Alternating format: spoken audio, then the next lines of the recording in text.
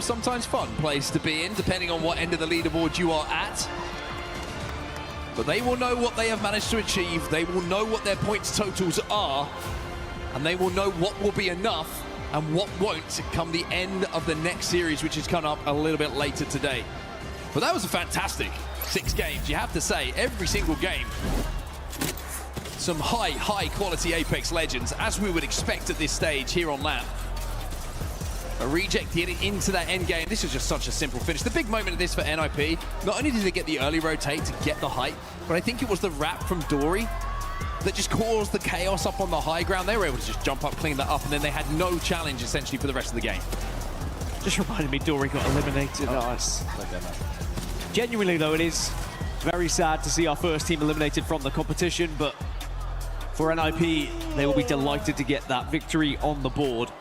Just to give you an idea of the lay of the land and where those numbers are and who currently holds the cutoff positions, it's going to be AEROCOOL, who currently sit in 14th at 104 points as the chasing total for teams who want to get into match point finals. And down in the elimination stage, Dog Red currently hold the last eliminated position at 50, chasing Aurora's 51, which is the current cutoff.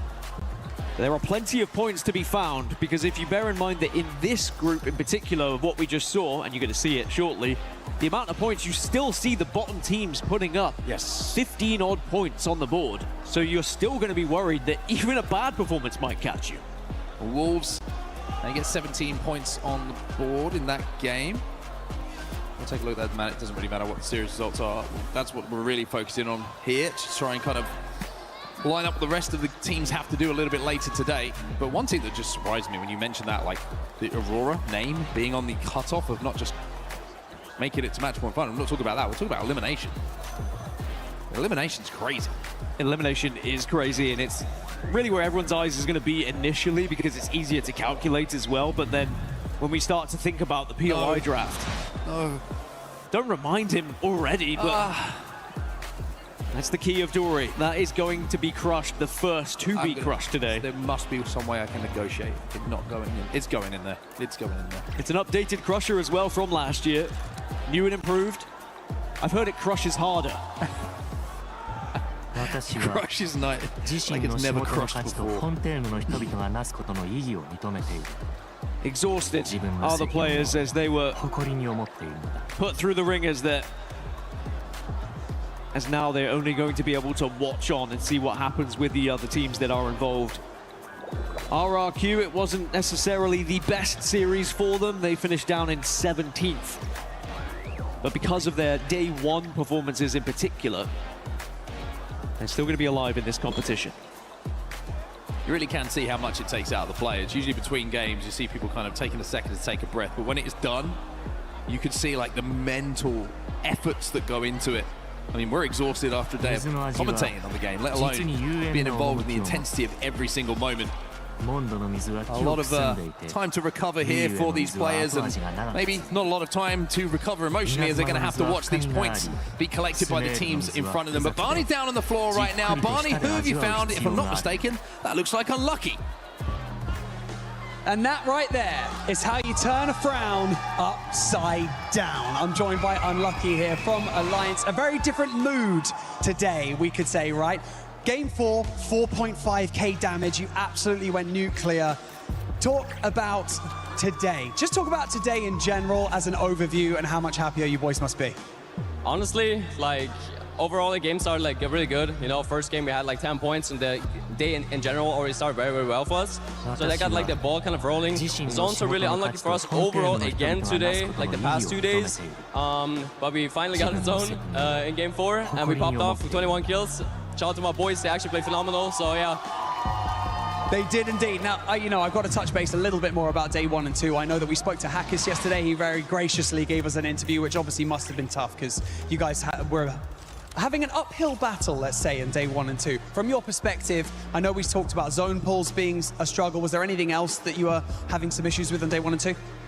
Honestly, I think, as you said already, the zones were really unlucky for us, but we were lacking in, I personally would say for myself, in confidence and self-belief, in believing myself, like, in the edge fights. We kept losing fights, and there was, like, mainly, you know, I would say confidence. because our comms are good, our vibes are good always, and yeah, I think it's literally just confidence. So Did you come into today with a lot more positivity in mind, and that's why you kind of popped off? What do you think contributed to this performance today? I would say definitely like a mental reset had to be done, right? After the first 2 days, otherwise it would be chalked, right? But yeah, I would just say positive vibes was the key after those past 2 days, because it was really, really terrible. Where I was like, at least personally, down the trenches. Like I was like down all the way here. So yeah, I'm happy to be here now where we're at. Well, speaking about being happy, I've got to tell you one more time before we let you go. I've got to give a shout out to your boys, but also a shout out to the fans who have come in to support. How much does it mean to you to have them there in the crowd shouting for you guys? They are the loudest in the arena right now, so would you like to give some love to them? Absolutely, all the love in the world, really. Like, I appreciate all of you guys. All the support is always really amazing. We can hear you guys from all the way back here chanting. I really support you. Like, I just appreciate all of you. And also shout out to my dad for coming here to Paris. I love you so much. Thank you so much for coming. It really means so much to me. So yeah, thank you so much. Let's hear it for the dads. I like it. Unlucky, thank you so much for joining me in this interview. We have another interview locked and loaded for you with Graceful on the other side of the stage. Thank you, Barney, as we are now here as well with Ken from Kirisame Havoc, who's just had a really tough series so far. Actually, you were in a couple of end games where I was looking forward to. I was like, yes, he's making it through, because I had a chance to talk to you a little bit earlier today. I was looking forward to what composition changes you were about to do. So how did you feel overall went today for these couple of games? The games today were on average, I think. It wasn't a bad set that we have, and it wasn't the worst one. So hopefully we'll pull it through.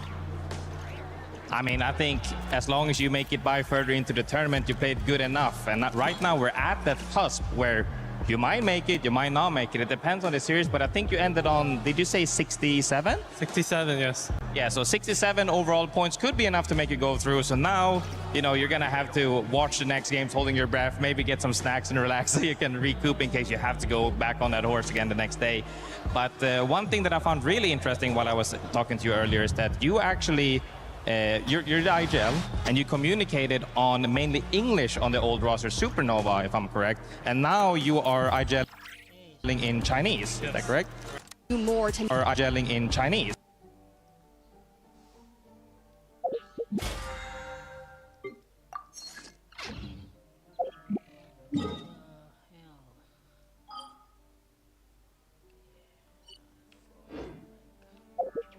Mizu no aji wa jitsu ni yūen na omomuki o motsu.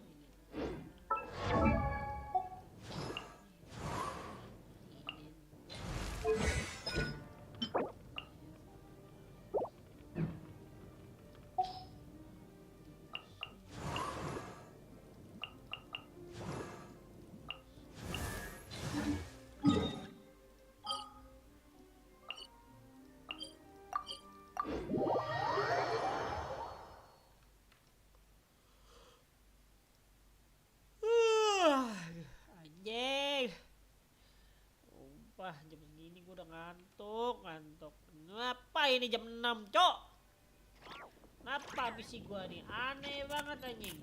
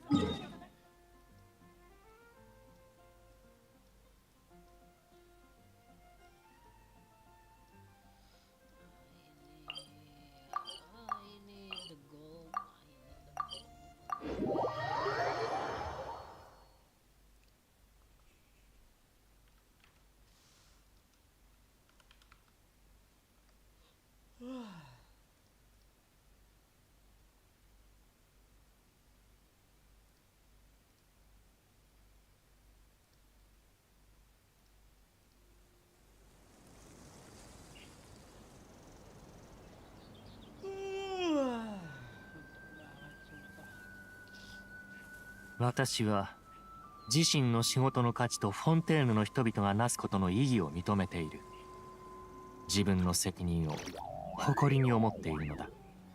Ekornya kayak tai nih dari tadi gua. Ya, gua di sini sel. Satu lagi.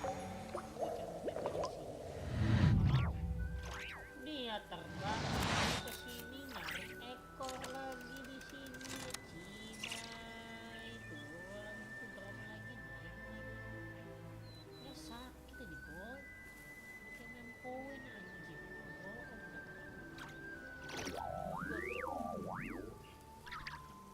Banget anjing. Males coy. Close tuh udah.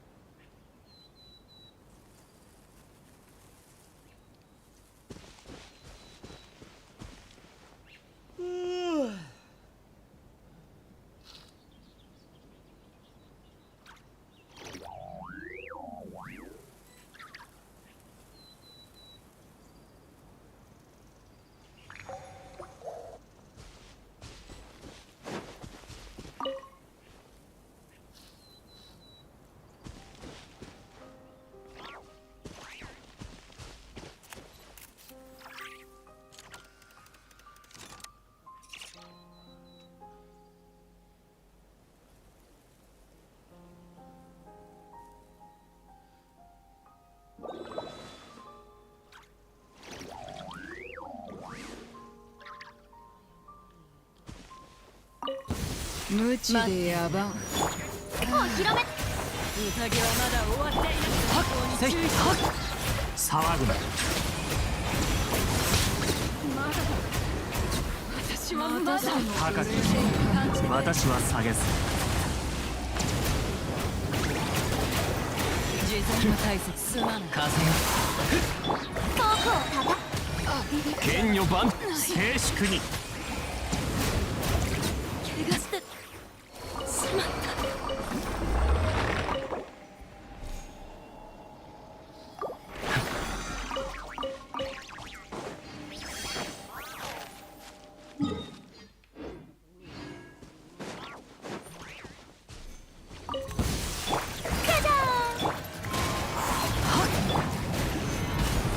騒ぐな。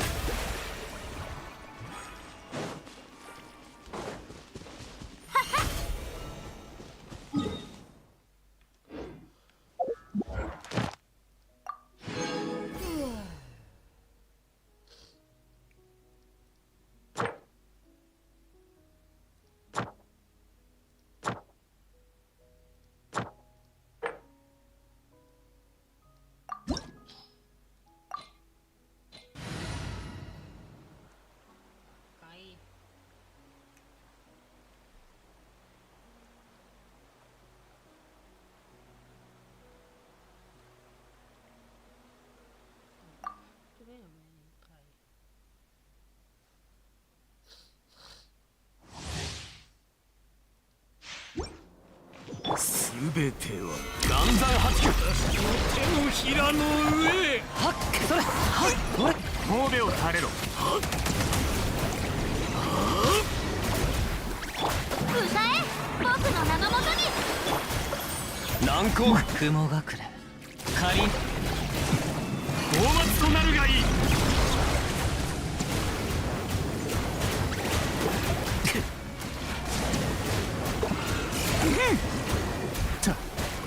前僕をたたえ。新天道地。天道ここにある。騒ぐな。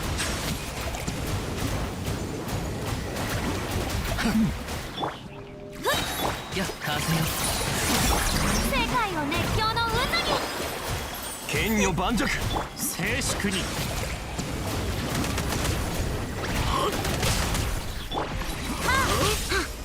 君にやせ難攻不落ふったはっ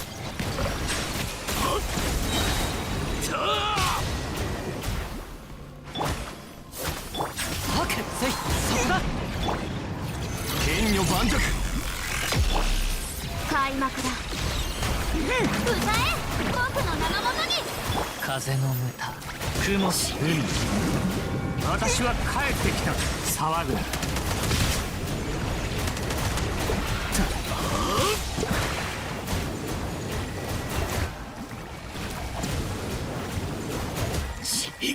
静粛に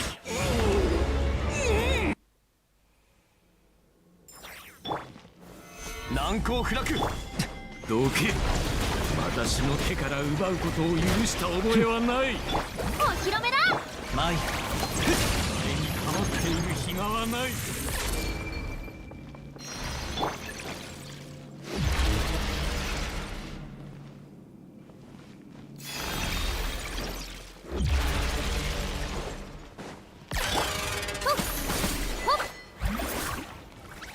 僕をたたえ岩山八九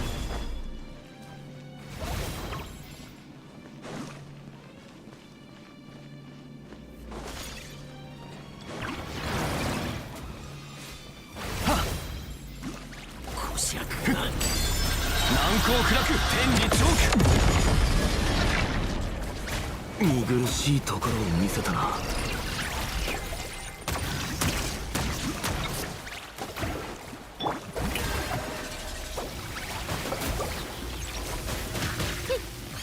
ず急これ盤石も Gimana sih? Gue nggak ngerti loh.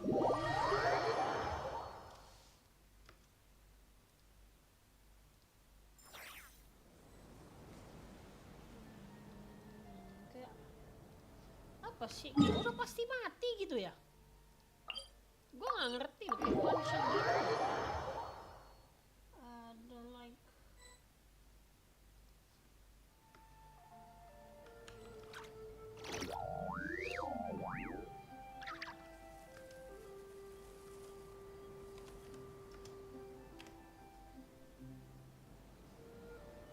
水の味は実に幽怨な趣を持つモンドの水は清く澄んでいてリーウェの水は後味が長く続く稲妻の水は深みがありスメールの水は複雑でじっくりと舌で味わう必要 bisa basic bisa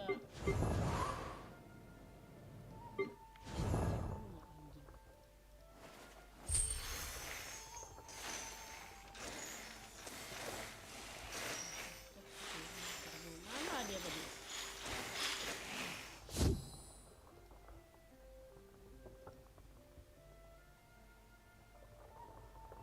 Have to do instances of damage, whether it be a single arrow or perhaps a burning reaction, which is exactly what we're doing here. I'm going to fire a dendro arrow out of collar, exactly what we're doing here. Whether it be a single arrow or perhaps a burning reaction, which is Kale's bow, and then swap to amber and then start a burning reaction, get a head start. He will then launch 2 chess piece attacks at you, which is the king roll and also the queen massive blade attack. And I'll teach you how to dodge that a little bit. But you can see that I immediately downed him, and this gives us like a 10-second-ish DPS phase, which is really nice. And you gotta rinse and repeat because he'll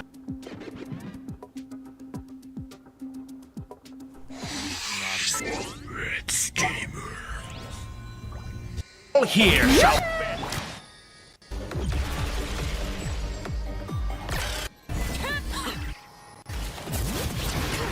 Wrath from the sky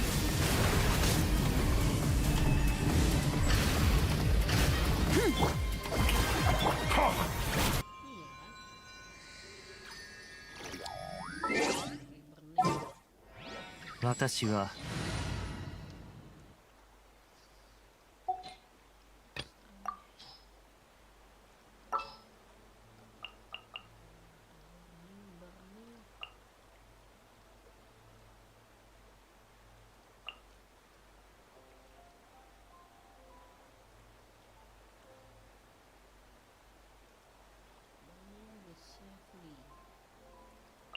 何をすればいい？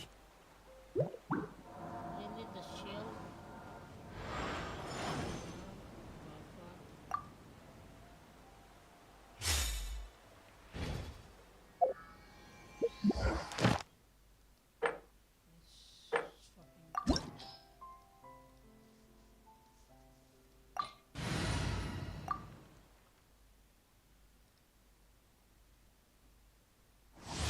Ini apa sih sebenarnya nih? Kayak susah banget jebolnya gitu loh.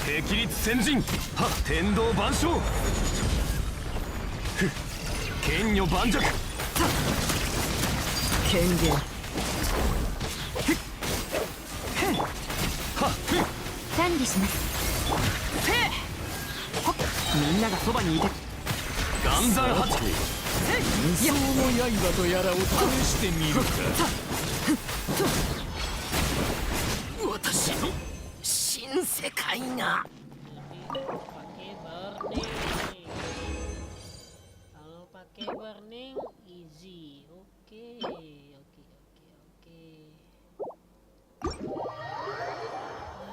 We need the burning. Gua baru sadar. Bukan baru sadar sih, harus nonton dulu baru tahu anjing.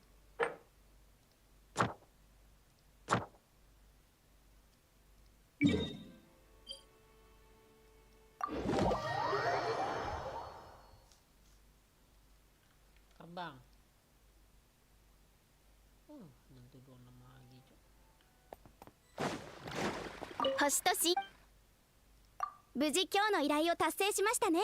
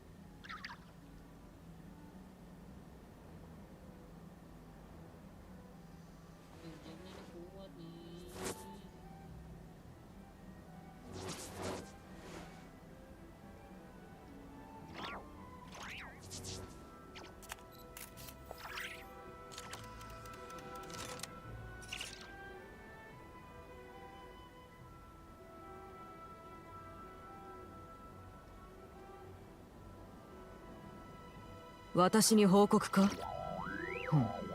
聞こう。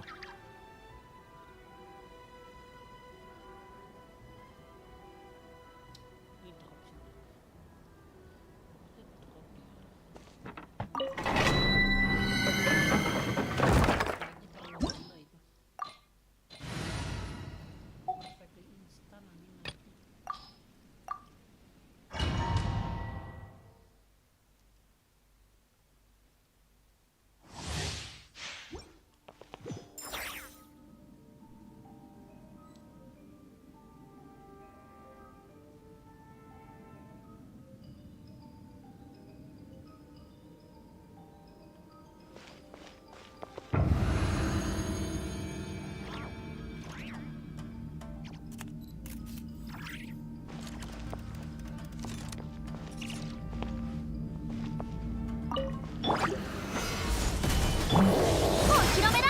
光り輝くがいい。風の赴くままにもみちばの地神戸を晴れろ大末となるがいい。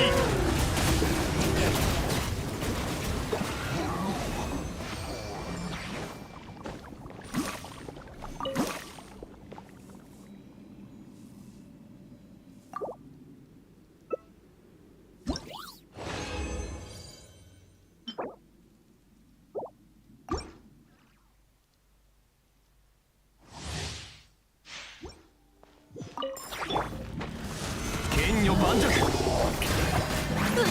僕の名のもとに。風の行く先をいざ雲がく仮に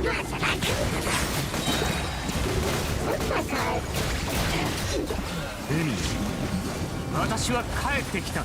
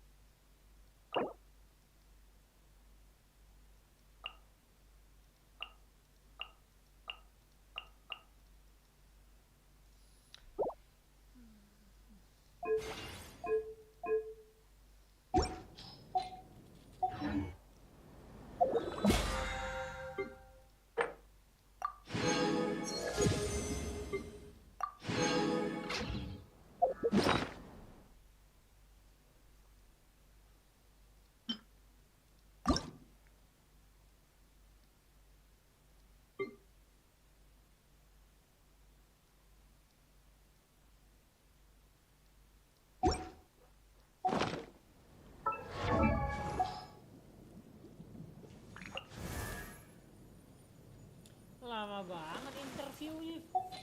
3 jam untuk interview.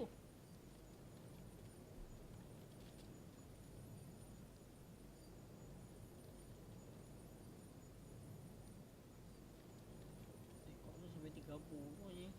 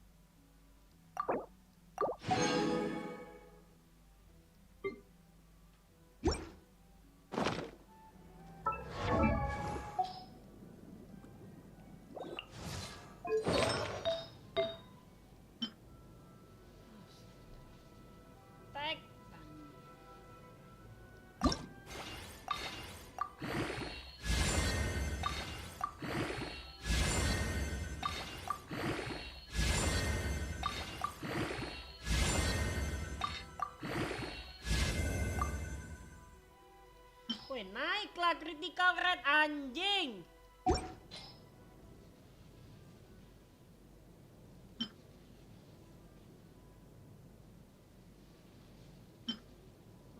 Holy fuck.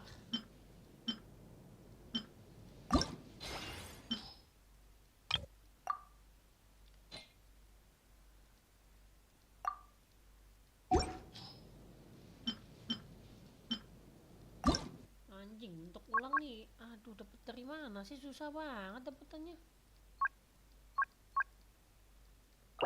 Like I just, oh my god, Genshin kikir semua anjing, makanya gue pensi, gue males mainnya. Udah kikir, artefaknya kayak tai.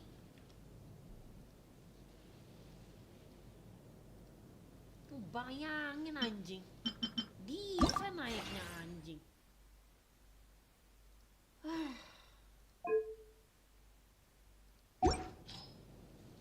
Sat.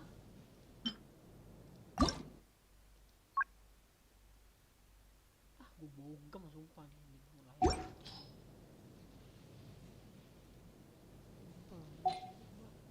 Gacha-gacha begini artefak karakter udah gacha, artefak juga harus gacha anjing. What the fuck man? Oh my god.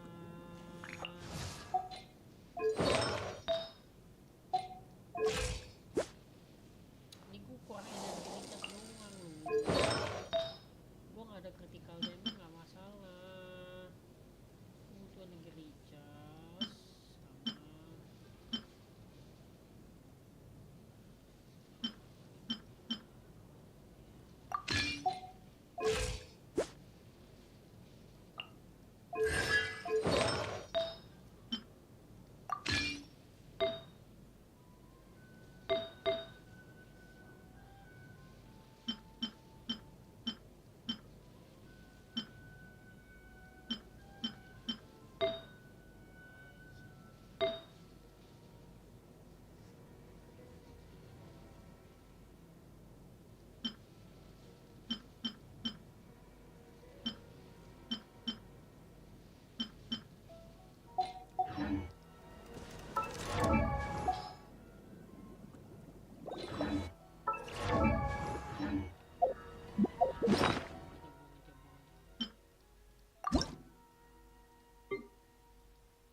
mana tadi dia?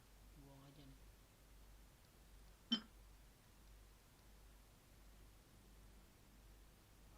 Tuh gua sampah apa ini?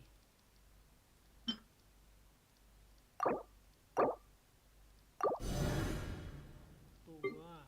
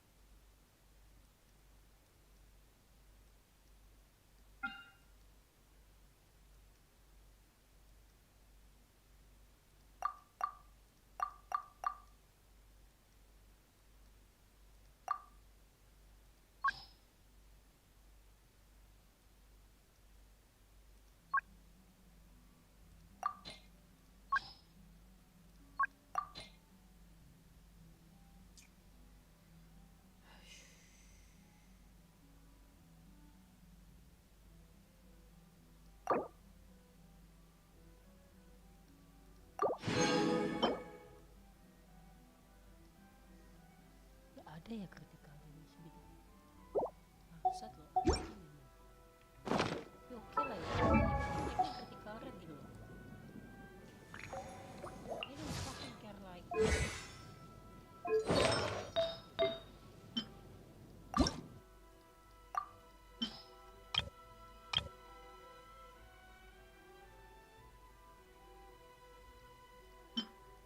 Sudah gue kopelanin satu.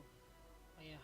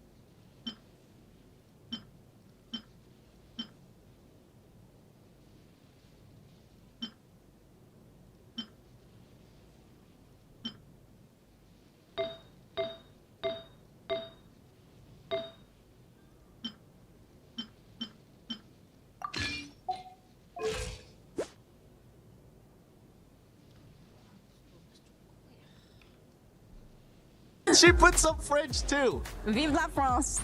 Bonus points for the French. I didn't have to do that. Maybe Extra bonus points. Honestly, maybe I get a 5 or a 6. Nah. Because of the French, I would personally give you a 9. Wow, that's right? very generous. And it's not like I'm being biased or He's anything. definitely mad that he didn't speak French as well as I did earlier. And for everybody watching, now is your turn to let us know in the chat, what do you rate Girls Drawing? Because I can't wait to go back and see what those ratings are actually like. And before we actually let you go, let us everybody know where they can find you.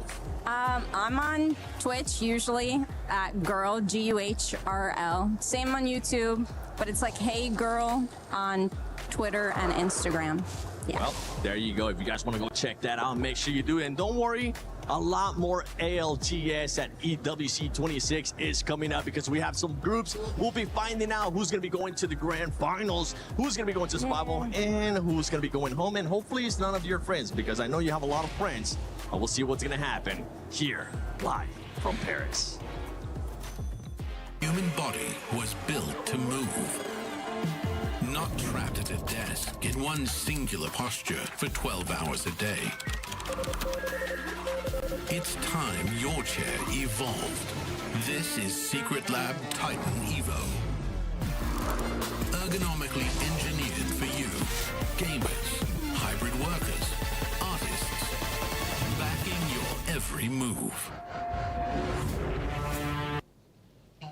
Well, funny things happen when you're walking around an Apex Legends tournament. You see some familiar faces, and sometimes you see some familiar online names. This guy, he looked familiar. He was looking at me. I said, "Who are you?" He said, "I'm No. And I'm like, "Oh, No from HM. What's up, man? How you doing?" I'm good. I'm having a lot of fun right now. It's right next to Belgium, so of course I came. I have to, even though we didn't qualify, very close, but I'm having fun. I love your approach of saying, listen, we were 11th in the sprint. Only 8 teams from EMEA got to qualify. 12 got to qualify from North America. So it was admittedly much harder to make it here, but you guys were so close. You had a good split. This is only your second sprint of professional play in Apex. What have you learned so far after that journey of just finishing split 2, even though you didn't split 1, even though you didn't qualify?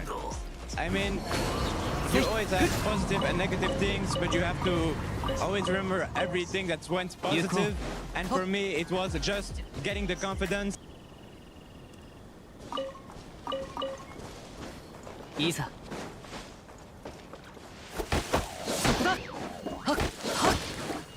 Yeah.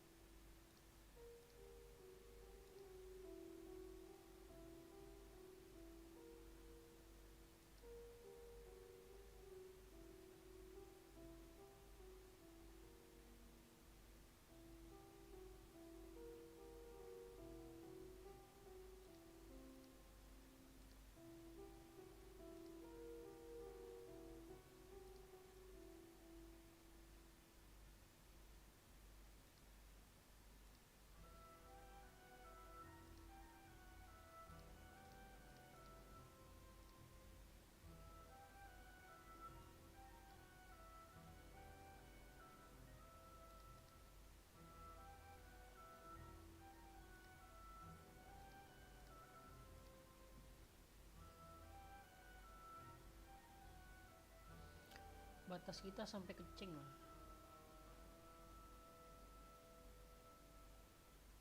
Ini kecing aja pengen gua umpan sebenarnya.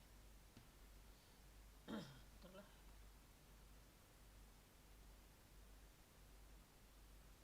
Kecing aja gua gampang banget ya ngebuild karakter gitu ya.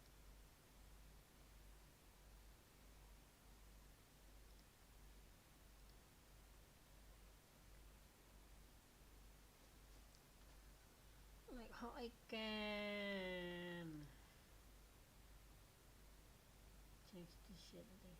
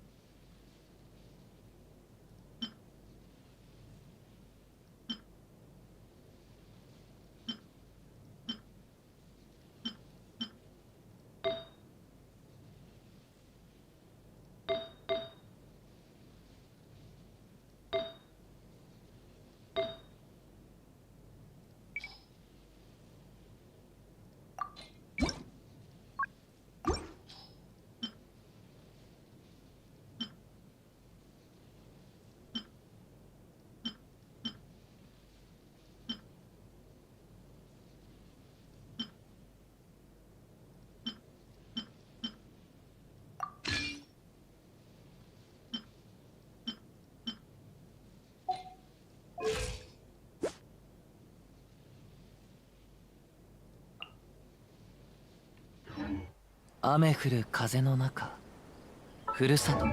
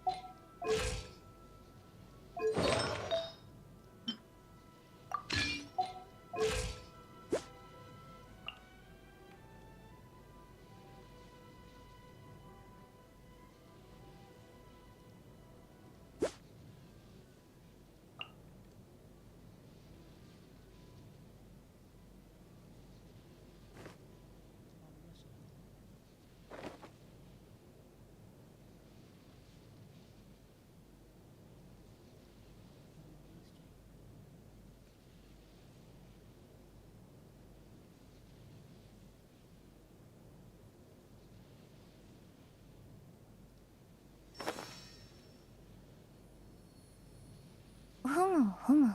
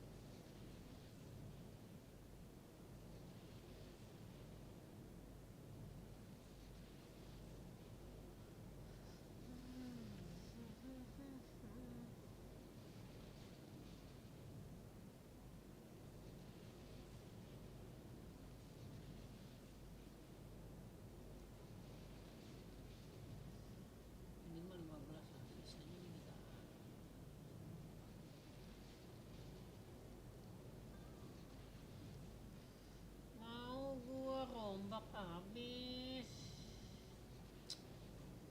Ini kurang nih 200-an enak gak sih sebenarnya?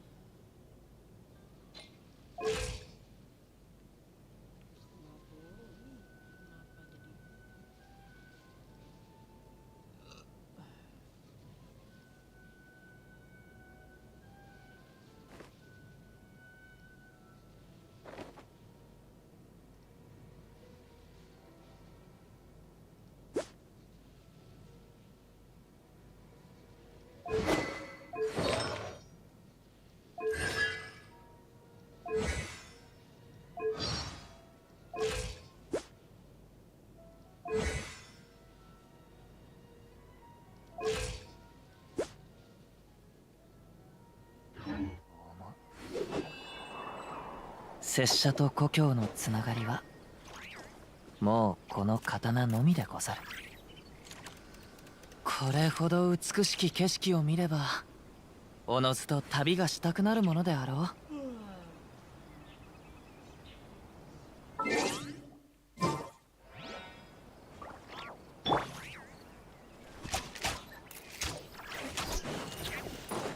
散れ。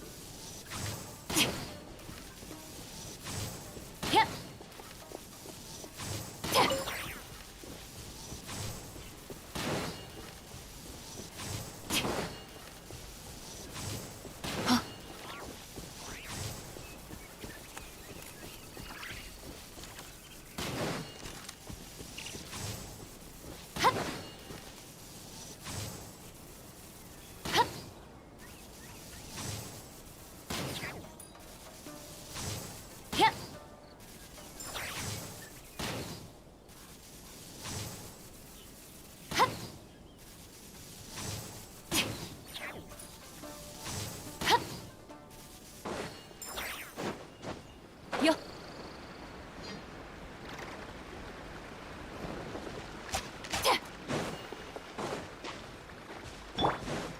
それとそれ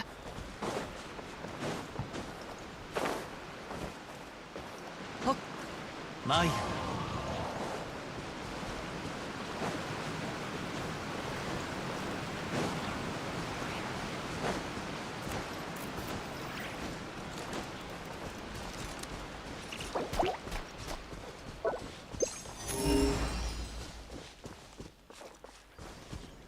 風の流れる方へ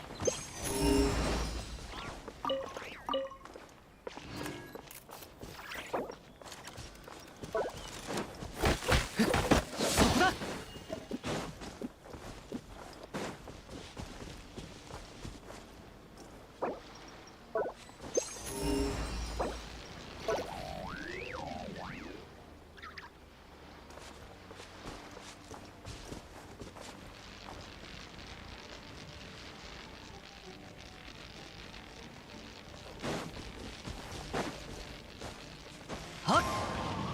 行こうしいざ行こ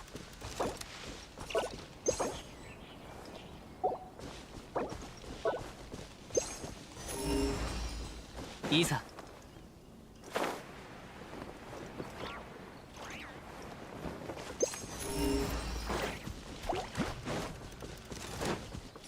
せい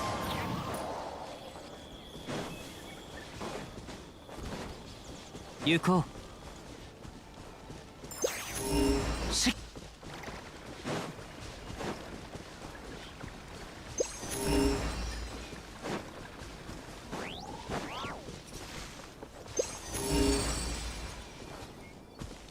いざ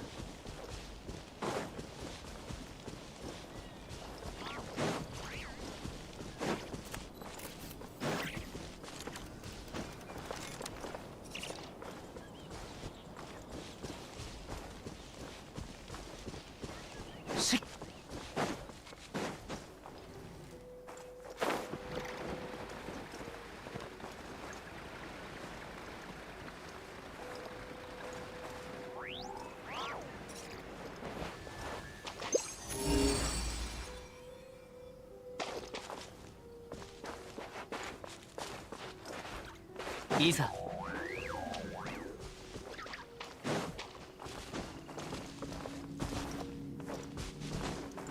行こ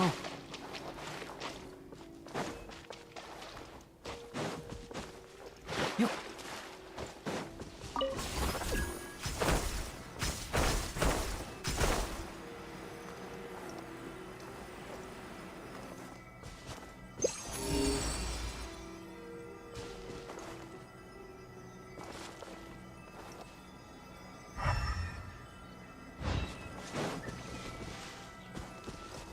風を知れ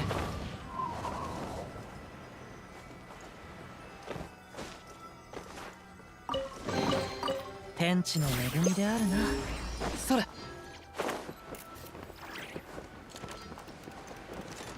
はっ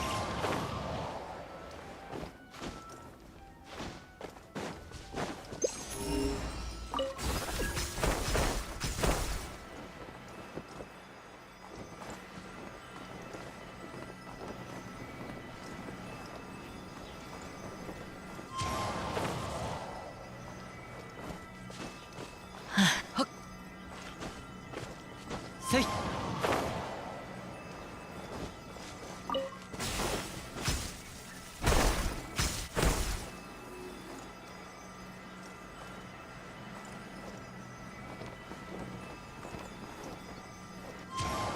それと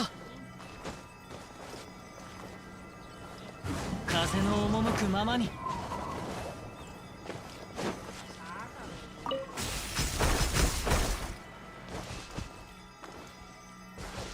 はっ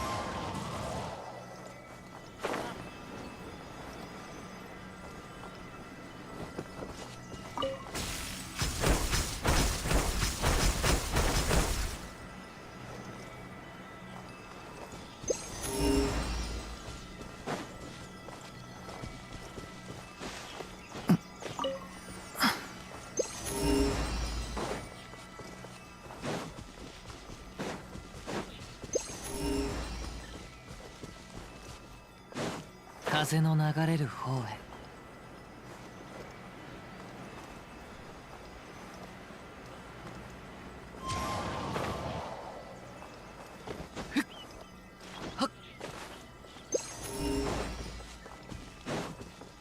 いざ。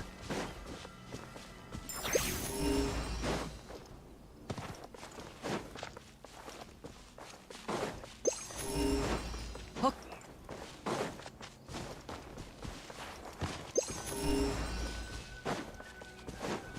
よっ。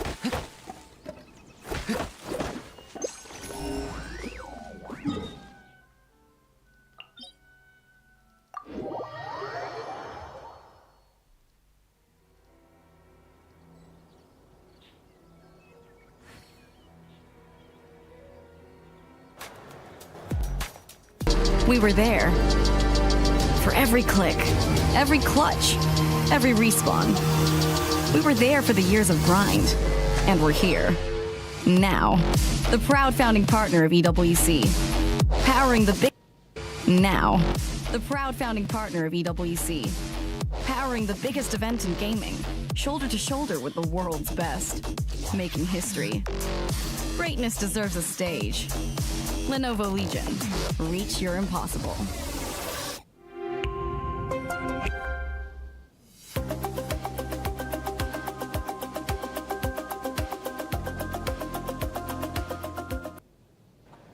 How's it going, everyone?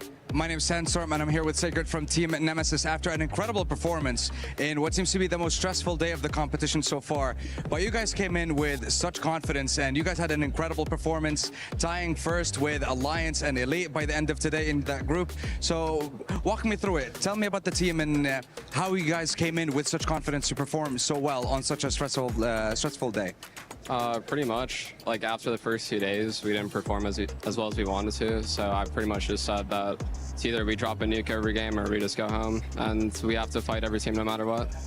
That's the confidence, where the confidence came from. I mean, honestly, it definitely showed up today. You guys were very, very consistent across the board. Now, I want to say you guys are on the top side of the leaderboard when it comes to being top 14 to make it to the grand finals, but we'll have to wait for the rest of the results. So walk me through what you guys are doing for the rest of the day. Are you going to be focusing on your VODs maybe? Are you going to be watching the rest of the games, or what's the team going to be up to? We're definitely going to be watching second block, and we're going to be praying for sure. I want to say, like, that has to be another stressful part of competing in these kind of competitions, because you don't know if, I want to say, like, if you did was enough or what. So how do you deal with that stress? How do you cope with it? I don't know. I think it's kind of difficult. But you know what? So far, you guys did incredible. I think you're on 115 points in the overall leaderboard. So I want to say should be safe, but again, we don't know what's going to happen. So make sure to tune in, and we'll see what happens with the second block of the games today. おはよう、僕たちは WGR ネオだよ。おはよう。おはよう。今回の EWC で僕たちは1位を取ります。取ります。取ります。よし、じゃあ今回はこのゲームにチャレンジしていこう。レッツゴー。レッツゴー。カモン。カモン。カモン。じゃあ最初の質問です。どのレジェンドがマービンロボットですか？はい、パーサイダー。カモン。カモン。じゃあ、真ん中だよ。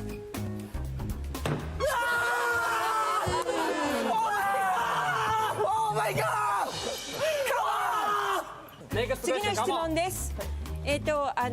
オリジナルのローンチマップの名前は何ですか？ワールドエッジ。キングスキャニオン。キングスキャニオン。はい。ダッサー。お前か。ロン毛だ、ロン毛。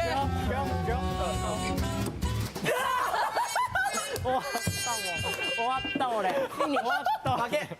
おい負けだよもう。負けだよ。もう無理だよ。このゲームの中に現在いくつのショットガンがありますか？4つ。グー。やばい。やばい。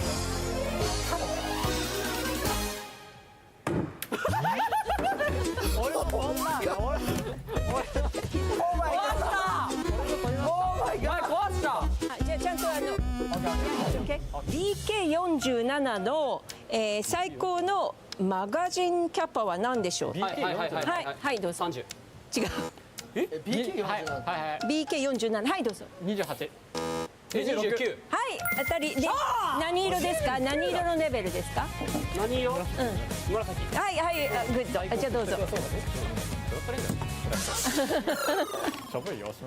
入ったちょっと。ブラッドハウンズのレイブンのお友達の名前は何でしょう。カラスの名前？アルトゥーラ。惜しいけど。もうちょっとアルトゥーレ、アルトゥーラリ、アルトゥーリ、ラリルレ、アルトゥーレ。違う。アリラリ、アルトゥール。来てました。無理だよちなみにこれ答える人いないからね。カモン。おーうまい。ビナボー。ビナボー。おめでとう。カモン。レッツゴー。レッツゴーウッド。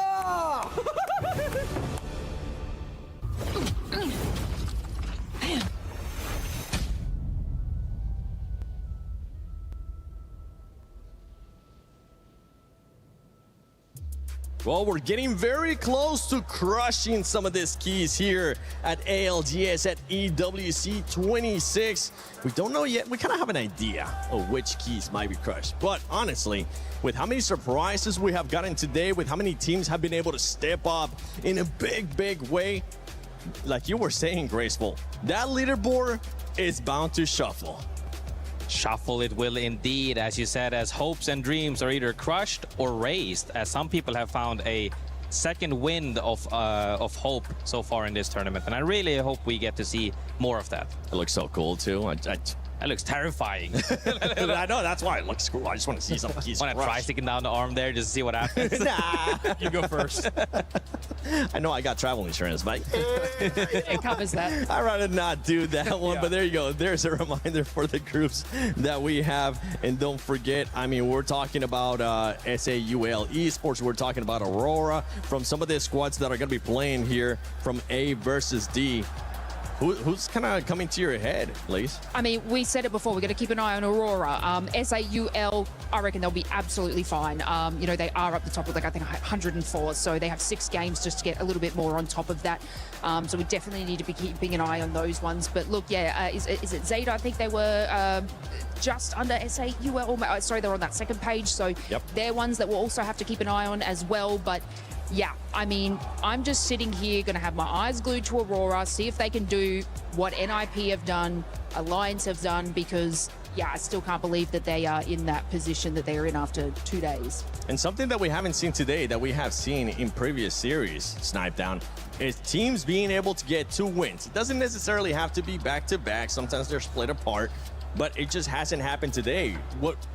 What is that reason? Is it because everybody just knows that they have to play and make sure that they don't get eliminated? Yeah, I mean, it is the final day, and we're going into the final match of all the pool play here. So, I mean, it's going to come down to who wants it the most. I don't think we're going to see any back-to-back winners in this one either. I think it's going to be well-rounded like it was in the last series, where, you know, you have some teams that were more in the middle of the pack start to push up and really try and find their stride. And I'm hoping that, you know, one of those teams might be Enerforce 36. There's a lot of really good players on the team. You have Obley, the IGL, who was the Year 4 Split 1 champion. And you have a couple other people on that team, Juzna and Sinup, who have placed 3rd at major lands before. So this is a team as well that we should focus on, because when we're at these Japan champs, you know, they have the home crowd and they have dominated at these. And to see them also at the bottom of that leaderboard, we have to give them a chance, just like we've been giving, you know, some of these other rosters that same respect. I mean, I think we can actually count Enerforce 36 into the veteran teams as well. And another team I really want to lift up is Zeta as well at that point. One of the teams that some people might consider slow starters, but once they take off, maybe they come back as well. We've seen it from Alliance, we've seen it from Wolves. Now I want to see it from Zeta, Enerforce 36, and please, Aurora. He's got a little like shrine out the back with like effect, and he just goes and sits there for a bit. So I've seen it. Dude, I was flying with him for like 14 hours being his big brother. He said, I'm still hungry. I said, I'll order some more food for you. I'm just taking care of him. But like, of course, I look at him like my little brother. Where are you now? Why are you up here not taking care of him? Because I'm working. That's crazy. Graceful, does that worry you though? For Zeta, you were saying they're usually known as slow starters, but in this one, it feels like it's the complete opposite, right? Because remember, that squad was able to get some wins on the first 2 days. Are you starting, does it worry you now they're starting to slow down when they're actually supposed to step it up? You say they were slow starting. They had 4 donuts pretty much, and then they won back-to-back. So like that to me is literally the definition of being a slow starter. They need to get what they had in the last 2 games right now. So not back-to-back, but at least 2 wins. Is that what we want from Tera? I would like to see that. I think minimum 1 win. That's what I'm calling right now. Minimum 1 win. All right, I like this. And you know what? Quickly, Snipe, if we were to get a team that gets not back-to-back, but just 2 wins, which team would it be? Probably Aurora, man. I think that what we're seeing with these teams, I think they're probably the best set up just based off of what we saw in the last series. Okay, and Lace? I think they have to. Like, it's like, you know, Aurora? I think they can do it, but I think they kind of Liquid? have to. I thought, yeah. Okay. Hey, that's the thing, though. With a team like Liquid in this lobby, a lot of those teams that want those points need to be careful because they're going to be sponging up those points. But I think it's time. It's time to see what Group A versus Group D has got. And who's going to make it to the grand finals, who will go to Survivor, and who will get those keys crushed.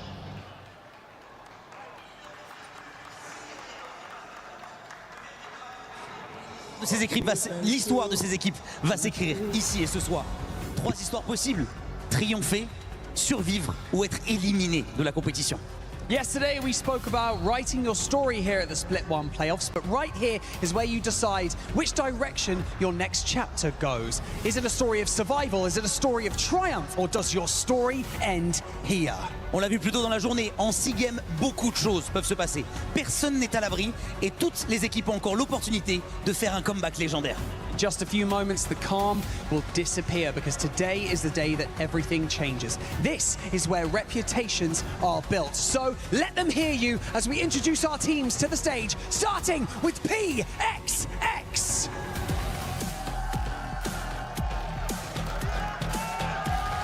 Dinos!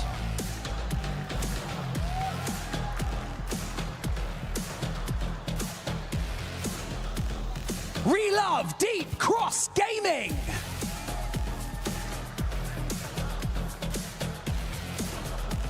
Dog Red.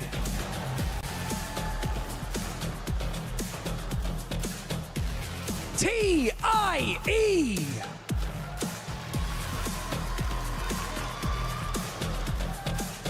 WGR Neo.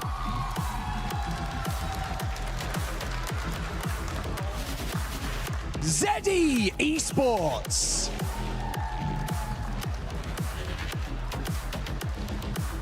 Zipline Mafia.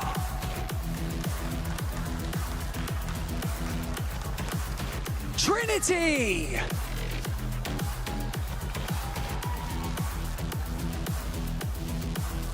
TLN Pirates.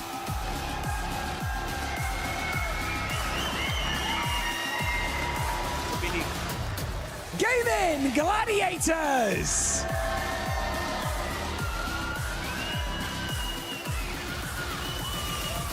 SHUL Esports.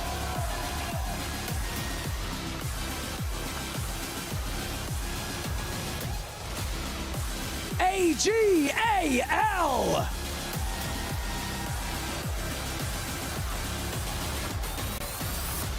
Aurora Gaming.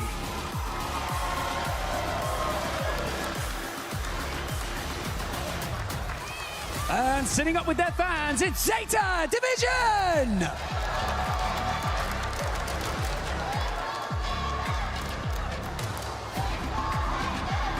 Team Liquid.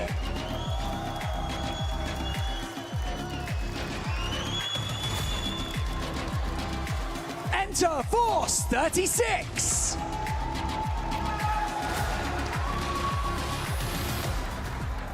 Forfun Esports.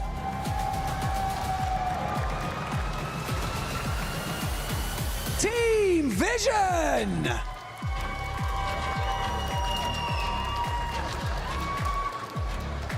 And finally, GD Gaming.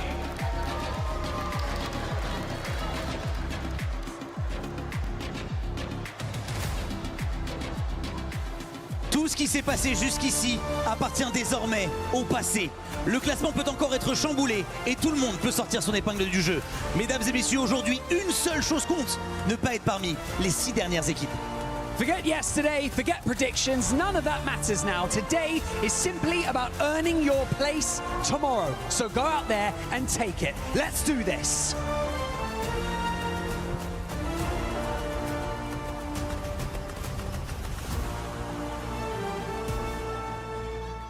Day 2 here at the ALGS Global Series Split 1 playoffs at EWC 2026, and the group stage continues.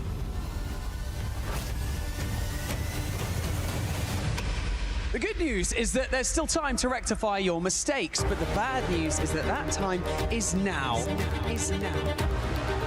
SAUL, criminally underrated, always in final, always there or thereabout when it gets to match point, and I've got a little feeling that SAUL are going to pull out something a little bit special today. This stage is ready, everybody's ready, let's get started. Dinos though, what a swing that is from Chaos! We take it down, but no!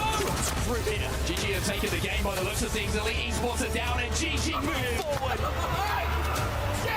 It's a game 1 win for GG. The form of yesterday continues into day 2. From the R99, the second one comes in from the Prowler of Jake Future, and Dinos get their win! Almost single-handedly with that R99. Now he slides in for his second potential kill on this team.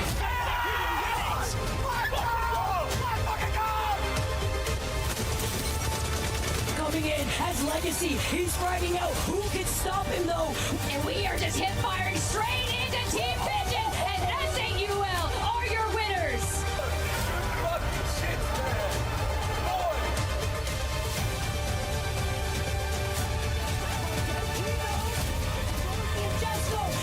Crazy. He tries to get 3 fire shots, only 1 left, but BP. Jesco's going, and he does it!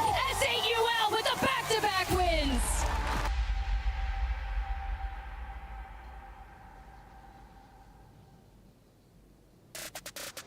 Everything on the line within Apex Legends Global Series here in the Split 1 playoffs at EWC 2026. We got groups A and D. We saw our first series play out, the stress on so many of our players' faces. And now, when these teams have all their fate in their own hands as they watch the Key Crusher from their seats, they know what is at risk. Welcome, everybody. I'm Vicky Kitty. I'm joined with my girl Tiff, and we're going to be taking you guys through our first 3 games of our last series within group stages. I know, let's get back to Olympus, shall we? It was so wild and action-packed in our earlier series, but how will our groups A versus D fare with their own chance at Olympus? And as I look around, I see all the fans, and I'm like, me, the lovely blowing locks.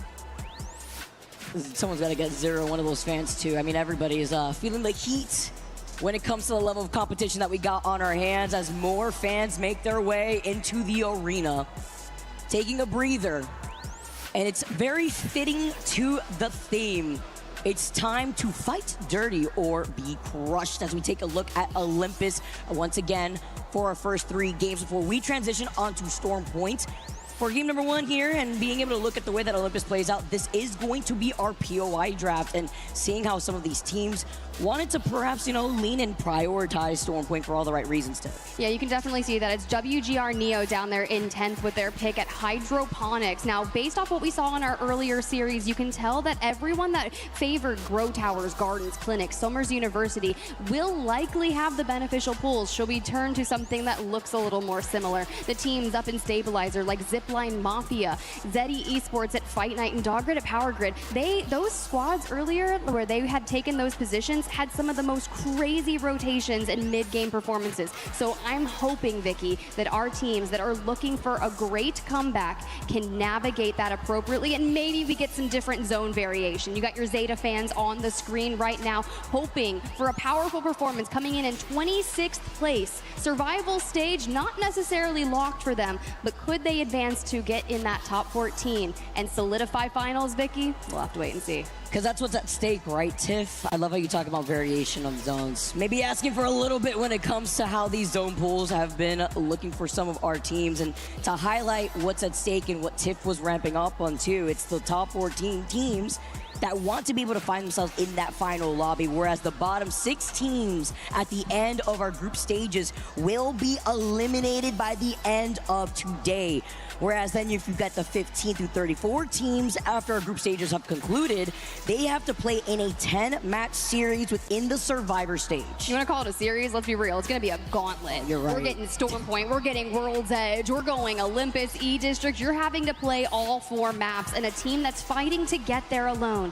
JD Gaming, the 2nd seed in America, is currently situated within that slot. 41 points. We'll need to fight nail by nail, like point by point. It's going to be insane because there's so many teams in Group A that are just ahead of them. And then another squad that is inside that's going to be fighting here today. It's Enterforce 36, Dog Red, TLN Pirates, our French roster that have found themselves within that bottom 6 with their potential final 6 games here. You can start with TLN Pirates, some change-ups, right? You have to think about it this way. Zidane is on that roster, 2025 ALGS champs player right there. And he has the potential to go home. You know who stepped on that stage to coach him? Nasky. Should be a familiar name for a lot of you at home. Had formerly competed and will be coaching those boys for the next 6 games. As a side note, dressed really nice, right? I was like, dude, where'd you come from? He looks like he just came out of a cruise. I'm not gonna lie. Stepped off the beach straight to the stage here in Paris. Making sure those cortisol levels aren't very high, but I know the cortisol levels are skyrocketing for our fans in the crowd. There we are. The boys over at TLN Pirates. Hey, at the moment we announced them here on the main stage, the crowd lit up. They understand that is our French roster representing Nate, Zidane, and Kiner. And a little love for Nasky there. Is today gonna be enough? Maybe Mbappe would give them the energy that they need because they have to go hard. Another team on everybody's mind after their performance thus far has also been Team Liquid, a team that is a very cozy, by the way, alongside AG Global. But it's the fact that they have been able to accrue 118 total points throughout group stages, and that's not even including what we could possibly see going into Olympus. The first time iteration that we're gonna have a lot of these teams find their strengths, and maybe this is what they need, Tiff, to build up that momentum before we transition onto Storm Point. Before we do, we gotta get into our first game of Olympus. Groups A versus D. The last 6 matches of our group stage here at the Year 6 ALGS Split 1 playoffs. Time to go as we get set up and find where the zone is taking us first. We saw a lot of Somers University, but in a different group series. Remember, it's groups A and D.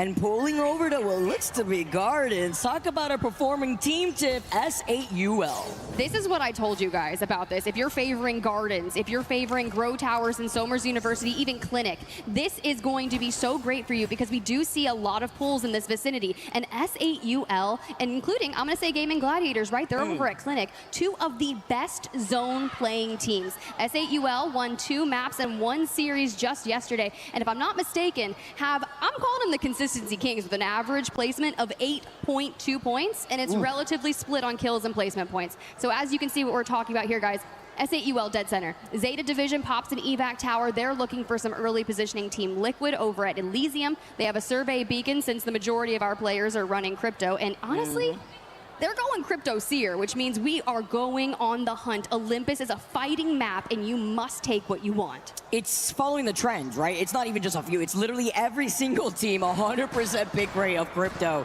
As we say goodbye to crypto first, as we have in so many of our first games throughout the course of the playoffs. But already with Zeta Division, we took a look at their fans, and we take a look at how they situated themselves right next to PXXS8UL, JD Gaming on the southern side of Gardens, where there is that survey beacon. But finding themselves with having the amp and also being able to get the scans here off the crypto. Everybody else will be able to do something very similar, but it's the king of the hill up on the high ground of Gardens, where S8UL will have to note where Gaming Gladiators rotates from. So you highlighted since they come out of Clinic. That's something that Gaming Gladiators could capitalize off of when it comes to the teams that rotate from Grow Towers, such as Aurora or even For Fun Esports. And Aurora need the proximity to the next circle. When you think about them, it's not a team that you would have picked to be in contention for elimination. They're sitting in 34th place with 51 points. And a point below them leaves. So TL and MP, who are at the very bottom, need so many more points than all the teams in our lobby, and it just starts with one fight. WGR Neo across the way. We open the door with a breach charge from the Hemlock, and that allows Karena to be there to put the pressure on Nate. Choosing to run Catalyst game one, mind you. Piercing spikes forward, drops the R9, and they wipe their first team. That's how you get this party started. Especially after we saw those bottom end teams in our last group really pop off. Well, surprisingly, Dinos at the hands of E36 getting some KP themselves. Dinos get eliminated second in this lobby. Enterforce 36 were also one of my teams at risk to watch for potentially going home. So to see them take out, I'm going to call them Titans of the lobby because they are a question mark team. They're a team that are not scared to fight. Dinos are crazy when it comes to pushing anything. And for Enterforce 36 to get their first 3 points by shutting them down, a great start, which is exactly needed for them. Elsewhere, we are seeing fights break out in that circle as teams jockey for their position for endgame. Gotta discuss things with the script writers, with a lot of these teams waking up, and now waking up VSN Carter. Gotta be able to find the knock onto Hyarka, and that's scary when Aurora are 34th in the overall standings, a team that no one really thought would be struggling like this internationally. VSN now move up, trying to claim another victim with Effect, trying to run away. It's almost like the counterpart to what we had seen from Alliance now. VSN are chasing him down, don't want him to get away as Effect finds Carter in the 1v1. Effect cannot clutch it out, and Aurora are your 17th squad eliminated here in this lobby. Aurora is one of my favorite orgs that always pops up on the timeline. They have the funniest clips and recaps of ALGS days, and I was like, we're so back, right? And they're like, yeah, we're back, it's our time, right? Maybe next game, maybe next game. Ty out, Aurora out, Dinos and Neo are the only teams out of our current lobbies, and here we go. EMPs, AG Global, Vicky. Vamonos AG Global, who have been putting on a masterclass for everybody at home with a total of 120 points. I mean, they tied that with Falcons, but it's not like Falcons have another chance to get even more points after what we had seen in our last series. But AG Global have been playing out of their minds within this group stage. Looking on the other side, though, another team that we talked about, Team Liquid. It's up to Panic here from the other side, and quickly, with a speedrun fight, take out Dog Red. I'm already witnessing, Tiff, a very fast pace at the start of this first game. They know what needs to be done when it comes to Olympus. You saw a little bit of it early on, and we get to see that initial aggression for them. E36, who are coupling off that fight they had earlier, immediately put that pressure onto AG Global. Yanya, though, having the knuckle clusters to try and take space for them. Synap, the IGL, trying to direct the combats to find a way in. Ugly falls incredibly low. Synap, the trades back and forth with Jaguaris. Minimal HP. Niazel trying to deal the finishing blows. Will E36 be able to hold on? Oh, Ugly doesn't like this. I mean, I don't blame him. He's literally one shot, and when E36 is more at risk than AG Global, Ubli's forced to back away, try to reset. He has the amp to be able to regenerate healing over time by popping that one syringe, but in the distance, I see the grieving, and it's Jaguaris. Charge up Sentinel, at least from the other side of another team, but he at least gets his KP confirmed. Looking to see if that's going to probably be Trinity, who's actually directly in the middle. They weren't able to get the res, and Ubli, even with the shields up, it's not going to be enough. E36 now are out in 15th. Clean fight there from AG Global, who had to worry about their space, because you're right. Talking about the shots from the distance, Trinity is just across the way and had an eye line, which was really preventing that team to full send. So at least you have Alter to be able to portal through and finish them out. For E36, a team that's at risk, sure, at least you got a couple of KP points, but another team who needs them desperately is TLNP. And we're sitting on a really nice set of shields here. The Wraith play coming out with Catalyst and Crypto. They know they need to get aggressive, and they're running the edge of Olympus, hunting down Zipline Mafia. They're hungry, Tiff. And playing off the edge means that Zipline Mafia, coming out of the outskirts of Terminal, are going to call in an evac tower. With this nice side-by-side view, though, and looking at where the zone is pulling, Gaming Gladiators have seen a zone like this as they're going to find themselves not only sitting in clinic, but looking at Team Vision, who want to rotate from the southern choke of Grow Towers. For Fun doing something very similar. And with Alter 2 in the lobby, obviously, you have to be careful of the TP third-party potentials that we could have. It's very dangerous, Vicky, and considering we have 14 squads remaining as we're watching some of our team's rotation, that means there's going to be a lot of space available. Sure, it looks really packed right now, but this is the quickest pace of game that we have had throughout our entire tournament. Typically, we'll see 19 or 20 squads remaining at this moment in the game. So for TLN Pirates that are trying to find those engagements, where do you want to go? You're going to have Zipline Mafia out your back, and Team Vision clearly keeping that pressure on. Elsewhere, Deep Cross Gaming falls at the hands of multiple teams. Zeta, PXX, and Team Liquid wanting pieces of them. They're hungry. Zeta have not really moved from the spot. I mean, why should they when they're controlling one of those buildings that you were talking about coexisting, and without Fast, this game has been zooming by for our teams that are looking to get aggressive. They know what's at stake. The EMP now coming in. Team Liquid now moving up after getting that advantage. Actually forces Zeddy to go back towards their TP. And now reset, and that's the beauty too of the Alter. Kind of like a crutch when it comes to having to overextend just a little bit, but Team Liquid maintain their positioning on the high ground. And I have them as one of my favorite teams to watch is in this A versus D matchup, solely because of Panic and Zero being in the top 3 for KD. The only person who bests them is Kinda, who's averaging 3 kills per game, and he's not in this lobby. We already saw their success. So Team Liquid with Panic and Zero and Sykes at the helm there are definitely going to be a force to be reckoned with. Now with Trinity too being another one of those teams that you've highlighted, Tiff. The local scene hanging right alongside the arena. It's a TP that we were talking about before already, trying to take that fight. Playing off the rock though really nicely as Trinity try to take an angle with the Void passive. They have the Void Nexus too as some insurance, and now while we take a look at For Fun, Synetic gonna be able to get out of there. The drone is gonna be able to scan by. So much space, man, just covered with that Void passage. And For Fun, they're definitely in a better position when it comes to that survival stage. As Trinity, you had just talked about from APAC North, they're currently in the bottom 6. So these are teams that all need as many points as they can. So thinking of where we go the map, Trinity definitely has to move. You have that pop-up north, which is definitely going to favor Team Liquid, who hailed from Elysium and can just walk through. Gaming Gladiators, who began at Clinic, will be holding up that east side. I'm only worried about Team Vision, who's just below them, who will likely... I would go to fight for that building to clear out that side and then move in. Team Liquid, kind of taking a negative rotation outside of that next circle, is identifying any threats from the north. You highlighted Zeddy earlier, and that's exactly what's happening. The big shakeup for me is how everyone's going to have to leave right where S8UL is in Gardens. JD Gaming, PXX, Zeta, that's going to be an absolute bloodbath. I love how you highlight that too, just talking about not only the lack of space that some of these later rotating teams have to work with, but how they're going to try to counter that with the way that they can mirror. Oh my goodness, Vision 150.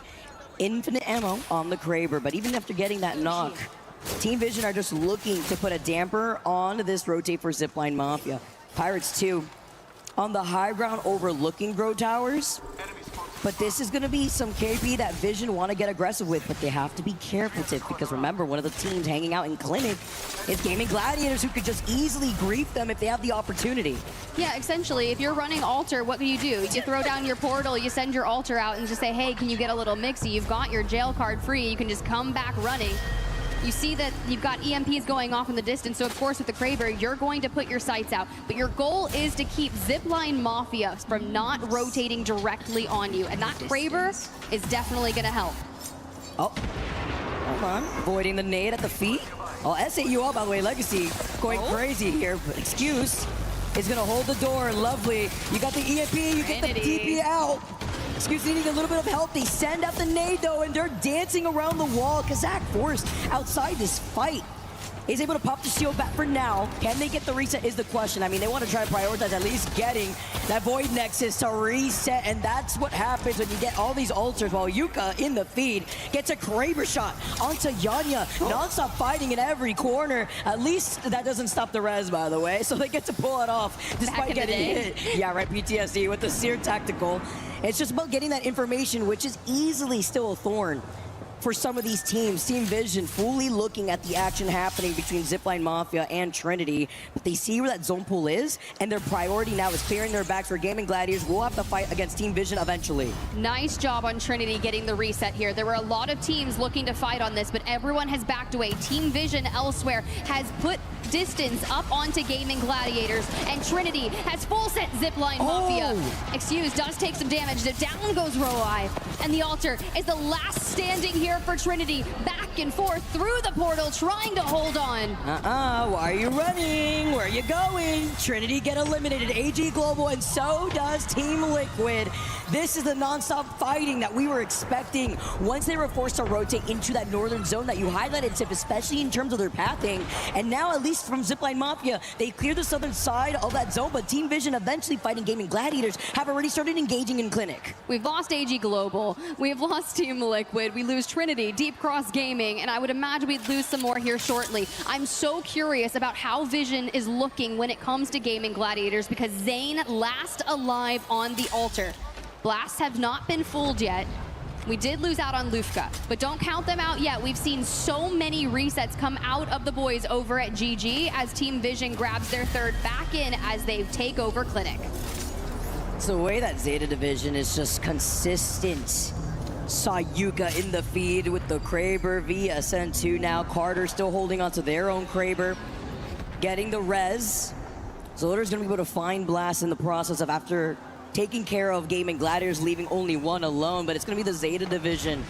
And Zeddy trying to face off against each other on the northwestern side of this next zone, and they're gonna be busy. Well, For Fun, dude, look at them. A big pile up here eventually as they drop down. Yuka playing up the low ground. See Steve Pease gets the follow up here. 2 knocks onto Jelly and Deeds, while Zeta have the number advantage. Yes, they're informed thanks to the Crypto Drone highlighting exactly where they're at and how they're going to be able to get this res, but Yuka once again being the kill lead in the lobby. They're going crazy, and this just leaves Dupe to stay alive for the rest of the squad. Dupe into the drone to go invisible, to prolong the life, to get the information here in the north, but it's all about the south. Zipline Mafia now finding themselves in the throes of Team Vision, who have tried to clear out their side. Zach Mazer and Carter, if they can maintain this through the pressure from Zipline Mafia long enough, they won't have to worry about For Fun sending them. But Tyler is definitely looking to get involved. Oh man, and off the EMP to try to avoid getting hit by that too while taking the portal. For Fun not moving up behind them. Finds the next off, gets the next one as well off the alternator. That is Team Vision getting eliminated. 8 squads left in your feed, and Synetic has the G7 in the other hand. That gold extended light mag on the alternator while PXX get eliminated. There's 4 teams piled up against each other in Gardens. Who will survive? JDG, who need this? They take down Jesco, they take down Sharky, but Legacy chomps back with a trade on a Stay Naughty. Shubi last alive with floating. Diving through, looking for Legacy, and they get him! S8UL, your consistency kings are not gonna win this one.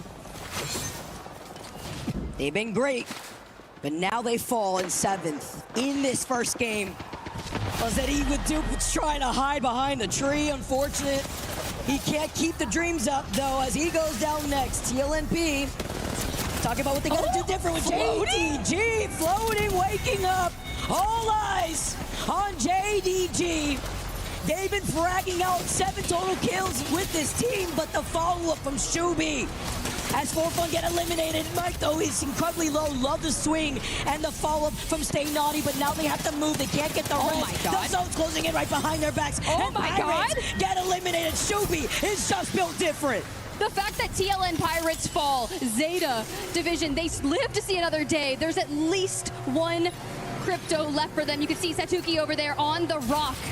But JD Gaming, who, by the way, Graceful and Snipe actually predicted the 2nd seed in Americas to fall in this tournament. And they said, all right, watch this. Absolutely on 10 kills right now for those boys. Wait, they had like, in 30. He has no ammo. He has 24 bullets and no reserve. Anyone got light? Chat? Definitely Chat, not you guys Hal. got light? Definitely not Hal in this lobby. Hopefully they're going to be able to get some loot off those death boxes. Oh my goodness, that nade! Suzuki Moving up here as Kazak is going to be able to find Stay Naughty. I mean, this is a situation where now Zipline Mafia, a team ramping up, finds Zeta the solo, and this is all for Zipline Mafia to take home. 8KP making 9 on board to take the win and to take game number 1. That is absolutely insane because, Vicky, if you remember, we're looking at the POI draft and I say the team in Stabilizer will have one of the craziest rotations in, and those mid-map fights are everything. Do you know who lands there? Zipline Mafia. The fact that they had to go from the furthest POI up on the northwestern side of things over to Gardens. No wonder they acquire 9 kills. They do 3,200 damage. And it's not even like they were safe. They are just above the bottom 6. Crazy when they need it here too. If you look at the overall standings and finding yourself comfortable with 75 total points over the course of this group stage, wanting to catch themselves in the top 14 so they could avoid the survivor stage, where our 15th and 34th placing teams will have to play a 10-match series. This is how you start things off for Zipline Mafia. I love their rotate. I love how we were able to see the fights happening over to the south side, how they were able to rotate up towards Gardens. You could see the action happening in Clinic, that they were able to avoid that pile up. And honestly, that also goes hand in hand with the composition that they were rocking, Tiff.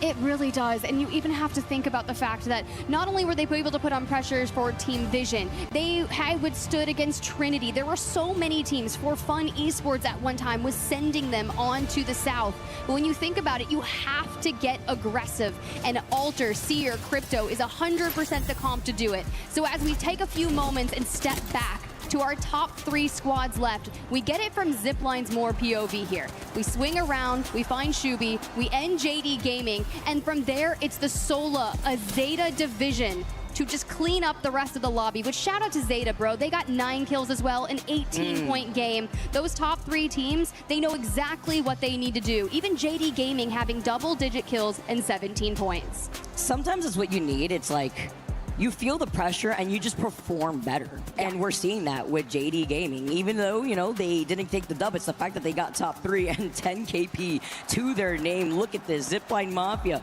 coming through, not only with that dub, but as you mentioned, to the 9 KP as well. Even Pirates, how we were talking about Pirates leading into this game off their rotate, still find themselves in a top 5 finish to kickstart our first game on Olympus. Very true. Trinity, Enterforce 36, teams that you don't want to see on a second page here. You want them to be acquiring points. We know Trinity was looking for those fights against Zipline Mafia and everyone in the south, but we're only able to get a placement point from that. But with the pace of this lobby, it should start playing out a lot more like scrims. That's typically how fast those lobbies run. And usually it's completely different when we get to land. You're walking into some of these end games with 20 teams, but what I think they noticed is with that earlier series when Olympus showed out is teams that were focusing on getting into that zone. But Olympus, I think you just have to fight. It was so aggressive at the beginning. You have How to many get teams did we aggressive. say goodbye to, like, before that second round ring, like, even started closing? We were on 14 teams at 7-minute duration in that lobby. Yeah, it's so crazy. And then we got to see in the distance too, like while we were looking at the pile up over to the south side of Gardens, just the Kraber and Yuka's hand onto griefing AG Global. I mean, it was brutal. I mean, every team that we highlighted on the northern side of that rotate north of Gardens, we literally had no space to play off of because the teams that were coming out of Gardens were able to harass them safely from afar. You say Gardens, they immediately go to S8UL, and they've got their coach here, Rogers, just immediately starting to break down, hey, what could have went wrong possibly? If the circle pulls here are the teams you have to be very aware of. This is where they're landing. You're going to have timings. And with Alter still in the lobby and all of these teams that are hyper aggressive, I love how production was like trying to like zoom in on that. Like that was so good. I'm sorry, I love that. Bro, you looking at their homework? Hold on. I want to bring attention to that, especially when it comes to trying to appreciate as a community the coaches and what they bring. Everything. For these pro teams, man. Like, for so long, we talk about it. They're waiting in the shadows, right? All the memes that have come out. No, you know? I was talking to the boys at S8UL, and I was like, does your coach Fry? Like, does he play a lot? They're like, if something happened and he had to step in, we would literally be fine. I love that. They said that about Rogers, and I was like, that's good. Having the breakdown, the papers to show the homework, right? You're letting them know, right? So if this ends up being the rotate, this is what could have gone wrong. If this happens where the zone ends up pulling towards your POI, where some teams end up struggling, what can you do differently so that way you can elevate your Evo shields? It's all these little things that play a part to what makes the grander scope of the Apex Legends Global Series, that beautiful trophy smack dab in the middle and between our teams. And what is at risk, right? Because then you have to think about the bottom 6 teams that have to look at those keys, get crushed in the crusher. It's almost like a threat that's looming right on top of them, but then you kind of have the trade-off with the beautiful trophy shining there. Other teams now getting ready to go. Talked about Gaming Gladiators earlier and how they were able to situate themselves and find that space in Clinic while still putting in pressure, but taking some of those fights on the edge is almost like a green light for the teams who do want to play a lot more safe versus the teams that know they have to get really aggressive tip to get the points that they need in the course of these next 5 games. Yeah, I mean, look, it's already shifted substantially. It's just with one game. JD Gaming, who is in the bottom 6, no longer are they in the bottom 6. They are up to 33rd with 7 points separating them from the bottom 6. Aurora dropped down into the bottom 6. Enterforce 36 toggled a few places, but TLN Pirates are no longer in that last place slot. They are starting to work their way up, but it is going to take a monumental series. And if anyone can do it, it is definitely going to be those French team, because they are one of the craziest fighting teams. Like, I think back historically, like I'm going 2 to 3 years ago, that team used to be La Cité de France, and they were in some of the wildest Skyhook West contests. So I'm keeping my eyes out. Trinity, on the other hand, will also need a same performance like TLN Pirates, and WGR Neo is on the cusp. It's just that there's so many teams in that later half, the bottom 10 of the overall standings, that are trying to find that race. And it's about finding that momentum early on, right? So if you know you have to get aggressive, once again, like knowing how many points you need just so that way you could go in for the survivor stage at the very least is what sets the pacing here. As we get a nice little flyby Zeta Division and the plushies. Those are so cute. I love it. I kind of want one. Zipline Mafia is the best. I mean, yeah, they just won. Shout out to the fans in the crowd. I mean, we have little nuggets that have made their way here, Tiff. I know it's your favorite, too, to highlight the families that are showing their support for the players. I love it. JD Gaming, you can see them kind of breaking some things down. Some of the highlights of the fraggers, when you kind of pair up groups A versus D, there are a couple people in this lobby that are usually the ones that are at the top with the most kills, and floating right there on the right is one of them. And with just the first game alone, responsible for 4 kills on their team and 1,500 damage. So love to see that we're kind of staying consistent in that point, right? Because JD Gaming has not necessarily been the most consistent team, but if we put them in this group with A versus D, maybe this is what they needed. And it begs the question as to why, right? With some of these teams that were heavy hitters in Pro League, what's going on here when you're on the international stage? Is it nerves? I mean, we're 3 days in at this point. You know what to expect. Is it being able to see a different game plan play out with the way that these international teams, if you don't have that experience, playing on the big stage, and trying to find that flow, find these rotations, these zone pools, obviously, where some of these teams and their POIs don't really go hand in hand? Or could it be the energy from the fans that help fuel them?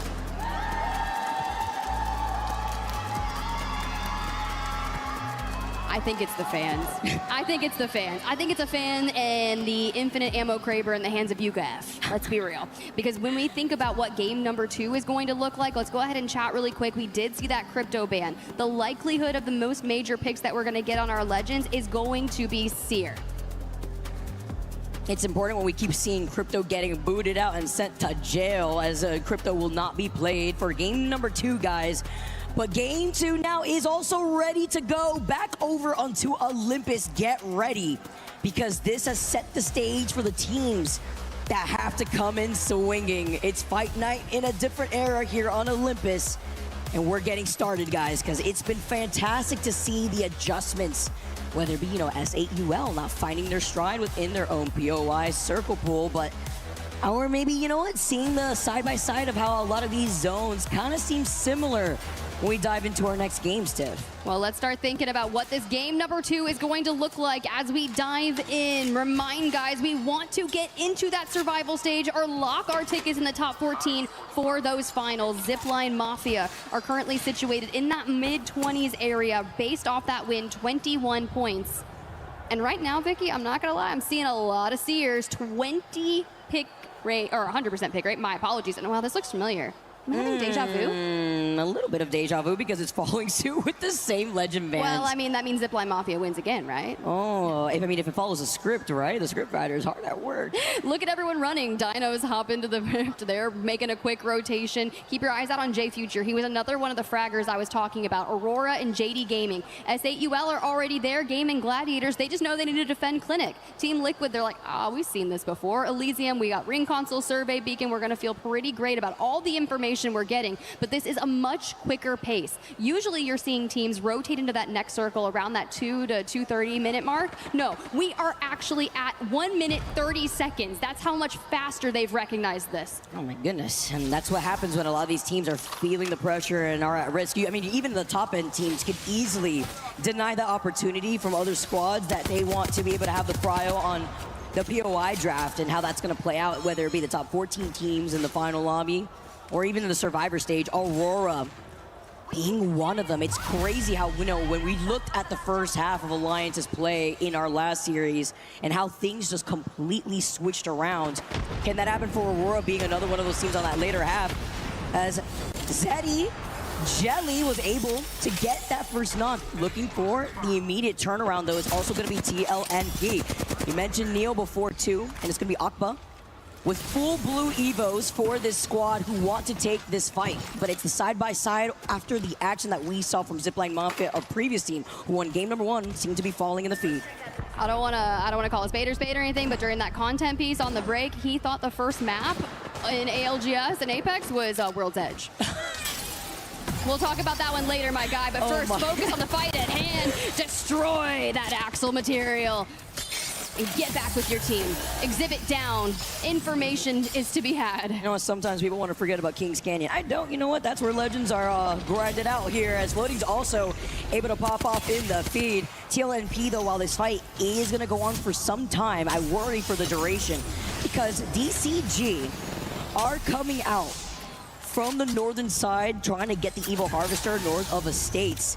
The exhibit now called in just so that way they can try to clean up this fight even more, and with the 100% pick rate that you mentioned over onto Seer, since we won't see Seer anymore after this game, taking full advantage of this.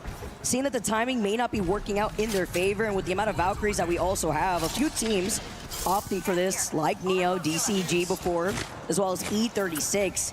You will be able to have the Skyward Dive as well as the human UAV to see where you could land, and maybe some fights that you could go in for a 3P. You can see it right here happening with DCG, but taking control from the evac tower and landing right next to Neo, so they knew that this could happen. They back up just a little bit, not fully overextending, and now TLNP, a team who is very much at risk, would rather back off from that fight. Yeah, you kind of have to, right? You've got 2 heavy-hitting squads with blue armor coming into that area. It's not safe. You retreat over to Estates, kind of carry on, stay in your lane, focus on getting over to Gardens, where the majority of our teams have already made it. Zipline Mafia is still kind of making their way, maybe on the just outskirts of Turbine. But WGR Neo rotating just a bit. I bet we pop the rift here in a second. It's important to highlight, by the way, that Zipline Mafia were at least able to get everybody together, because that was a fight happening. I believe it was by Stabilizer, so it forced them to go all the way towards Oasis to probably get that reset. And now they are also forced to slow rotate, because we kind of hinted at it at the very beginning, but it's looking like a very similar zone on Olympus, pulling on the outskirts of Gardens, which benefits the likes of S8UL, who want to go for a different plan when they get the POI priority of these zones, as well as Gaming Gladiators, who land over by Clinic, taking these different fights and maybe not playing as passively, right? Deny that from other teams like Aurora, PXX doing something similar. Fortunately missing out on that first triple take shot, though. And while there's going to be a lot of poke pressure that PXS have to put down, it's so that way they can elevate those Evo shields. This is going to play out a bit different, however. With Crypto being that first round ban, you're going to see the resurgence of Watson. So look how many teams have isolated their pods with the Watson fences. 15 Watsons in this lobby, and I'd imagine there's going to be about 9 of them over here. For Naughty, we've got to get him back up on his feet, but the exhibit comes down. Shubi and Floating will have to defend the fort, and Aurora lays siege. This is what Alter can do for you. As you portal around, the fence is coming out. Can Floating escape? Oh my, no, he cannot, and neither does the rest of JD Gaming. That is not what you want to see when you're on the bottom end of the leaderboard, but even better for effect, because he's just built different. Finds another victim. trying to get the finishing blow because with the amount of ultras, you can expect the TP to come in. Teleports from the other side because staying alive is a priority. Playing Ring Around the Rosie by the knockdown shield. Looking for these resets, but I love the way how slow Effect is playing this. He goes over, he slides in. That, oh my goodness, the wanted fence slowed him down! PXX! They walk away swinging. Aurora, the second team out of this lobby. What a good third party from PXX. And a lot of that goes down to the fact that PETA switches from Wraith in game 1 to Alter in game 2. Hits the portal through the walls, bypasses so many of those fences, and takes the third party. Verseda, the Seer, Alter, Watson comp. This is perfect for this setup like we were highlighting. And right now they can play from here. You have E36 out on the diagonal, SAUL on the high ground in Gardens. And for now, Team Liquid are going to hold that north, very similar to what they did in match number 1. Zipline Mafia at Power Grid looks to be hitting a survey beacon to go ahead and get a lot of information on where players are going to be in that quadrant. They can also simultaneously grab the ring console and know which side they want to commit to. And then get the evac tower. That's over by Power Grid, right? And so they could just take to the skies and find a faster rotation, which comes in clutch when they get that survey beacon and they know the teams that are forced to play on the edge just based off of the early fight that they were forced to be in. And that was against Zeddy. Even DCG now coming out of Gravity Engine, but the fight now happening over to the choke south of Hammond Labs. It's AG Global on another similar rotate, and now trading up. It's going to be a 2v2. Have to be careful, though, getting some revenge. It's going to be Karena with RE45. Eating out the nades, though, is going to be Nate, and he's one of the teams, too, also rocking out with the Axel. And this is difficult, right? Because AG Global was on the low ground. Yanya portals and says, bye, I'm out. Like, honestly, I wasn't here for a long time. I was here for a good time. They do get Zidane back up, and now we swing down the hill on the chase for Niazul, and we clip one bullet in the chamber and one to take him down. Hold on, TLNP locally with everybody watching them. Finishing them off, but here comes a 3P. This is what you can expect. It is going to be WGR Neo. And Dinos now want a chunk of the action. The 4P, nobody is safe. The griefing is real, and Pirates are forced to get out. Dare I say, is that why we saw AG Global just yeet out with their Wraith? They're like, hey, just craft me later, make the regain in the north. And TLNP are going to have to do the same. Such a good call out. That's why we saw the Q come out and the Wraith was out of there, Nizul. He's like, bye. I mean, what can you do? Is that going to be in an Aurora package on their timeline from EWC Recap Day 3? Hey, let's see if they're able to get that reset easily here, because now they're forced to play off of Rift. But with the zone closing in now behind Zipline Mafia, getting that res for AG is going to be hard because Mafia would be able to try to fully send it onto them. Trinity, Igarashi, literally one shot, but they have the TP just in case they need to go in for a reset off the Void Nexus. But looking ahead, it's going to be Rohai. We're jumping up. It's going to be Team Vision who are still inside of this building, playing a lot more closer onto the edge, being able to get that scan off the Seer attack and the speed boost while he's at it. Heard the Mad Maggie Wrecking Ball too. Could it be a strike? Could it find its way in? Jumping over the crates though, moving on them and breaking their ankles, leaving only Carter. Carter is up. Carter is flanking. Carter v Rohai, but Rohai is full health here. And the Seer Q coming in. He can't use his abilities. Oh! Carter trying to clutch it. Carter does it. Trinity have fallen and Team Vision live. That was so smart of Carter breaking that fight down. He got the scan originally from the other side, saw that he was going to speed boost forward, right? So why not play inside the building that you already locked down with your own Watson fences? You play that patiently. You played behind the double knockdown, and now you get the double res. But the fighting has not stopped by this choke, because now you take a look over to Dog. And Dog Red here are looking at Zipline Mafia, Team Liquid, Zaddy, who are now approaching out of Gravity Engine. It's going to be a huge congestion for the teams stuck on this northern side. So many teams coming out of the zone itself. Truly, I mean, AG Global, they're side questing. Niazul fell to the ring, so hopefully they can make it out with enough beds through the north. The Seer attack coming in. Jelly trying to make first contact with Killapose here. And they've got an Axel, and they're trying to connect. We invest our exhibit to try and find that information, and it does allow Dupe to back up with the team. They want to stay out of the exhibit. And plus, they got to heal up. No Matrix shenanigans when you get the double jump here on the exhibit. The amount of double exhibits as we get a nice little replay here. The side-by-side while the live action is on the bottom left side of your screen, but it was just so beautiful. You move up, you play safe behind your own Watson fence, and you let it do the rest, the slow down. benefiting the clutch that we saw. Team Vision now and Team Liquid inside. Okay. For free, Zipline Mafia get eliminated. Nothing that they could do. And Team Liquid were just waiting for the teams that had to rotate from the northern side. And that's why AG Global, by the way, ended up rotating through Gravity Engine instead of the northern side that we could see a lot of these teams try to collapse on when it comes to trying to find that rotate into Gardens. Well, if you remember what happened in match number 1 with Team Liquid, it was Zeddy had rotated in and they were trying to contest Team Liquid for the north. They fell to Zeddy. So Zipline, that was unfortunate for AG Global, who have had a really difficult thing here going just in the mid-map. They have Ty on the other side. Resources are down 9% until we get a pylon. But I think Yanya is trying to make a portal play behind them and into the void, past the frag grenade, and under the stairs we go. Wait, that was really smart. Good timing on the steer attack right there to get the slight slowdown. TIE have the advantage in terms of positioning, but with F-Chan falling, they don't have the number advantage. Having to be careful for a 3, but potentially this makes Umi-chan have to run away. AG go out first. They go out in 16th because of the other teams taking shots at them.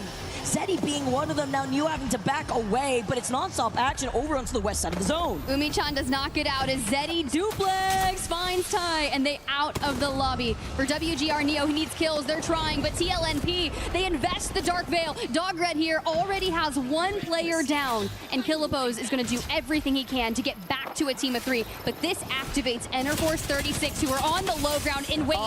Wait, Zero's involved, and Zero is down. Team Liquid have fallen. And they were looking to keep these fights going when they were trying to clear the northern side of zone because they had like 3 KP, but the fact that they get dove on at the perfect time, Pirates and Dogred kind of shaking hands with one another, while Vision being another one. It's up to Loader now. Carter was able to clutch before.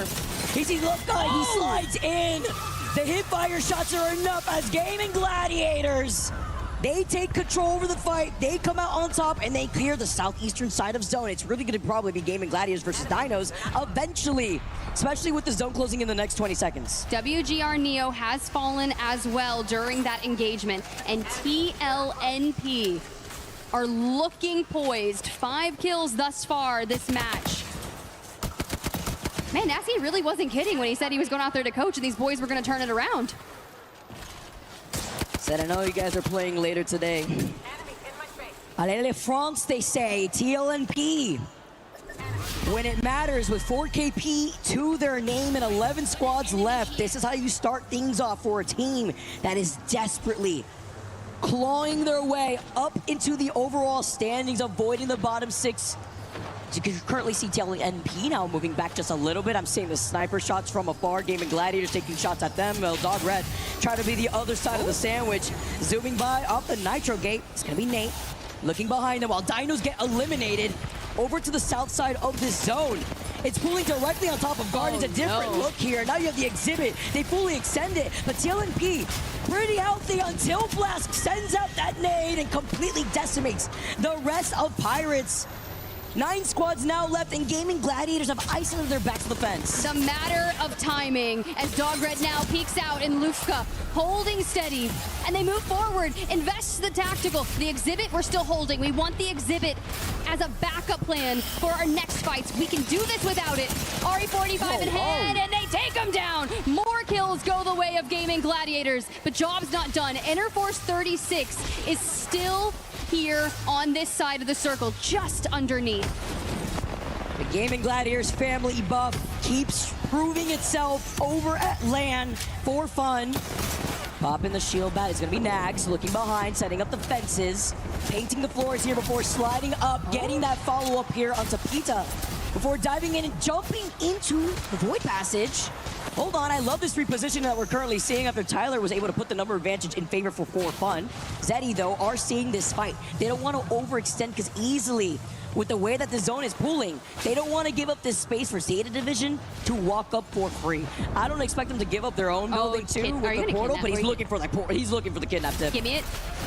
Oh, the behind the... No way! He knew he was going to try to do it. I don't know if it was a bait to allow his teammates to actually move up from the other side of the building. I heard the sound cue. They take some shots at him, but both teams are respecting one another.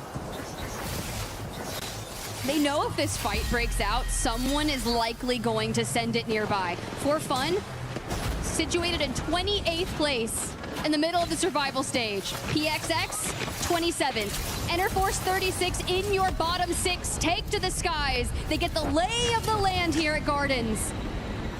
Where is it safe? E36. They get the scans and they see the rooftops. They want to stop this team from taking control over the building. But you have to look behind you too.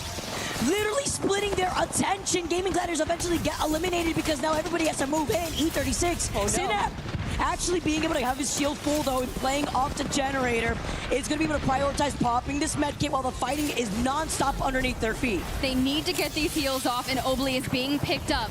Synap with the comms here. You have to be so confident in those plays and they staple it. Even Zeddy tried to make a move and Synap puts the pressure onto PXX. Oh the Valve player, the perfect one to do it with the jetpack to be able to go up and let the Devo eat. The teammates going to have to provide support here if they're looking to do this quickly, but Zeddy's not going to leave them alone. It finds some beautiful shots here off the RE45. Ubli just trying to keep the dream alive for E36, while Duplex is going to be able to clean some up here. PXX get eliminated. 5 squads left. It's a stack up. Zeddy for fun. While Enter Force they sit down. They get it. While Yuka gets the Kraber shot onto Tyler. They kidnap Obli back to the low ground, take him out, and Yuka finds himself another infinite ammo Kraber. For fun, this isn't gonna be fun. Literally the bloodbath here as Yuka. Oh no, you gotta look behind you just in case. He fully scented seeing red after playing safe for so long, but sometimes we all get a little angsty here.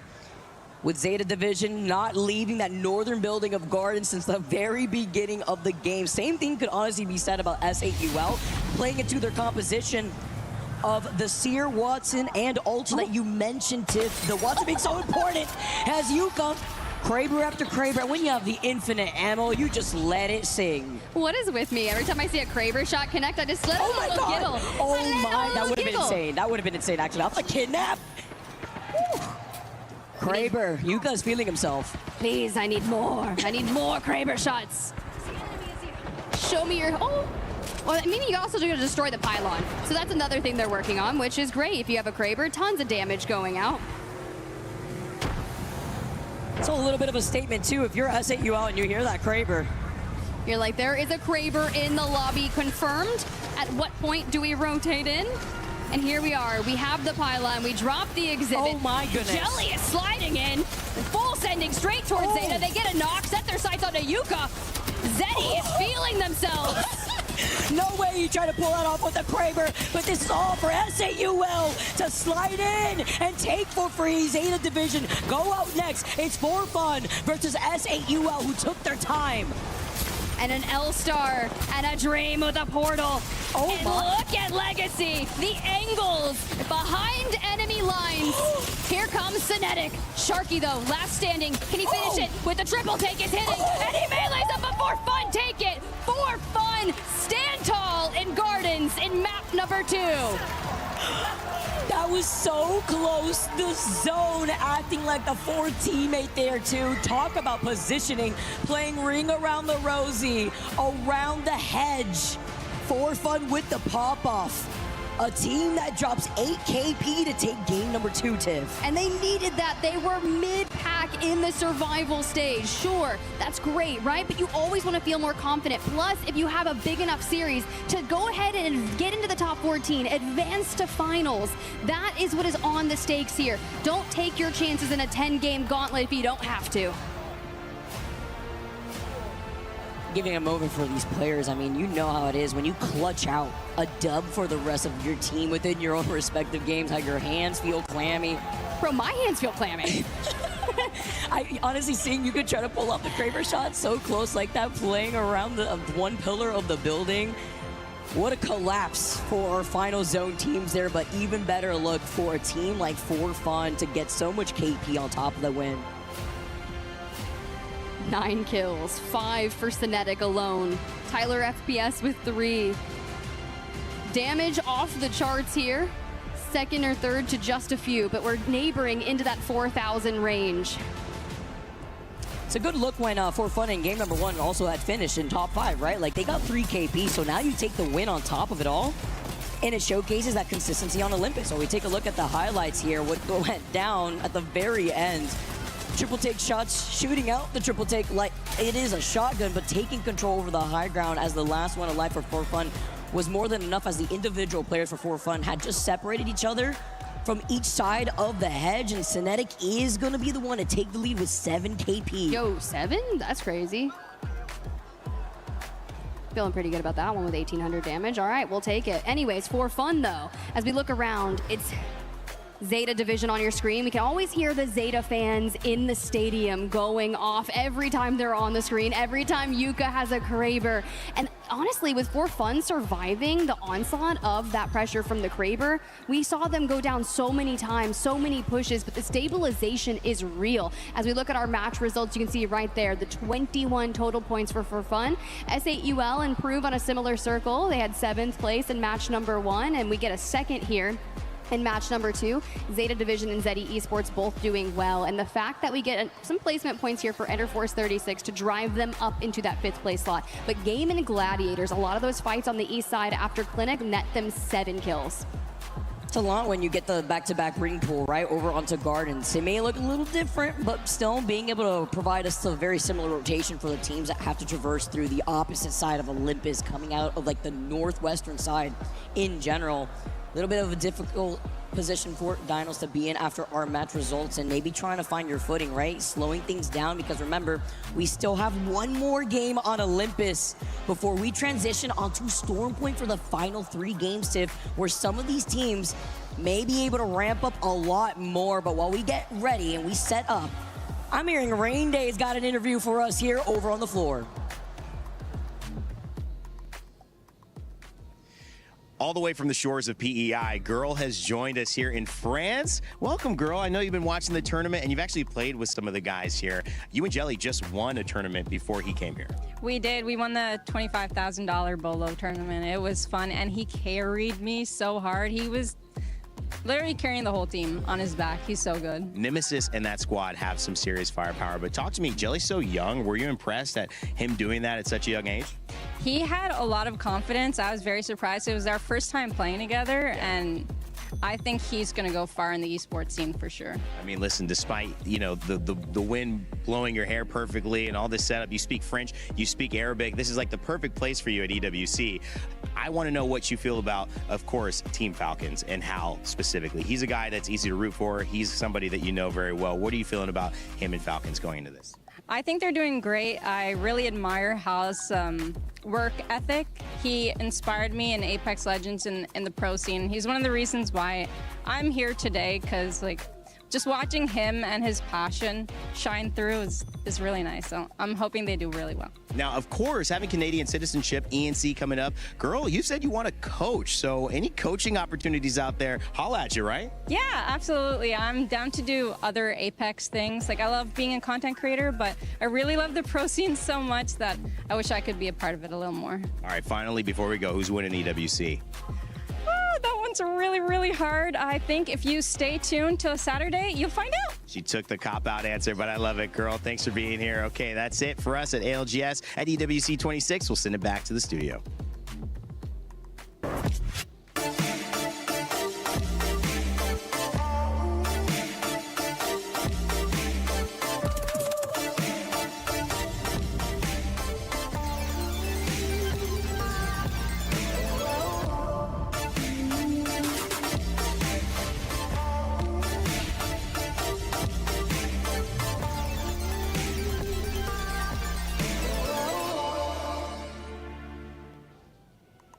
Welcome back, everybody. I love hearing for those that are in the scene making waves like Girl. Love hearing her thoughts too, and how she looks up to those like even how, you know, at one point a long time ago when we take a trip way back when, Tiff, both Girl and Hal were on TSM at some point representing the org here on the big stage, and Girl herself being a commentator. She has so much knowledge to provide for the game. I would love to see Girl coach, and even highlighting the young talented legend that is Jelly, literally 18 years old, and putting on her performance and seeing how a lot of these teams are feeling that pressure for fun.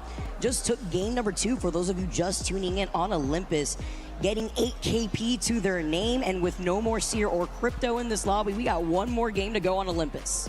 That's really great to hear. And honestly, after that game, our map winners for Fun Esports, right? That 21 points jumped them up to 88 in the overall rankings, which allows them, if I'm not mistaken, to feel safe to be able to make the survival stage. Now, I'm not going to say how the next games are going. You never know what's going to happen. But when you look at our series results, Zeta Division, 29 points. For Fun Esports, 28 points. And Zipline Mafia, your map 1 winners, 21 points. Rounding out the top 5, of course, S8UL and Zeddy. Zeddy, we were talking about that, right? So for the teams that need to kind of bounce back, I think Dinos can do it. I put them as a question mark in every lobby that they got. It's their first major LAN, and you really never know. You've got really everything ahead of you and you can just do whatever you want and full send. That is what that team does. Aurora, though, they need to step it up. That is not what I expected, Vicky. It's crazy. It's almost like, you know, being able to find your stride a little late here when it's the last game on Olympus and looking at the key pressure and what's at risk. I mean, seeing where Aurora stands is just nothing that a lot of these fans could have expected too, Tiff. I mean, I'm on the same boat here. Can they really turn things around on Storm Point? I mean, when you have one more chance on Olympus, I know these zone pools, the back-to-back has been very similar. We have to see if anything's changed up, though. As we get ready to go on Game 3, I'm hearing the crowd get even louder as this day has progressed. And I'm ready as well as Tiff, because with these teams feeling the risk, they know that they have to get a lot more aggressive to secure that KP on top of the dub. Our final match of Olympus here in the group stages of ALGS Split 1 playoffs is just now getting underway. We got to kick things off with For Fun, your prior map winners, and see basically how things, you know, the looting pass, right? If we're gonna pick up the EVA 8 Sentinel, okay, nice, I like that. We're over at Terminal here. You do have access to a ring console in which Tyler will likely get that information shortly to see where we need to full send. Man. Oh, this looked familiar. That's why I started laughing. Stop laughing. It's not funny. I mean, another hilarious. southeast zone pool, but it's, you know, at least it's not directly on top of Gardens. It's going to be a Somers University zone. I mean, I feel like I'm living in a parallel dream with the way that we've been seeing these zones pool towards the outskirts of Somers University, and the teams that are already quickly on their road take your Tiff. Dinos, as per usual, going through terminal. No ring console here for Team Liquid. They've only got a survey beacon, so they'll just have to rotate on the information. But hold on, we've got a standoff, and Dinos say, all right, bye, see you later. You guys can have the loot here. We don't need it. Back they go straight towards Dockyards, where, well, a few teams lie in wait for them. TLN Pirates likely going to run straight into Dinos alongside WGR Neo, who hail from Hydroponics. They also have some information in the likes of a survey beacon from there. And let's keep our eyes. Terminal did have that ring console, so you do know For Fun Esports already made their way over to Somers. We're quick with the rotate, too. I mean, look even at Aurora, right? And noting how they've been playing already over the course of these last 2 games means that they're going to be playing more so on the edge, try to isolate more of these fights and clear their backs, too, if they do decide to commit to these fights. Trinity, who have the scan over by Bonsai as well as the ring console, are moving through Icarus, where they will have to collapse on Aurora and TLNP. Over on the other side of Terminal, we saw Dinos, they dipped quickly when they felt the pressure from TIE. And now Pirates holding the other side of that fight. And Dino now getting a little bit of revenge, looking at WGR Neo. They fully send it here. The kickstart, though, is locked in. Oh, talk about the portal, though, to avoid getting hit by that. That was beautiful, by the way, off the Void Passage. Jay Future now backing away, zooming down off the Nitro Gate. And it's the way that they're trying to time these fights because they know the third party was in the vicinity. They didn't want to fully send out because now Neo get away and Pirates are right behind them. Here's the deal, though. We were just talking about Aurora and how they need a massive comeback, and we find them pitted between 2 teams. Zach Mazer over there on Team Vision with the Rampage just fully sent onto effect. Doesn't matter that we're situated on all white shields. We've got the Breach Charge, we've got an Altar Portal, and we're just going to try to cause some chaos. Now, I do want to note that Mad Maggie has a 95% pick rate, 19 Maggies in the lobby. So keep your tabs on Watson's pylons and Mad Maggie drills because they're going to be everywhere. And welcome the baby comp into Storm Point because that's definitely going to mean we're going to have an influx of Gibbies with Mad Maggies not in the lobby. No Wrecking Ball to be a threat to that dome, while Vision being a threat to Aurora. Oh my goodness, Oi Ring can't catch a break.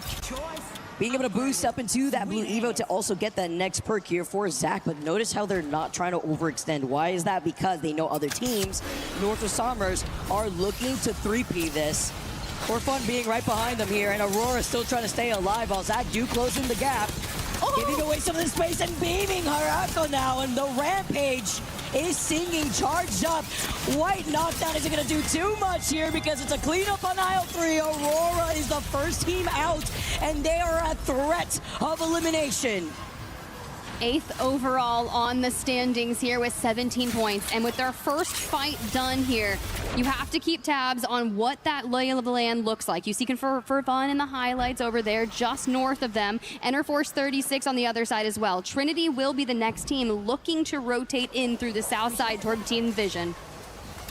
I just can't believe this. The fact that Aurora has 54 total points over the course of this entire group stage, and now they have only 3 games to go. They're sitting in 35th. Bottom 6 teams out of our 40 teams will be going home, and Zeta, who doesn't really have that concern.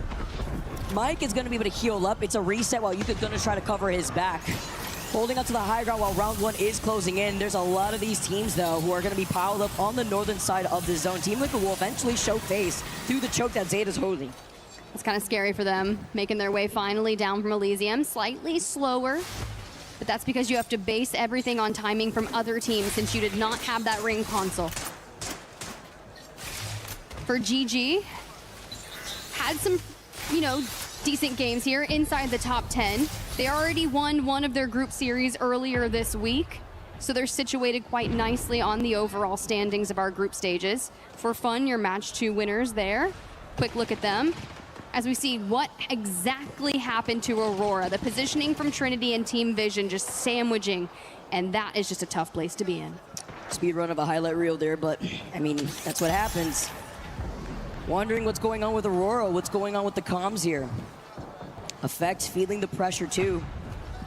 After Aurora welcomed him into this roster, putting on a performance throughout Pro League, but not showcasing that consistency where it matters at LAN. AG Global, meanwhile though, also having a slow start comparatively to their performance in our other last few group stages that they've played in.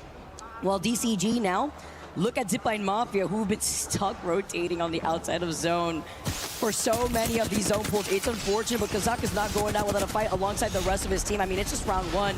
They can afford this, but slowing down just a little bit, having to be careful. The Wrecking Ball slams into him. It's a back-to-back slowdown. But do you really want to overextend this? Because there's literally 4 other teams that could show face. Zeddy, Pirates, who put down the portal so that way they could reset if they have to in Terminal. They show face. Zipline Mafia kind of stuck playing inside the zone while DCG now move up. They take to the skies, and this is the beauty of some of these teams having the Valkyrie.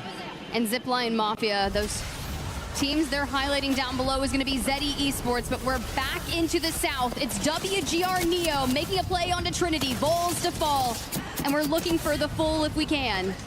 We convert, and Trinity disengages out towards the west and just starts running, looking for a regain. Other teams will definitely hear this and try to get involved. But with it just Rohike is actually, Higarase is down. It's tough to be a Trinity fan here too. Playing the Sparrow and looking to see if he could get his teammates back up.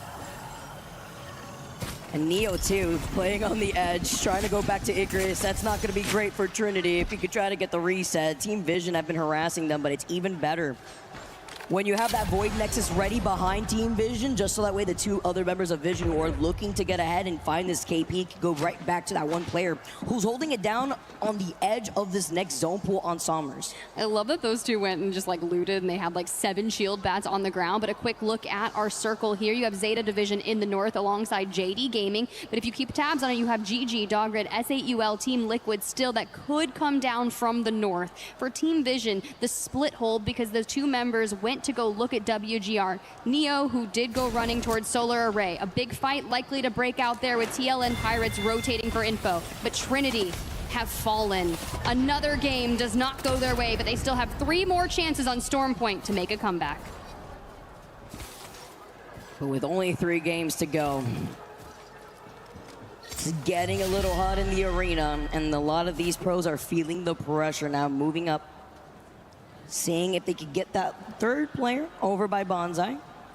Pirates are going to be really the only one in Sace's array who will clear this res while Team Vision hold that southwestern side of Somers. They're not going to move from that spot, and I really agree with them too with the way that the pile-up is looking like for the teams coming in from the north side, and that's still without ignoring the Valkyrie teams who could easily fly over and find that free building south of Somers that is still available for some of these teams. Keeping your eyes out, looking towards the survey beacon.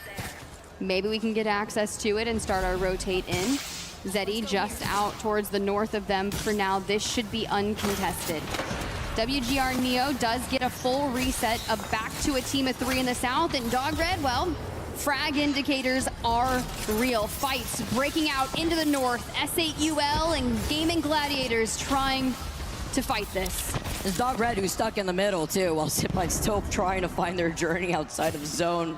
Outside of Grow Towers, Team Liquid will have that information. They do have that beacon available to them. And it's the fight for the Mythic Bin, which is where S8UL are holding their ground, while AG also in some trouble, but Hagwadis was able to get some retaliation, forcing Dinos now to try to get the reset, but Chaos can't get the res. I love this call from AG as Hagwadis yeets out the nades, finishes off DJ in the process, and they can hear floating in the vicinity Chaos just waiting patiently right behind his own gen because he's got the TP. He's going to be able to bring his teammates back to life thanks to the Void Nexus, and AG Global cannot say the same because creeping about was floating. You saw the pings. They heard him, and he was able to scoop up Hagwadis and take away AG Global's dreams, being the 3rd team to fall in this lobby. He really said, get me involved. And you have to. You have to grab as many kills as possible. JD Gaming still just hanging out above the elimination stage, and like I've said, it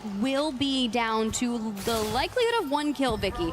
So get every kill, every finish that you possibly can. TLNP on 17 points for our series.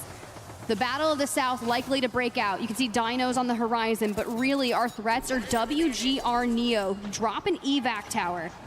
Are we going to go straight towards Summers University? Because we've got to get ahead of a couple of teams, but I don't know how much space will be available at this time. There's still so many teams up. And that's why you saw them ping to just move ahead, right? If they're one of the teams with the Axel, just take the Nitro Gate, move forward, don't call in with the evac tower. Even if you have the Valkyrie, you get the information, but after losing out on your shield, that's what's detrimental when Ring 3 is closing behind your backs. Legacy was able to get the Kraber and the infinite ammo when they had the Mythic Bin right there on top of Grow Towers. Everybody takes to the sky when they have the Valkyrie composition. Gaming Gladiators, even TIE though, not with the Valkyrie, but playing off the side of the crates, and it's so much pressure as Jesco gets that knock with the Arcstar. Umi-chan going down. F-Chan now, it's only up to him, the Wraith Q, to get away. Putting in the pressure and now having to play off the corner. Nothing to see here. Maybe hoping that S8UL will fixate their attention on PXX because Eddie are also fighting on the other side. And here comes S8UL. PXX, you're right, across the way. And I think with this Kraber, you're just waiting for anyone and everyone to peek. TIE are still alive. Saying, don't look at me, please. PXX get eliminated. The fact that the solo stays alive is another thing. They're looking, they're hunting. They're trying to prevent this res though. Zeddy now, having to be careful. Playing off the back end of the gen though. Sending out the drones too from both sides before sliding in off the Nitro Gate. It's gonna be Jelly. Heads are flying. DCG2 got eliminated, and so does Zeddy. Esports playing that safe. It's gonna be Legacy. Where did he go? I know he's around. I hear him about. They have the portals and they get the slight scan too. Do they prio trying to rotate? Does F-Chan get the res? He gets the res off the death box. They had to have heard that. They had to. Legacy then gets the follow-up, finds F-Chan. He gets the revenge off the Kraber shot. And after hearing that, they were so close to rotating out Imagine, but after hearing that res, they deviate their attention right back over to the team that they were originally fighting. Back up on your feet, F-Chan, you go. They drop a pylon, they focus on healing, and dang, that is crazy. That pip just goes to show you where that circle is pulling, and for Fun Esports, they've got a position in that next circle. Yo, wait, did you just finish Zane with a Watson fence? They think they're Picasso, the way that they're painting the entire map with these Watson fences. Oh my God! disappeared, man. No evac tower, unfortunate, as a Legacy also drops like a hot potato. Can they get out with the reclosing in? Jatsko, they fully try to send it. SAUL get eliminated. I was wondering what kind of communication was that? They could have put down the portal. They could have gone through the wall with the void passage. And now SAUL getting eliminated. Clears things up for the one soul of TIE.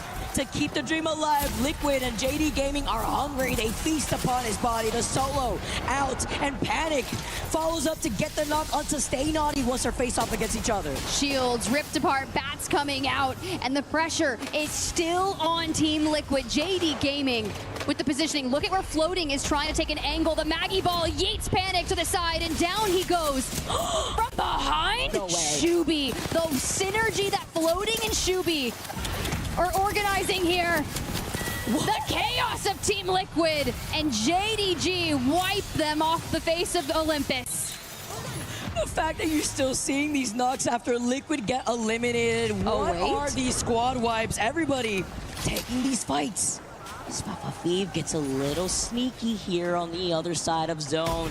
Did hear that they got the res. That's why he didn't want to show his face too. He saw that maybe he could have had an opportunity. As Akba, though, also trying to have the opportunity to find Zeta, who are playing right underneath them. But look behind you, you may not hear it, especially with the drill is right to your back. Forced to drop down too, with the ring being right close to him. Synetic is going to be able to get the finishing blow onto Juxo that we saw earlier on, and Dino now waking up with 11 squads left in this lobby. And you have to play this so cautiously, because look who just took to the top of that. Goodness. Team Vision also fighting for position and coverage in that next circle. DJ Killa, those shots that are coming through. Zipline Mafia from the high ground on the west side, playing around TLN Pirates and Enterforce 36. We come over here and Team Vision wipe for fun. It's a tough situation to be in while Team Vision, who have been holding that entire southern side of zone for so long, especially playing off of the altar portal. That Void Nexus coming in clutch though. Wrecking Ball though, it's a strike. He finds Mike, and Floating's upset. He wakes up. He gets the quick 2K here before sliding down. Here's the rest of the teams moving up. Gaming Gladiators, maybe his next victims. They get eliminated, but unfortunately it does get stolen from him. And remember, JD Gaming need all the points that they need. Breaking down the perimeter fence line though, and you can hear the pings. With Stay Naughty now in some trouble, needs suppress fire, and Floating has the wingman in hand. We lost out on a few teams during that, and that's okay, because JDG is looking to send themselves into the top 5. The pressure is eating the wingman. 50-50-50. Zipline Mafia, fresh off a rotation, go towards TLN Pirates and Enterforce 36. But to the low ground we go. And right there, Kazak up on the height. Nate sends the portal. Xenon goes up, and down goes Nate. The abduction! The fact that they're forced to go down too. I mean, they felt the pressure of the drill. Kazak is able to get that knock originally. Now Zidane is forced to play off the lip of this fence line.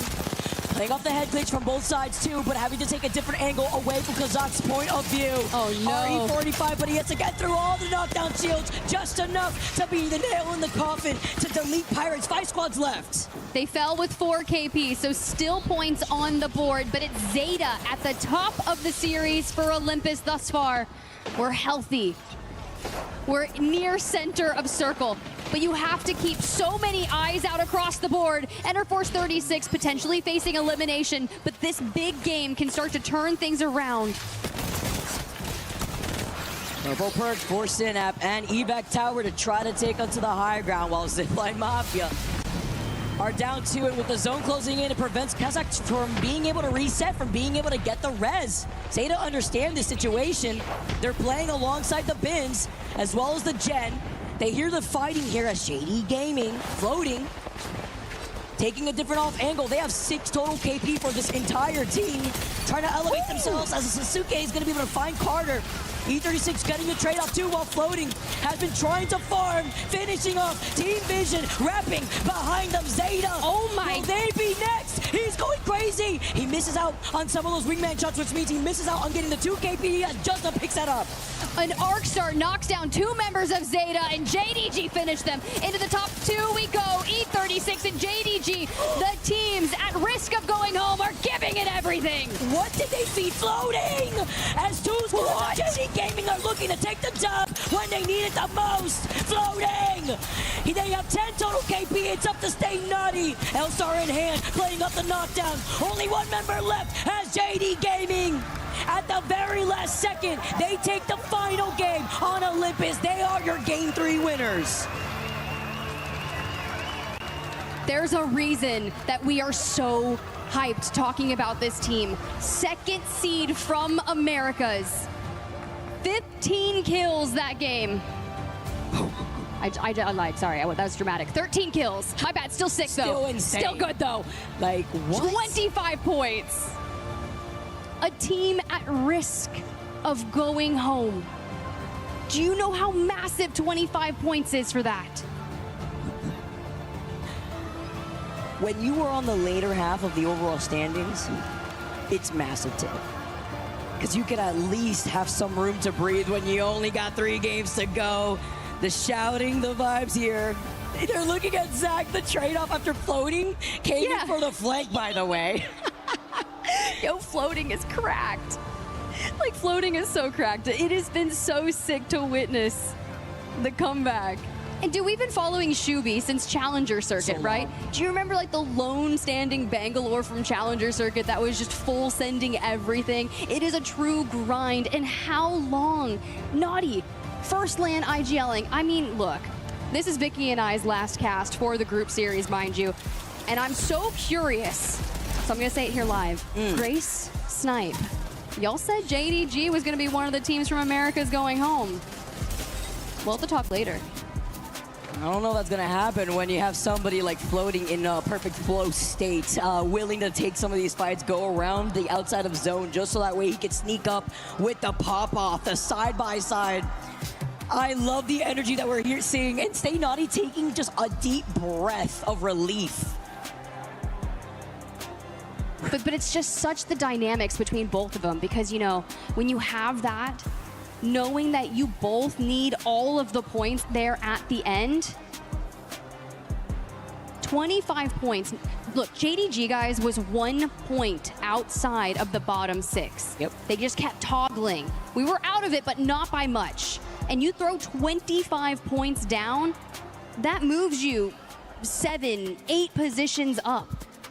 And sure, you might have to fight through that survival stage, but if it took a bit long to get warmed up on land, you might need that. I mean, when you go from game number 2, the first team to go out of the lobby was JD Gaming. And now you move on to our final game on Olympus, game number 3, and you end up not only taking the double with double-digit KP. And it also goes hand in hand that, at least in match 1, they finished in top 3 with 10 KP, even though going on after that game 2, you're the first team to go out. You still were able to get double-digit KP nonetheless in that first game. Now you get the dub when you need it before we transition onto Storm Point.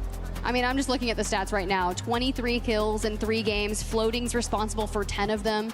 Naughty has 7, Shubi 6, but Floating has done almost 5K damage. He's the one player on that team with a positive damage differential, and it's 1,500. Wow.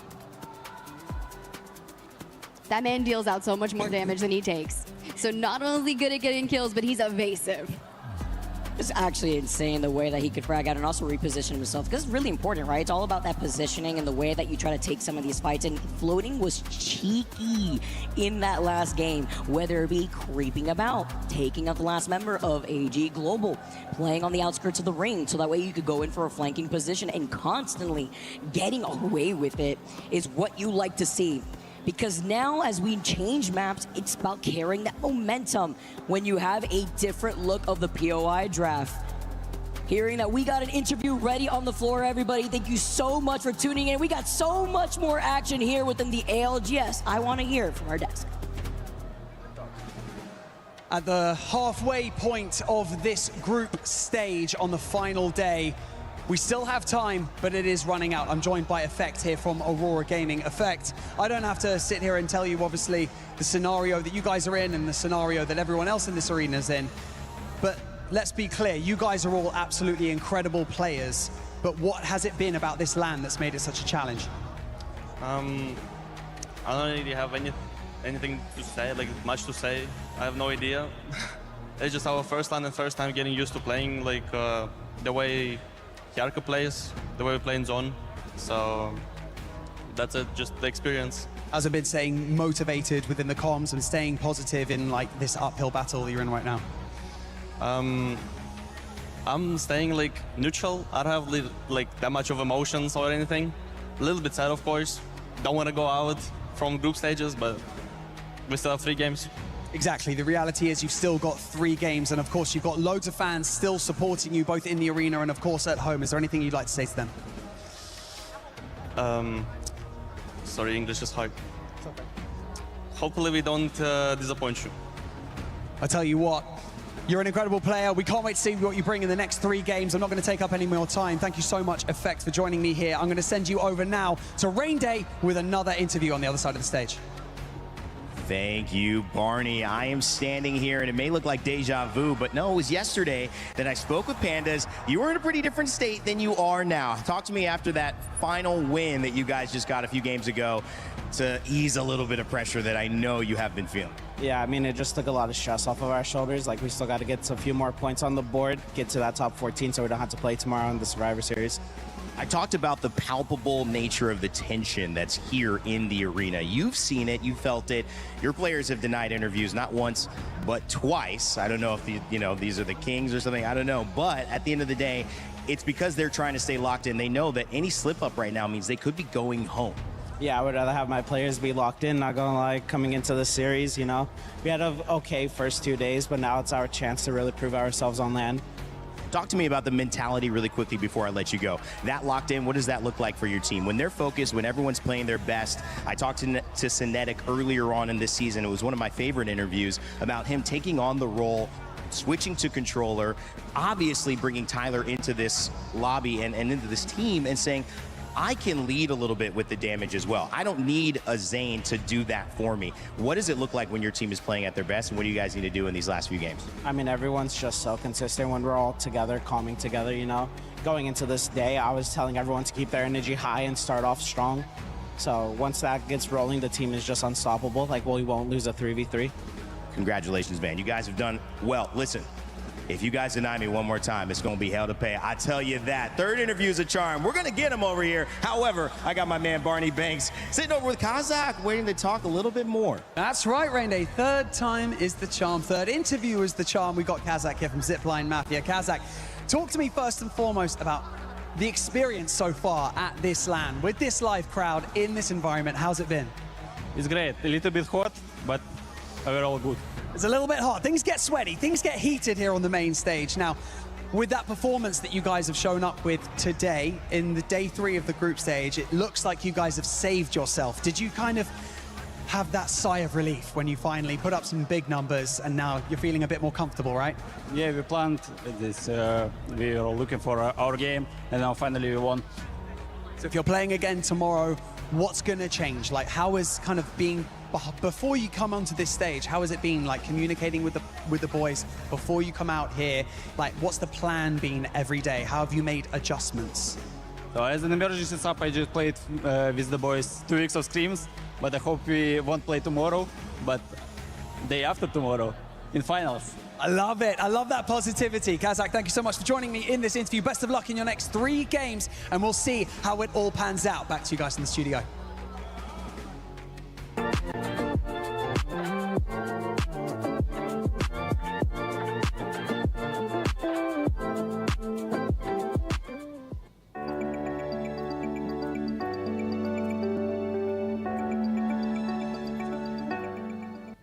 Thinks he can come in here and play my game. Let's go. He knows nothing. Let's go! Tyler won. You're done. Raw energy. House from blow the house down.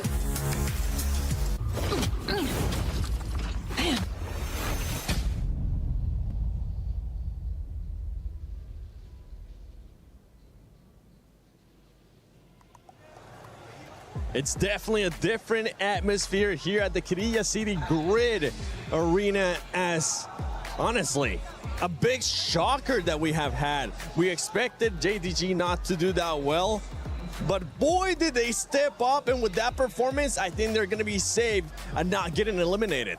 I mean, yeah, Naughty really turned it up there, and you can see the energy and the passion and, you know, everything going through it. But, you know, they're on the cusp. I did some calculations.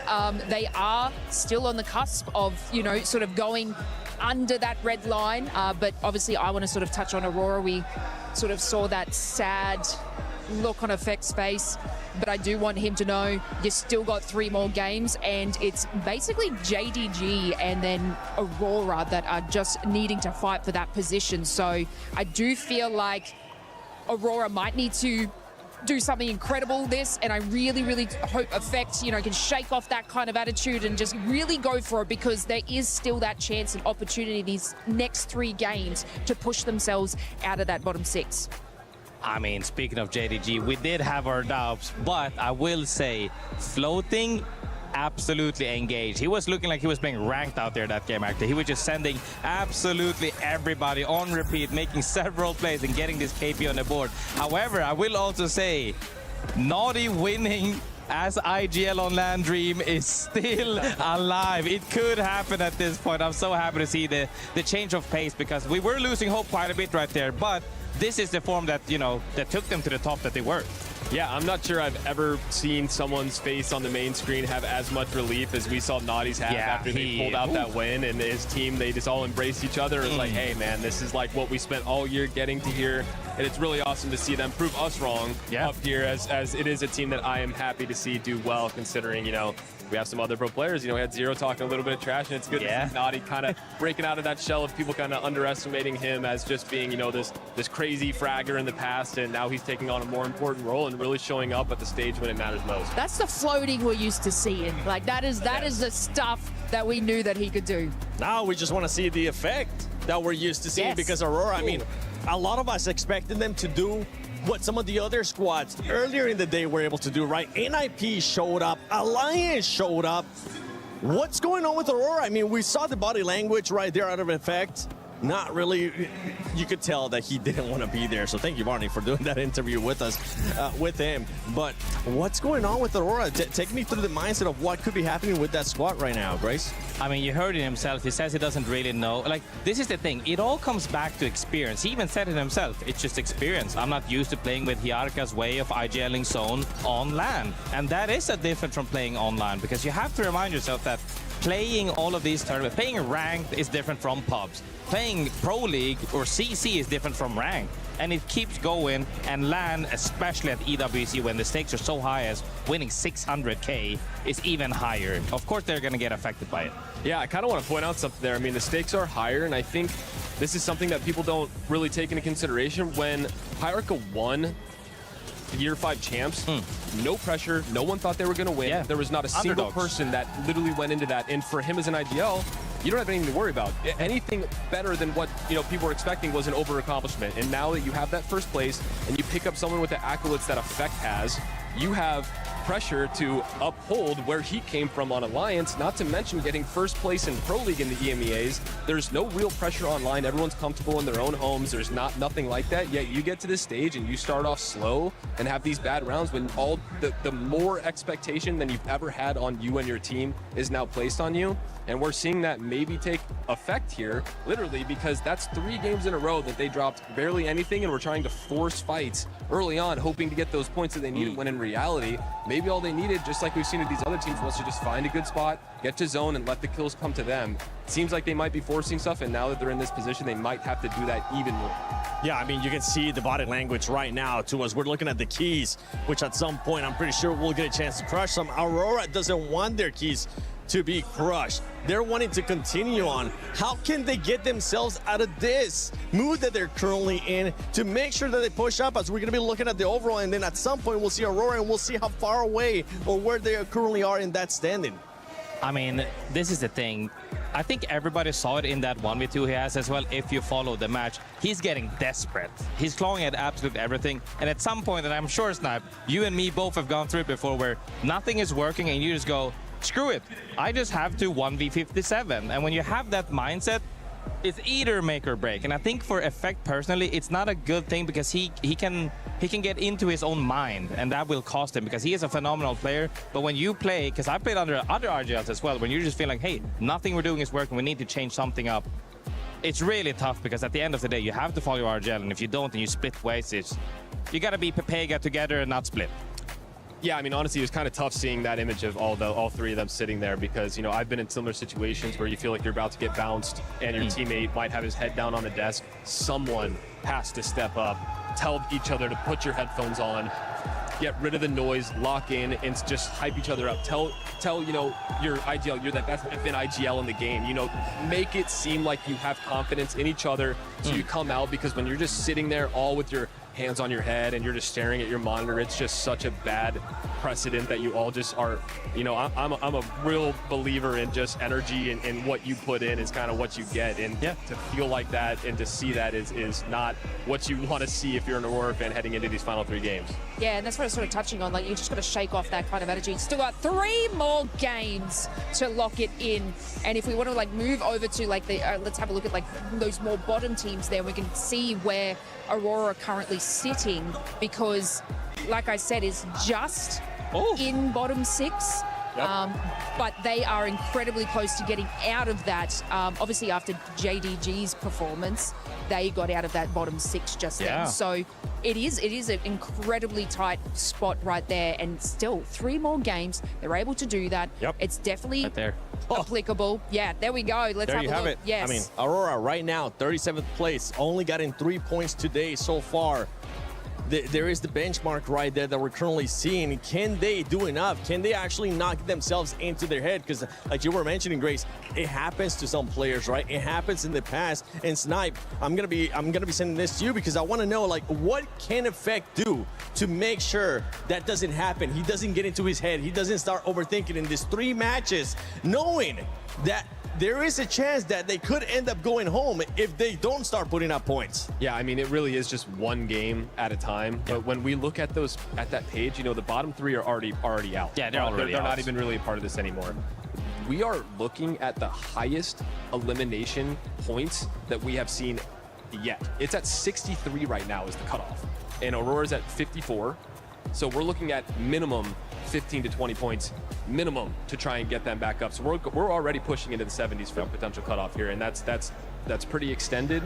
But if there's the team that has the firepower to do it, they're doing it. We've seen Enter Force 36 already work their way up, JDG working their way up. All these teams that we talked about, Zip, all these teams that we've talked about that have the potential to do it, there's only one left, and we're going to see what happens. I mean, we can even see it right here on the footage of the cam as well. So much pressure. People just staring into the sky, whether they're closing their eyes and meditating for a few seconds just to see what can we pull out to make it, like, dig ourselves out of this hole that we have dug for ourselves in the first of 2 days.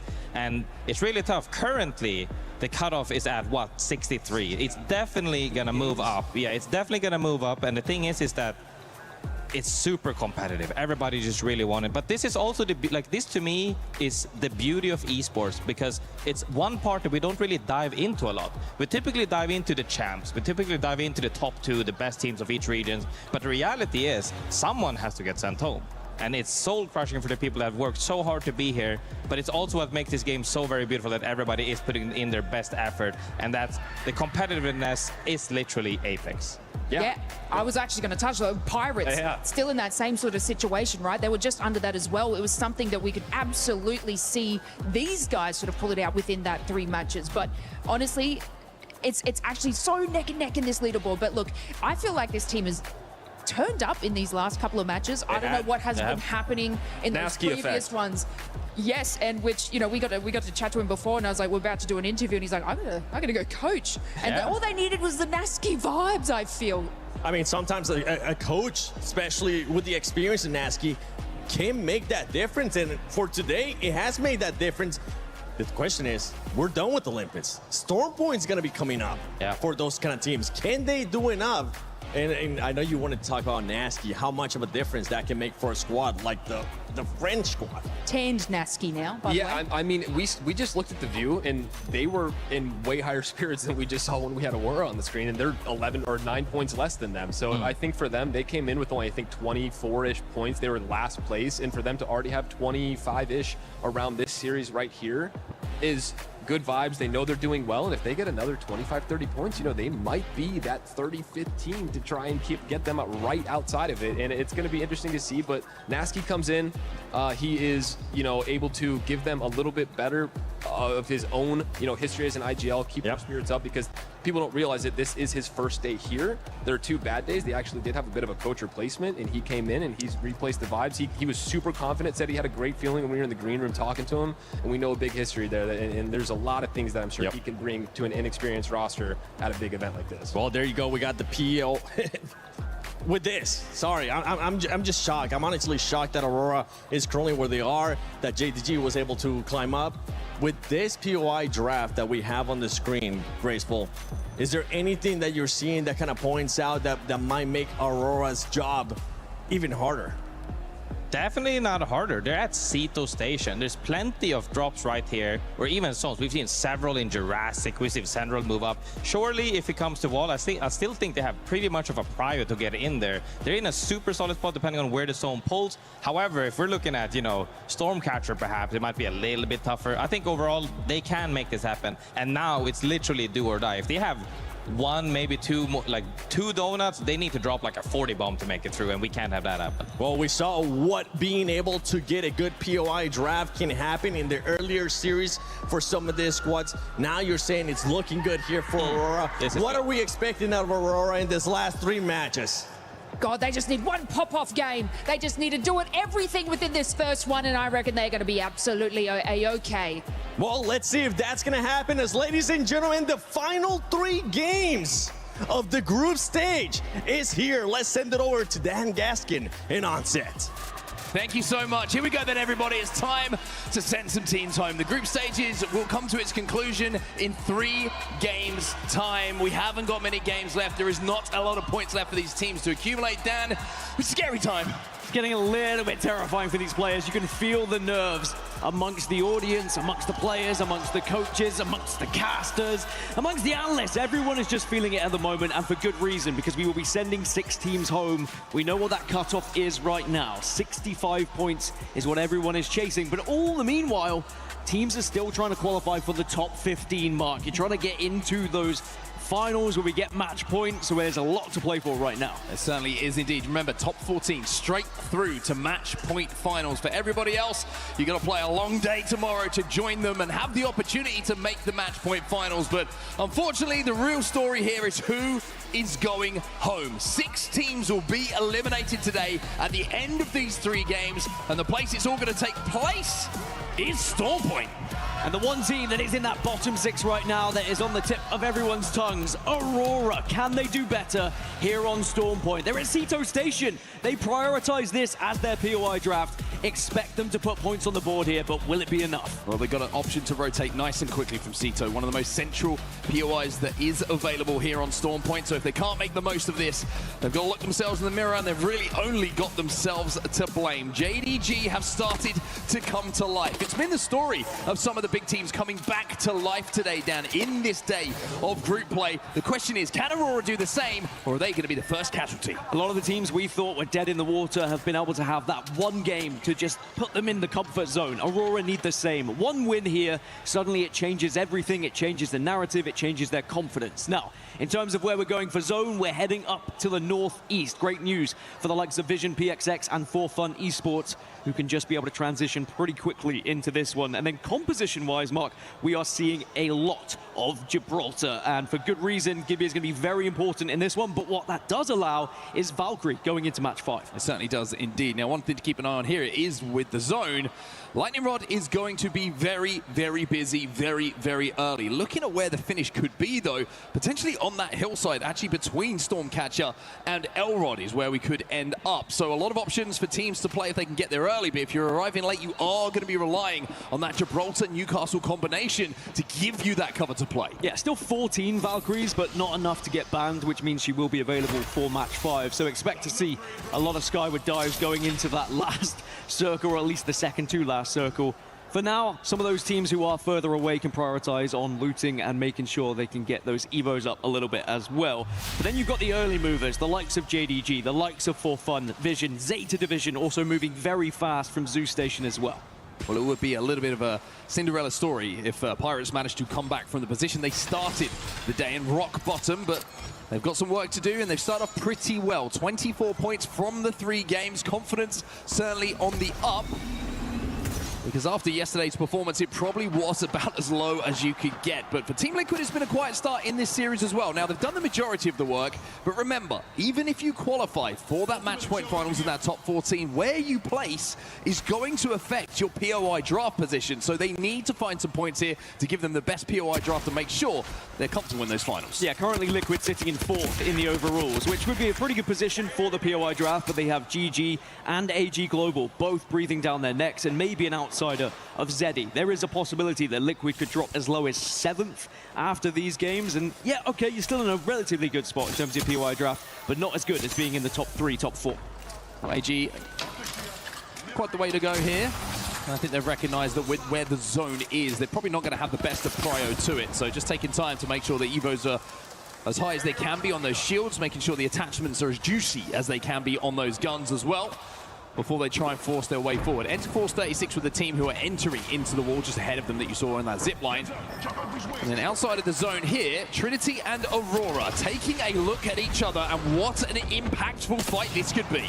Effect was down, but has been picked back up. It was something I wanted to bring a little bit of an attention to as well. Effect throughout Split 1 was incredible. He was oftentimes bringing this team through, slaying out, being the top fragger on the team, and in the lobby at times. He has not found that same kind of consistency at this LAN yet. Is there too much pressure on his shoulders, and how is he going to deal with this pressure? Well, it's an interesting composition that they're running here as well. Alter, Sparrow, and Fuse. So when we talk about that zone and how open it can be, not really a lot of options for any Legend cover from the abilities that are available for Aurora. So it's going to have to be brute force the way that they work their way into this zone. Hasn't started off great for them, like you mentioned. Already Effect was down, but he's been brought back up. And outside of the zone, Trinity still holding them on that high ground. So Aurora might have to think about just wrapping down to the south here. The thing is, the Aurora of old, the Aurora we saw through the split, would happily take that fight, but they're a little bit worried now because they don't have that much time left with only 3 matches available. Anyway, PXX having to bubble here. JDG are going to be on the other side of this. Yeah, a couple of bubbles going down. I think everyone should be safe. Knowing the third party is awaiting, you don't really want to be taking a fight, and even with PXX losing a player thanks to the triple take here of Blasts, you'd have to be a brave man and a brave team to want to push onto this if you're either JDG or GG giving up your spot. Blast trying to hit the toes there with the triple take, just letting the rest of the teams know that GG are certainly present and in that area. It has been a slower series for Gaming Gladiators. As I was mentioning, they're in 5th at the moment in the overalls, but they also have a chance to push themselves up a little bit further for that POI draft. But JDG, first place in the series right now, started in the bottom 6 before we got into this. And they've secured their spot in the survival stage, but how far can they go? I'm not sure they're going to be able to have enough to get all the way to match point finals, but it's not impossible if they were to get a couple more wins. Well, AG Global and Enter Force 36 are continuing to be a little bit too close for comfort, and I think we're about to get this engagement that we thought we might get a few moments ago. Gibiolt's going to go down. AG are forced to drop, and Justin will get that knock. However, the motherload from the fuse of Yanya is going to make sure that that gets evened up. Obi wants this, though. He drops in with a massive. He gets absolutely deleted. And Sidep now, no Valkyrie to escape from here, so he's got to try and win this 1v1. Drops behind Niesel, jumps back up into the skies. Brilliant. But he's got to try and deny this res. He dropped down just to initially deny the res, but he felt like he was at a little bit of a disadvantage. Now the bubbles come up. This is going to be so tough, but he re-engages once more, gets to a 1v1. Yeah, that's the re-knock coming in, so it's still a 1v1. Knockdown shields being played with. Synap Uses the missile swarm, but he's not connecting with many bodies here. He's just connecting with knockdowns, but the big shots, they're the ones that count! And it's going to be AG who win it. The clutch coming in from Neazul. And Enter Force 36, a team who is very much at risk and vulnerable down towards the bottom of the leaderboards. They needed that fight. They're on 68 points at the moment, only 5 points ahead from those chasing teams who are in the bottom 6. So they're going to have to sit, wait, and hope some of those teams below them get eliminated thereafter because they're the first team to go. SAUL, excuse me, just moving out the front of Command Center at the moment, trying to work their way uphill towards where this zone is going to be going. Relove are in front of them. Grabbing that Evo Harvester means that it's going to be a little bit more comfortable for them to do because they've got the purple perks available now thanks to those armors being leveled up. Having that triple Gibby ult is going to be very, very important here for Jesco. A few of these teams now just taking their time with this rotation. They don't need to rush. They know they are going to be beaten to a lot of the prioritized areas, but there are of course ring consoles, survey beacons you can hit on your way just to gain that extra little bit of information and hopefully make it a little bit more comfortable when you do arrive to that zone later on. SAUL just need to be aware that there could be a team in the area, so they're just scouting things out at the moment as we check back in with the Pirates.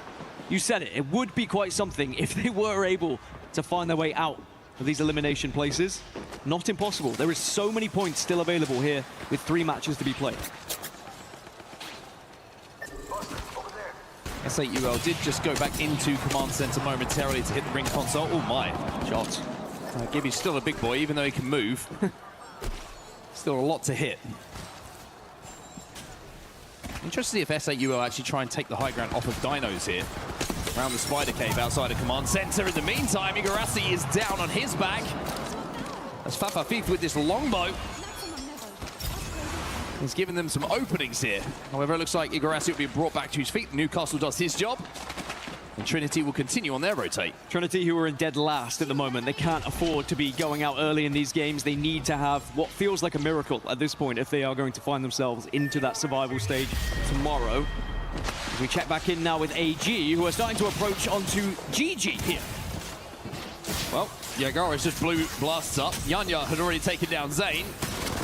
And poor old Lufka is hiding behind the office desk trying to survive, and even though he gets one, GG will be eliminated. This is happening all the way over in Zeus Station, deep into zone.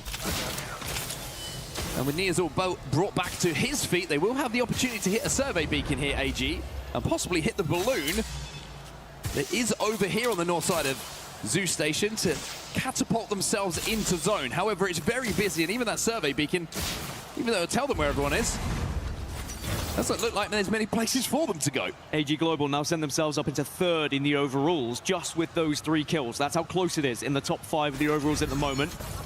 And again, they have a fantastic chance to potentially finish 2nd in the overalls, really, when you look at it, competing with SAUL to try and prioritize themselves in that POI draft.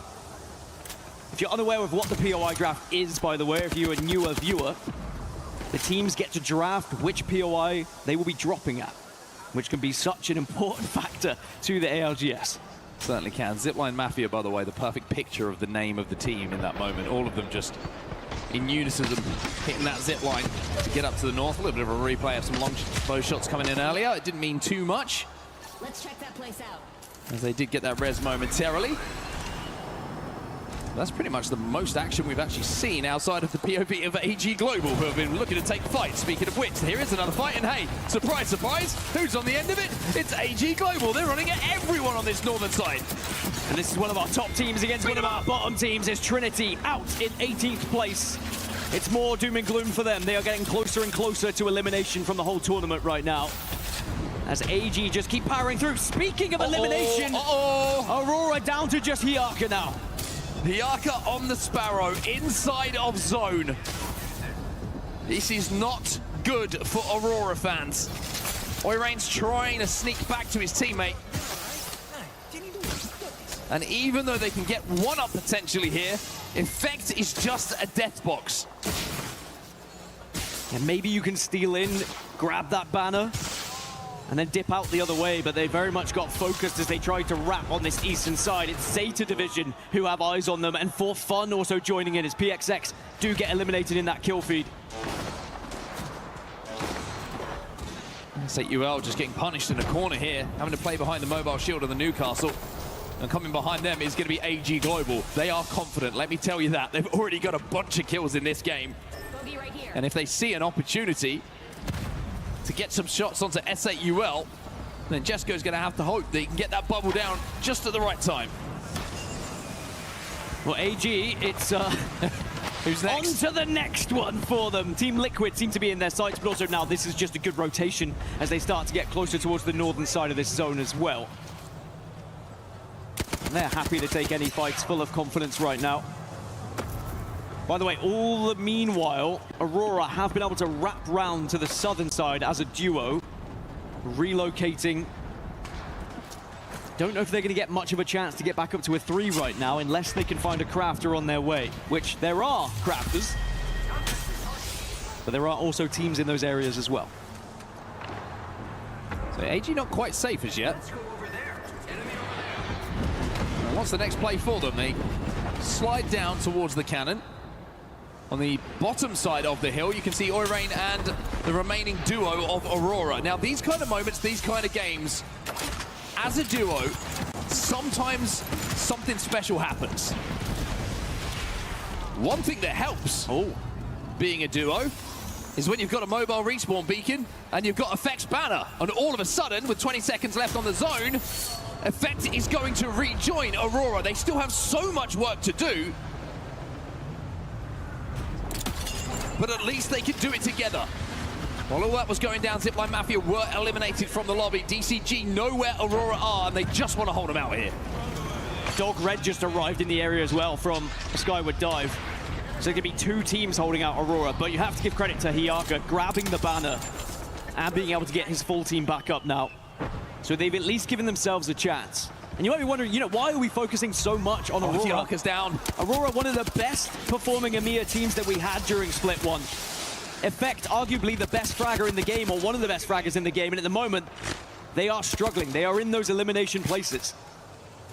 And with the IGL down, and the fuse already used here by Oirain, what is the plan? Effect is having to squint because he's got absolutely no attachments, no sights on either of his weapons, and they are just being peppered, being held down with 50 seconds left. It is looking like an absolute nightmare for Aurora in this game. Team Liquid to the skies, though. They will slam into this spot. The wall goes down, the bubble goes down as well, and they're able to stabilize here.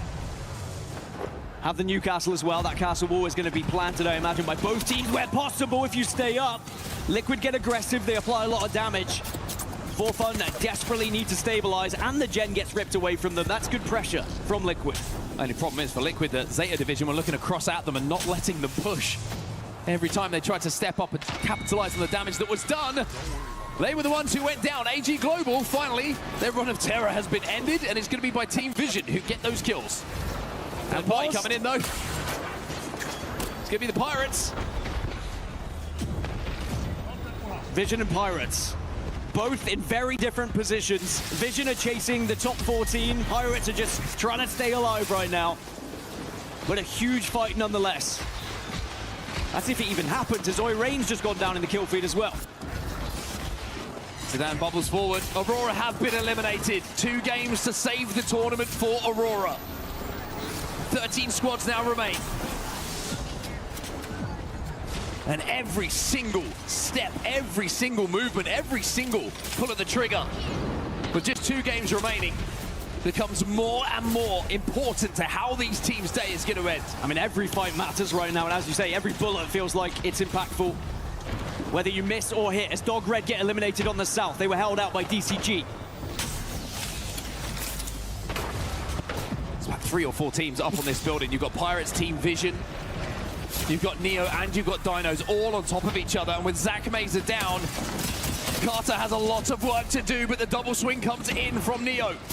Lota, it's all up to you. Jumps back through the Void Passage, back behind the knockdown, but with just 10 HP, it's not enough to survive. Team Vision will be eliminated. But they are on the cusp of top 14 at the moment. They put points on the board, that's what matters, as they chase a position in the match point finals. As now the bombardments start to come down, people starting to use those ultimates just to try and reposition, because you get desperate now. When we move from this next zone, there's no more buildings left available. It's going to be a lot down to those Gibraltars in the bubble just to give you a little bit of space. DJ Killer threading the needle with that R9, but as you can see, they just can't push at the moment. Someone needs to leave this building. Or someone needs to take this fight. There's only 15 seconds left, and look how far they have to go. JDG, they will be eliminated next in the lobby as well.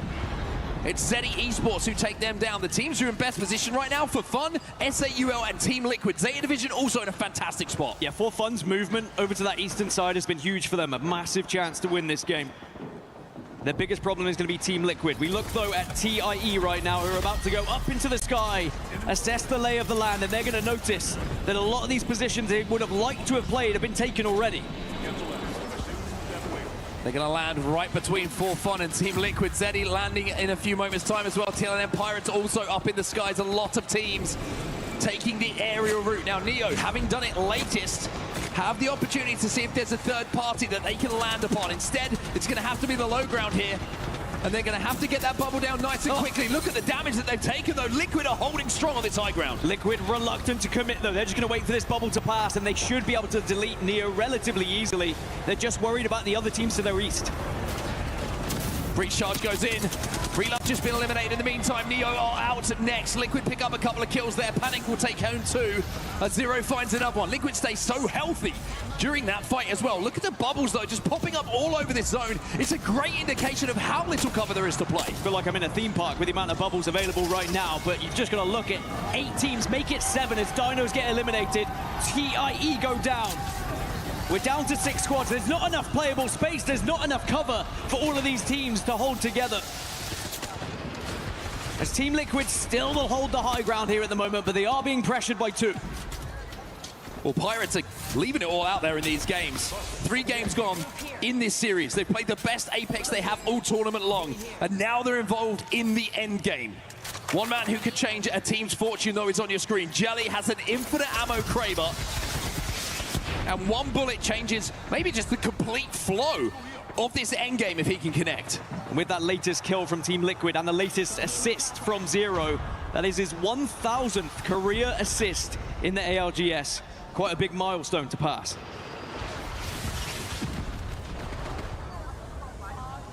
Legacy's position really important here for SAUL. He is closest to where this zone is going to end, and in the safest spot, and they are trained upon the position of the Pirates. Sharky's going to take down Kaino, forces the bubble.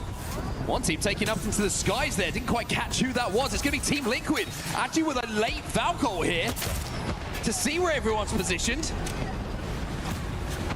and to try and flush someone out. Pirates still alive, by the way. They are surviving, but by the barest of margins. The barest of all margins. We've got 6 Gibraltars all available. It's going to be 6 bubbles. And actually, we might see a few more skyward dives because everyone knows once these bubbles go down, you have no cover.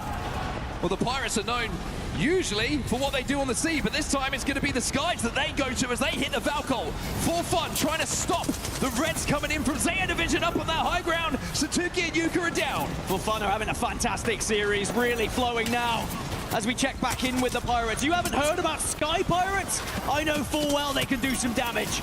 Well, Nate should get the armor swap, but he's got to take down some bodies before he does so. Can he deny the Reds here from Zeddy Esports? For Fun are down. Top 5, top 4, and Zeddy will fall, and the Pirates and Nate are making a late run here. And Nate can go up into the sky, avoids all the gunfire, and actually there's a position to play here. You can go unknown. No, you can't. SAUL, they do spot him. Can he buy enough time, though, to get healthy? He's going to jet up into the skies, and that's going to be the end of the Pirates, but it's another good game for them. SAUL just down to Legacy here, as Team Liquid look like they're cleaning up the low ground. Liquid have had this plan from the very start. It's been calculated and methodical, and now they just need to finish it off. It's 3 versus 1 versus 1. Satuki down, Yuka down, Legacy, the solo alive for SAUL, and Mike the last player here to try and deny the clear win and the road to victory for Team Liquid. Team Liquid will put another win on the board and another statement to put them up there as one of the favorites for this tournament. They send themselves up into 2nd place in the overalls. They want the best possible position in that POI draft. And I tell you what, there is an outside chance that they could catch Elite Esports. They would probably need 2 wins from this point. But again, not impossible. Well, Zero looks like he's ready for a break. But if I'm him, I'm sitting in that chair and I ain't moving too far because the position and the execution of the game was absolutely superb. I mean, it's an exhausting one for an IGL. There's so much you have to keep tabs on. Some brave decisions made as well to sometimes hold their position, other times to say, look, if we skyward dive, we gain so much information over the rest of the lobby. We can reassess. And in that meantime, think of all the damage that's been done to some of the other teams as well. But huge points gained for so many teams that needed it in various different ways, whether they're looking to try and survive or whether they're looking to try and find a place in those match point finals. And we're going to have to talk about it. It's an awkward conversation. It's a difficult conversation. But Aurora again fall.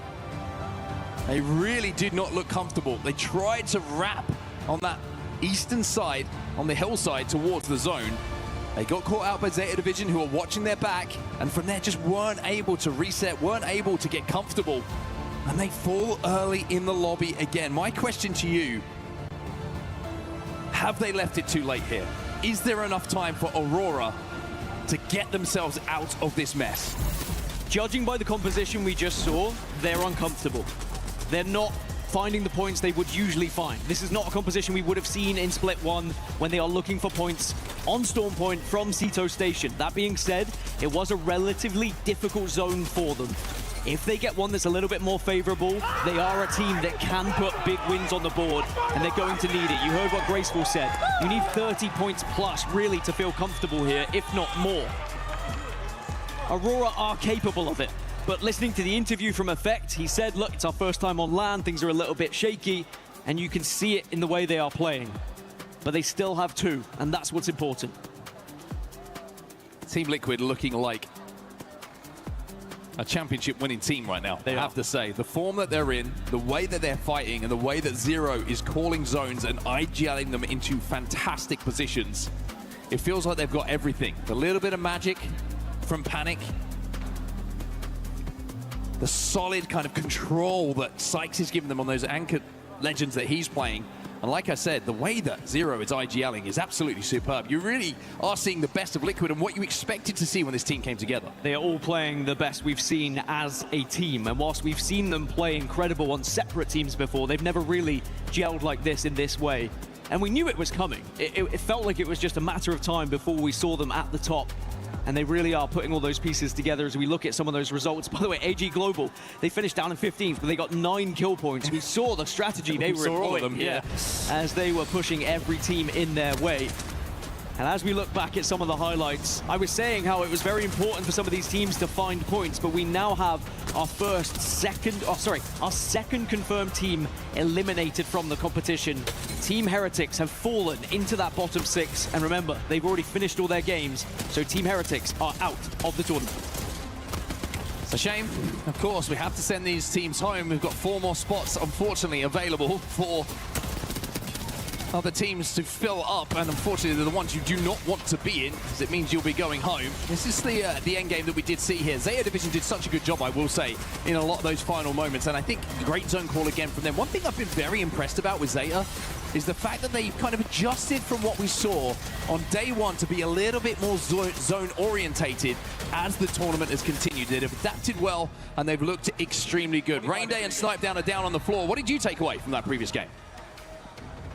Well, thank you, gentlemen. It's hard not to take away another Team Liquid win. Top performers across almost every single day we've had at the group stage here at the ALGS Split 1 playoffs at EWC 26. Rain Day and Snipe Down. This is Green Room Talk on stage. Snipe, we've been watching these games.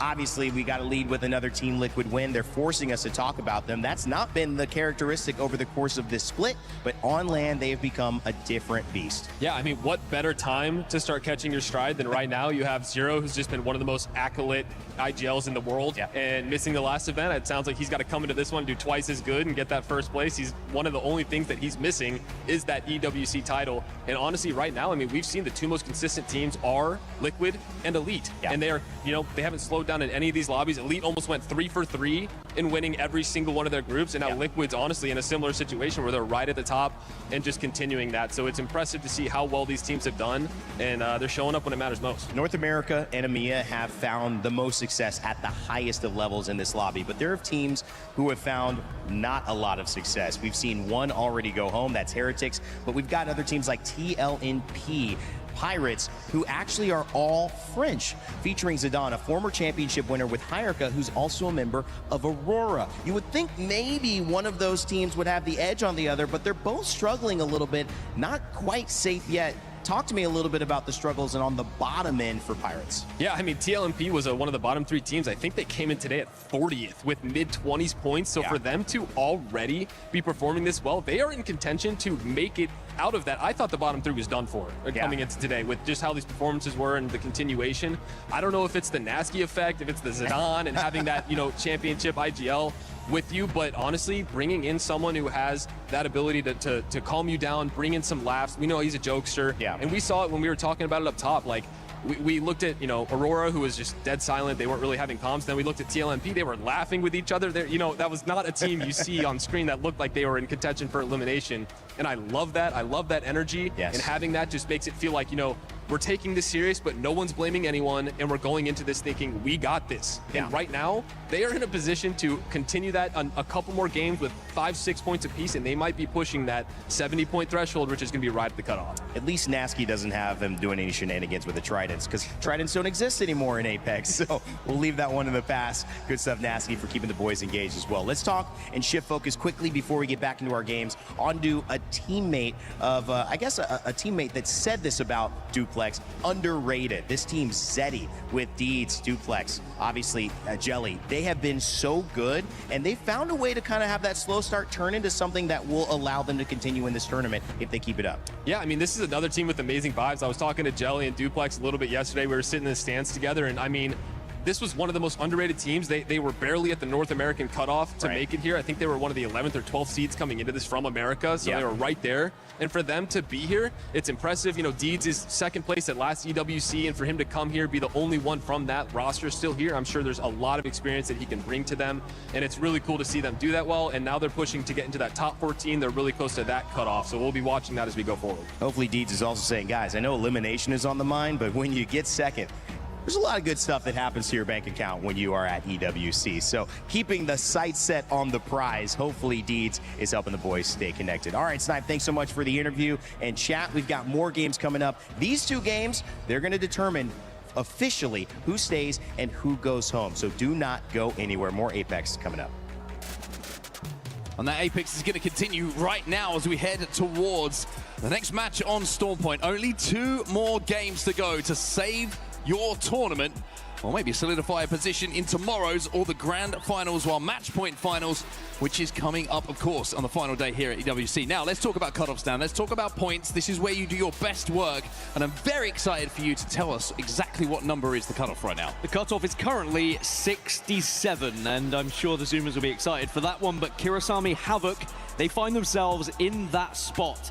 They're safe right now, but if one more team passes them, they will be eliminated from the competition as well, just as Heretics were, because they've already played all of their games. But one thing that does favor them, they are 10 points clear over any team that is currently playing at the moment. If we were to see Dog Red, Pirates, Aurora, and Trinity all fail for the next 2 games, Kirasami could still somehow scrape through. So there's still a chance, is what you're saying. There's always a chance. I can feel the Zoomers bouncing, by the way, when you said that number. I mean, judging by the players, we've had like 6 of them do 6-7s during media day, so maybe they were the ones bouncing. That's true, that's true. Let's see if they can continue bouncing on our main stage, though, as we head in towards the next game. We're in the character selection screen. Interesting to see what compositions are going to be run now, because we always see things get a little bit spicy when it comes to comps. Teams down at the bottom start to get a little bit desperate. We saw some interesting compositions being put together to try and be a little bit more aggressive from some teams, because they know, quite simply, they have to get points. And the best way to do that, the only way for them to do that, is to pick up some team wipes. We really are going to see some interesting things going together when it comes to comps, when it comes to team fights and aggression in this game number 5. And a key factor to those compositions, there is no Gibraltar available. Gibraltar is banned after the pick rate that we saw in match 4. It does still mean Valkyrie is still available to take you up into the skies, but it's suddenly very difficult when you're landing if you don't have that bubble available. So the pick rate for Valkyrie will go down significantly here, but still expect lots of Newcastle available, maybe some Rampart to come in as a little bit of a replacement for Gibby. No more cover for my brothers. We'll have to see who kind of fills that role. Newcastle might be able to do so. Watson starting to come to the fore as well. A little bit of Rampart, a little bit of Alta, and Fuse is also in the lobby. Pathfinder also. Wraith. There's a lot of different compositions, as we say, as we go into this game number 5, the penultimate game of the group stages. And we're starting off with Team Liquid, the winners of game number 4. Oh, I love it when this happens, by the way. Newcastle is the most picked legend. So going into match 6, no Gibby, no Newcastle, which changes everything. Now, bang, there you go, Aurora. There is your chance to stay alive in this tournament. It is a great zone close to Sito Station. You can prioritize your movement fast. That being said, I am double checking to see whether they have a ring console, because that does change things here. But are they going for a different composition? Yes, they are. It doesn't matter.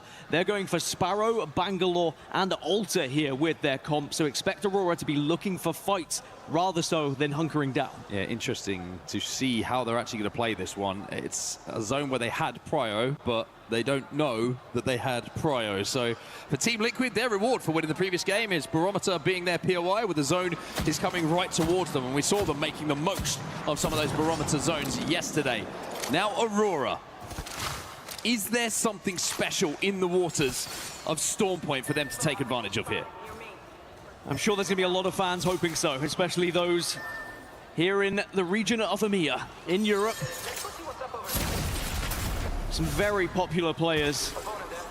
And Aurora, this is an interesting decision. They are hunting Trinity. Trinity are the lowest team we have in the competition right now. Bottom of the barrel leaderboards.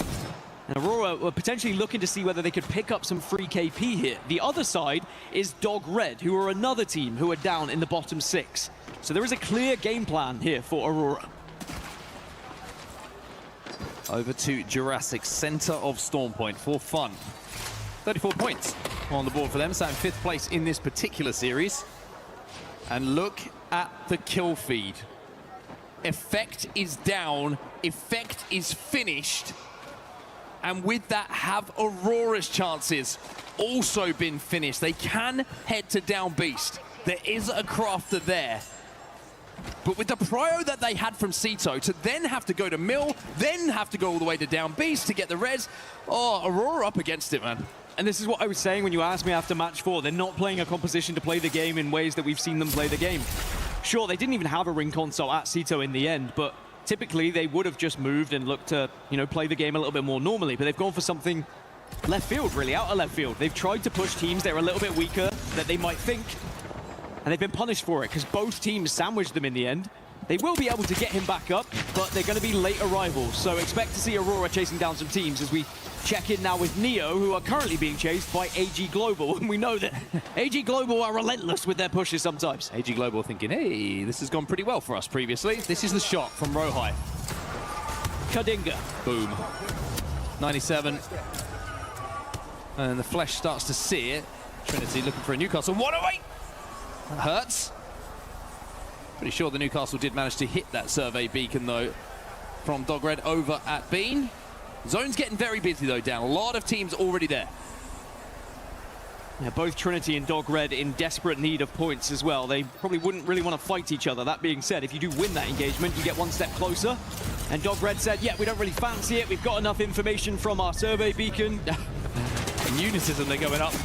Oh, DCG! Rest in peace. It's for fun. You pick up those KP. For fun on the hunt. They're trying to secure themselves in the match point finals, and even though they're a little bit off, again, still doable. They are 10 points off the cut at the moment. That is not unachievable in 2 matches by any means. On the other side, for Relove DCG, they're only 13 points ahead of the teams that are chasing them. So, again, it is another difficult position to find yourself in going into that match 6, because those 13 points can definitely be cut down here. Rohai been a nuisance with this charge rifle.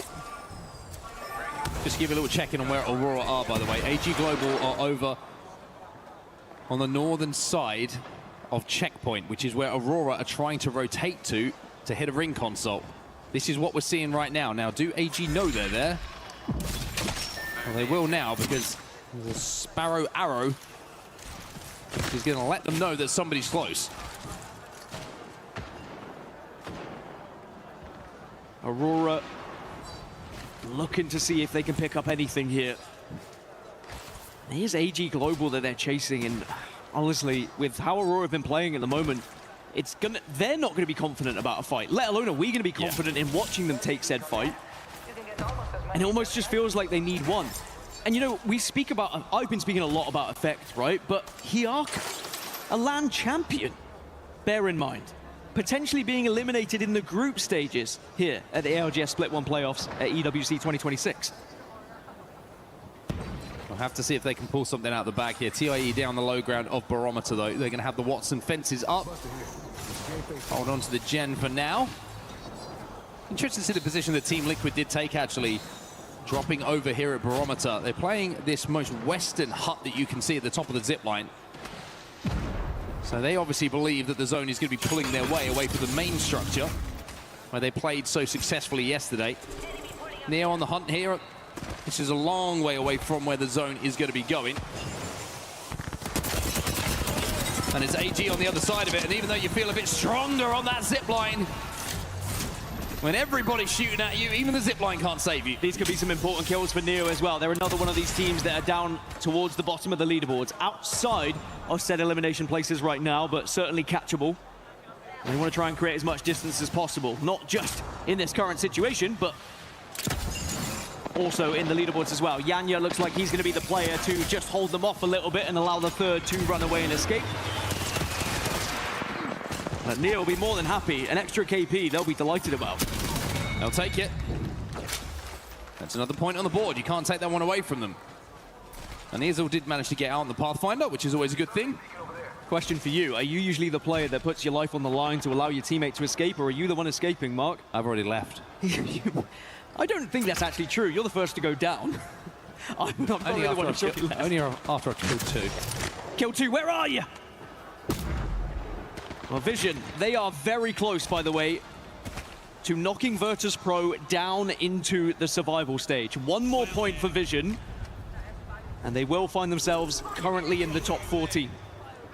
With Zeta Division, who are inside of the POI to their south, and they're just holding this hillside for the moment. Belgrade have tried to move into that hut and were very quickly eliminated by a combination of For Fun, Liquid, and Zeddy Esports. That was not a comfortable landing. That's what happens when Gibby is banned. And that's great news for those teams who are outside those elimination places. It is one of our teams in the bottom 6, eliminated, not getting any points. And Dog Red still find themselves 10 points shy of that cutoff now. They have one more game to try and find enough points to stay alive. Zeta now moving up, and they've actually taken the height away from where Team Vision were. Lotus going to get caught out here, and he's going to get taken down. Satuki and a combination of Yuka will do that damage, but here comes Zach Mason. Great shots with that alternator, the double tap going crazy.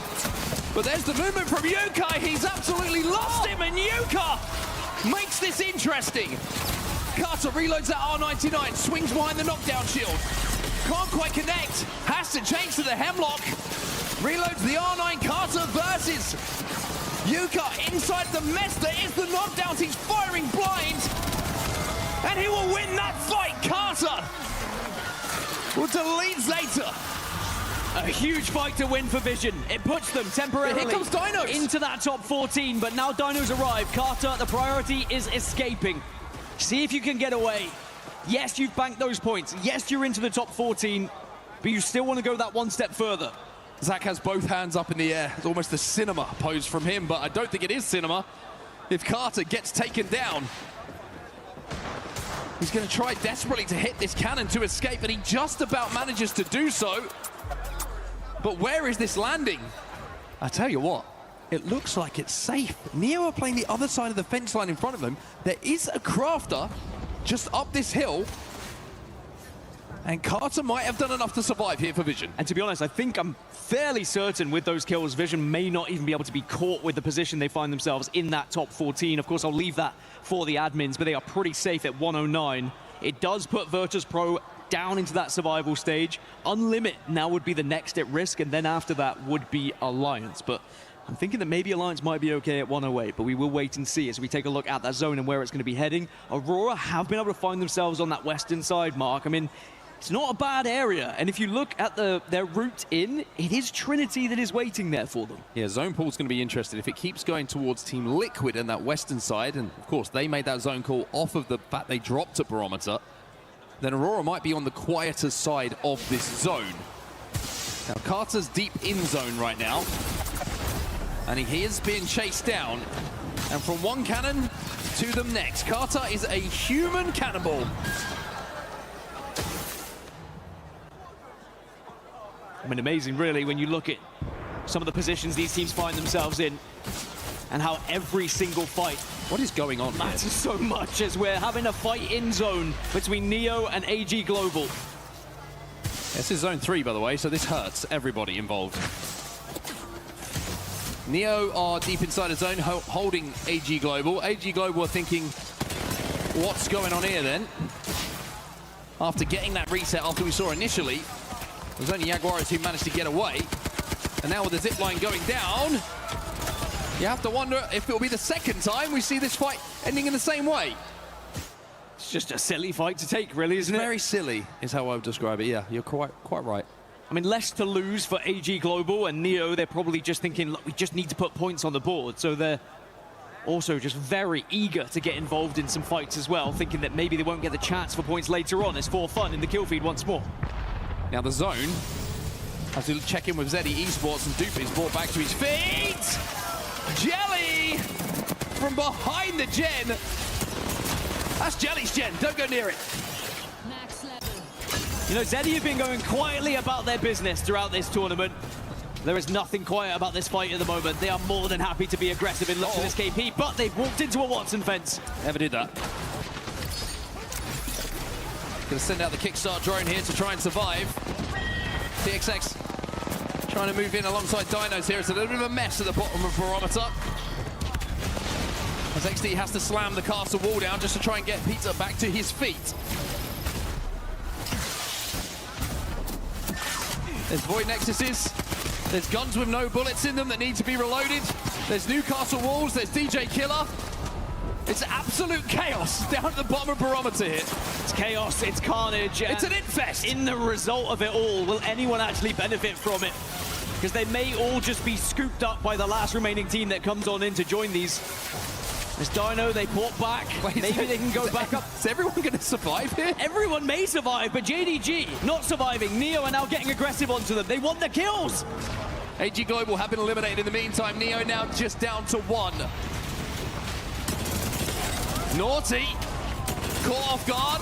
Shuby, almost gonna be taken down. Oh my, 1v2. But not enough to survive as Vision move in.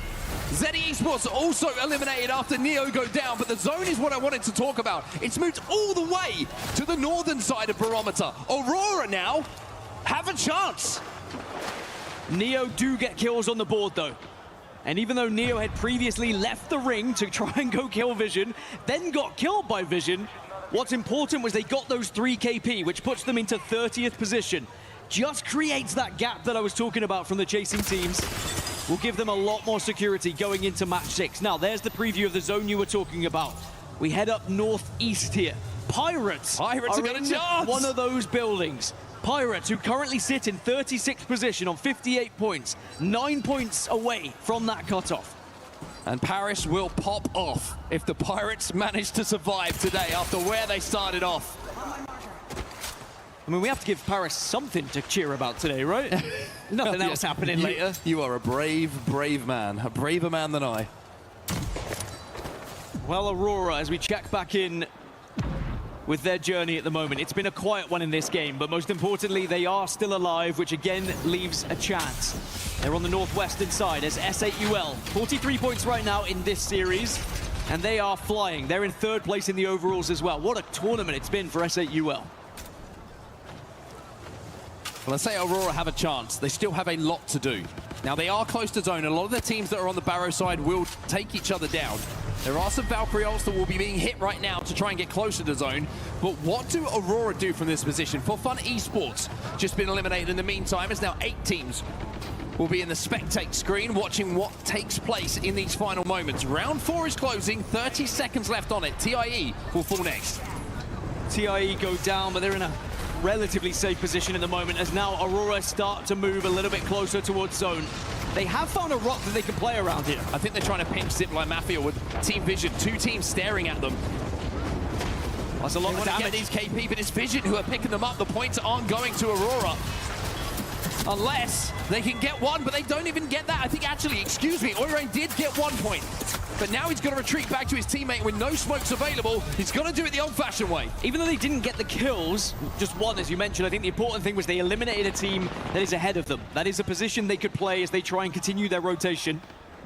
And they are putting more placements on the board as well as we get into the top 10 now. It's 1 extra placement point gained from the previous that they had. Bro high in his charge rifle, still rattling them off from high ground.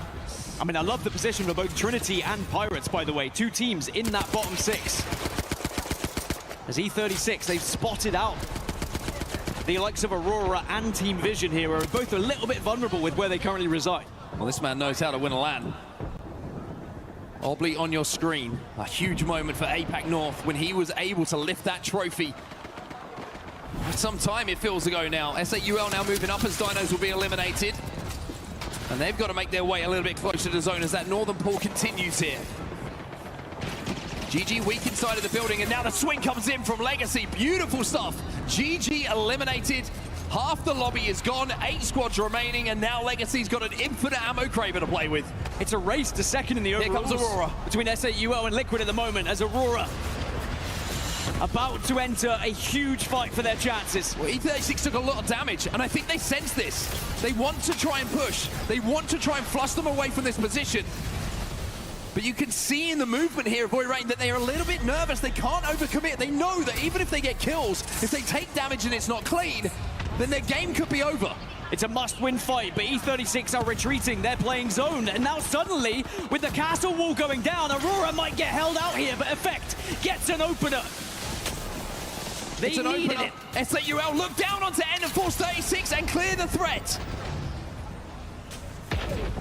Now be SAUL looking out as Oirain will go down. Effect does make the cross though. They are safe in this corner, but SAUL will be able to look down upon them. But can they stick the res here? Oirain has got close enough to his 2 teammates that they could drop him an armor here if they wanted to, and Oirain will be back in this fight. Aurora survive. And boy, did they need to. SAUL, they got distracted by Liquid. I think Liquid saved Aurora's life there without even knowing. And Aurora now able to loot up as well off the death boxes of E36. Team Visions have so much space though. As we jump in with them, everybody else in the lobby is ahead of them in and around that main building. So they can just bide their time. They can wait and walk this in if they need to. 3 Valkyries left in the lobby as well for some Skyward dive action if needed.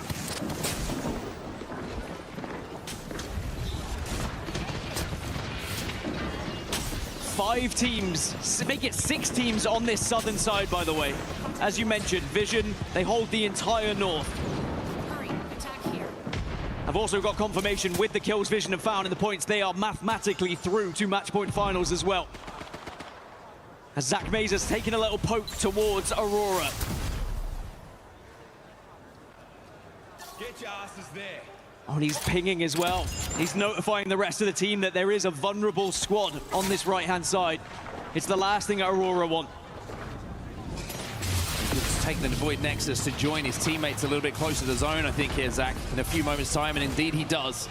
So Vision now as a 3 on the outside of this structure. Now, Aurora, the good news for them is that everyone in that building has to leave, has to take care of each other, and may fall into their sightlines. Now, there's not a lot of KP picked up by Aurora, but from where they were, they're involved in an endgame. PXX eliminated. 6 squads now remain. Bangok could go a little bit crazy in the endgame as well. Legacy's hitting shots as well with that Krabi. Aurora, they just need placement points.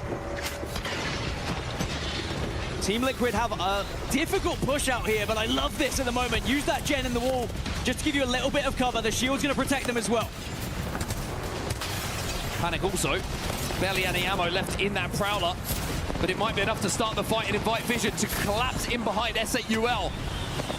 They are going to pick up some of these kills. Beautiful shots coming in from Carter. As Vision 2 control the most space in this lobby and in this game start to fry. Trinity are gone. Aurora still alive. It's all up to Effecto. He's only got around 20 HP. He's bouncing through the portals. Aurora dead, but it's a top 3. Now over to Visions to clean this up. Liquid have members down. Zero's the last man standing. It's not back-to-back for Liquid because it's time for Team Vision to celebrate. Team Vision are going to the match point finals. The question is now, how high up can they get in that POI draft? They're in 4th position in the overalls. They've caught the likes of SAUL and Team Liquid to make this very interesting going into match 6. And all the meanwhile, Aurora's top 3 puts them 2 points away from that cutoff. Wow. Pirates, their top 5 puts them 7 points away from the cutoff. The teams that were down and out have given themselves the best opportunity they could have going into match 6. And with that win, it's the first win of the tournament for Team Vision. And there was a moment in that game, remember, where we saw Zach's hands go up. The cinema moment. Maybe he saw the future. Maybe he saw exactly what was going to happen in that moment. Let's think about the fact that they were down to a solo a few times. Carter had to perform some gymnastics across cannons to keep them in that game.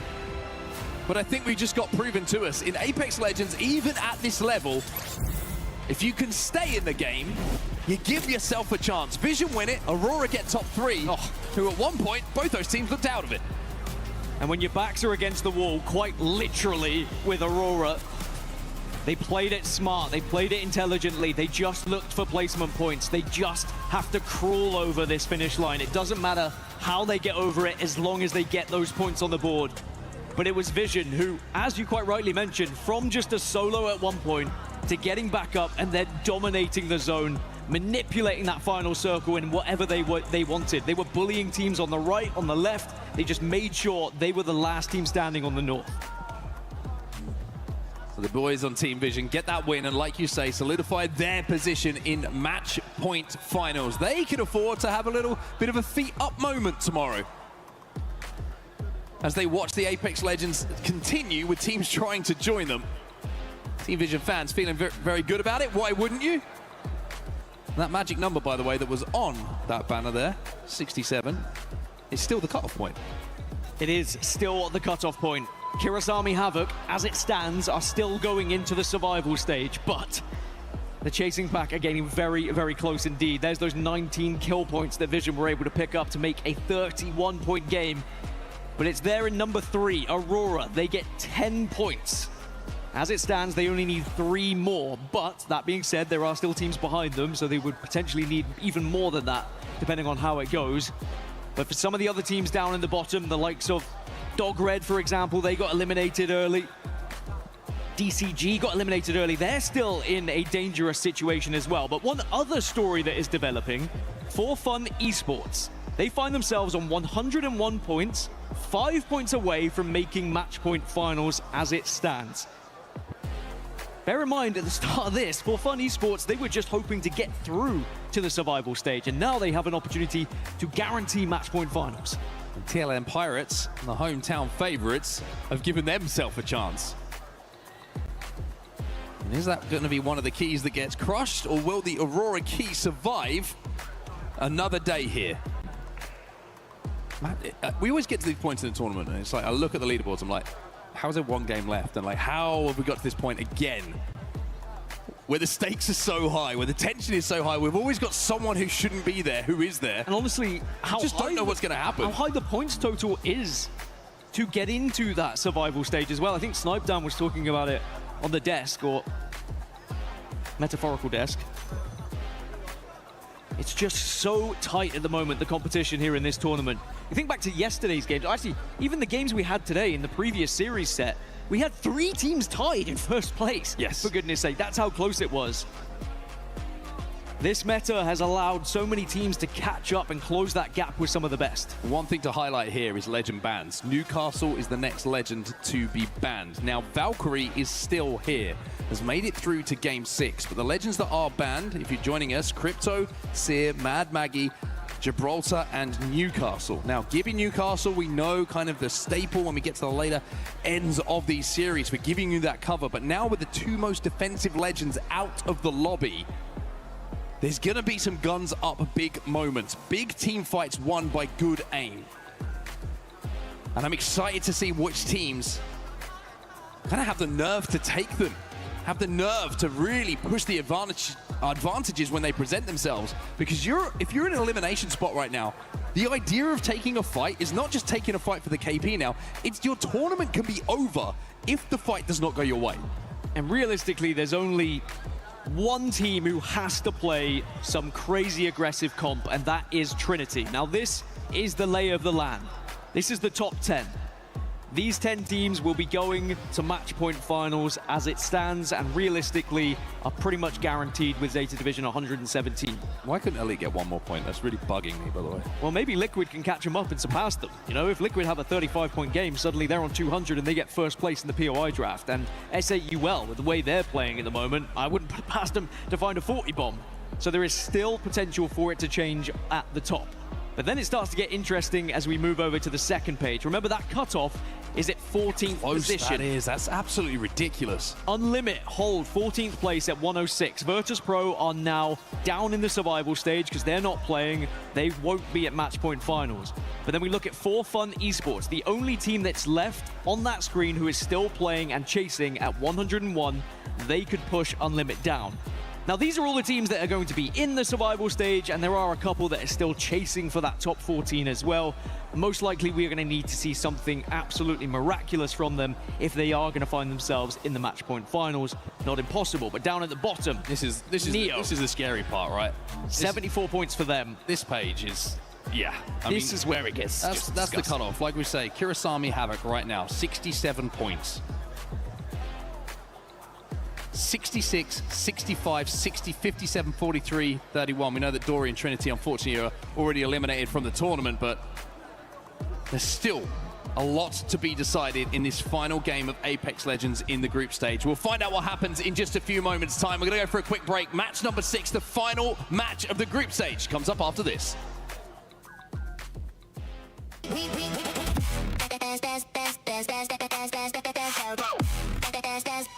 We book Esports World Cup up.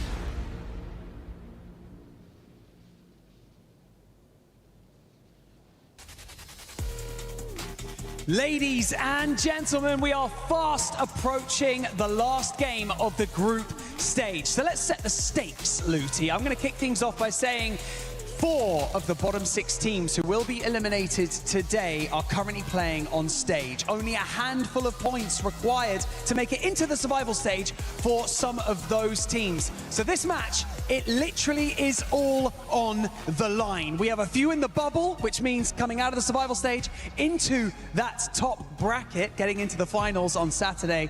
But it's all to play for, Looty. Et ouais, il l'a dit, mesdames et messieurs, Barney vient de l'expliquer. 4 équipes peuvent tout simplement être éliminées, mais elles peuvent également remonter. Et les Français peuvent le faire. Est-ce que vous y croyez? So I'm gonna ask to everybody, please, ladies and gentlemen, for our last game of this group stage, make some noise! Okay, here we go. I'm gonna do for the clapping, bro. We're gonna do it one more time. Okay, here we go. Ladies and gentlemen, as we throw into our final map of the day, one last time, make some noise!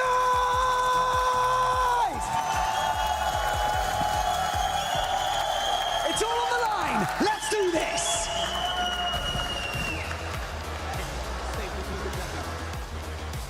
Well, here we go then, everybody. The final game of the group stages. We will confirm who's going through the match point finals and who is going home. Who will be back tomorrow for the survival stage and who is going to have some hearts broken down. This is it. Storm Point is where we go for one more game and one more chance to save your tournament if you're sat in that bottom six. I'm sure there's so many teams and players that are nervous at the moment, and also a lot of players who I'm sure are very excited for this game as well, because they've already secured their spot and now a chance to show what they're made of and try and improve their position in said POI draft. Vision being one of them. This has been their best series so far in this tournament. We knew they were capable of this, and now they're putting on a show. The zone is always our first talking point, and we're going up to the north. This is an interesting one. We're going out towards North Pad by the looks of things. Maybe for a little trenches zone, Dan. I know you're a big fan of them. It's your personal favorite. I do love a trench finish. I don't know why, it's just a little bit down and dirty, isn't it? But maybe perfect for the likes of AG Global and Dinos, as they can take some of those northern positions, which are very difficult to take off of them once they find them. And as a reminder, our 4 teams that are currently in the bottom 6 that are still fighting for their life, if they die, they will be out. Aurora, Pirates, Dog Red, and Trinity. Unless, of course, they put enough points on the board before they go down. And there's still a very good chance of doing so. It is so close at the bottom. For Trinity, well, their tournament is essentially over. Only 6 points so far from these 5 games, and with Rohai on his back and Zipline Mafia chasing them down, there might be a sour taste left in their mouth here. Trinity would need a win, and quite a big one as well. And whilst it is not impossible, as Mark's alluding to, with one player already down, it's not looking great. But I think that, again, there is going to be an escape artist here.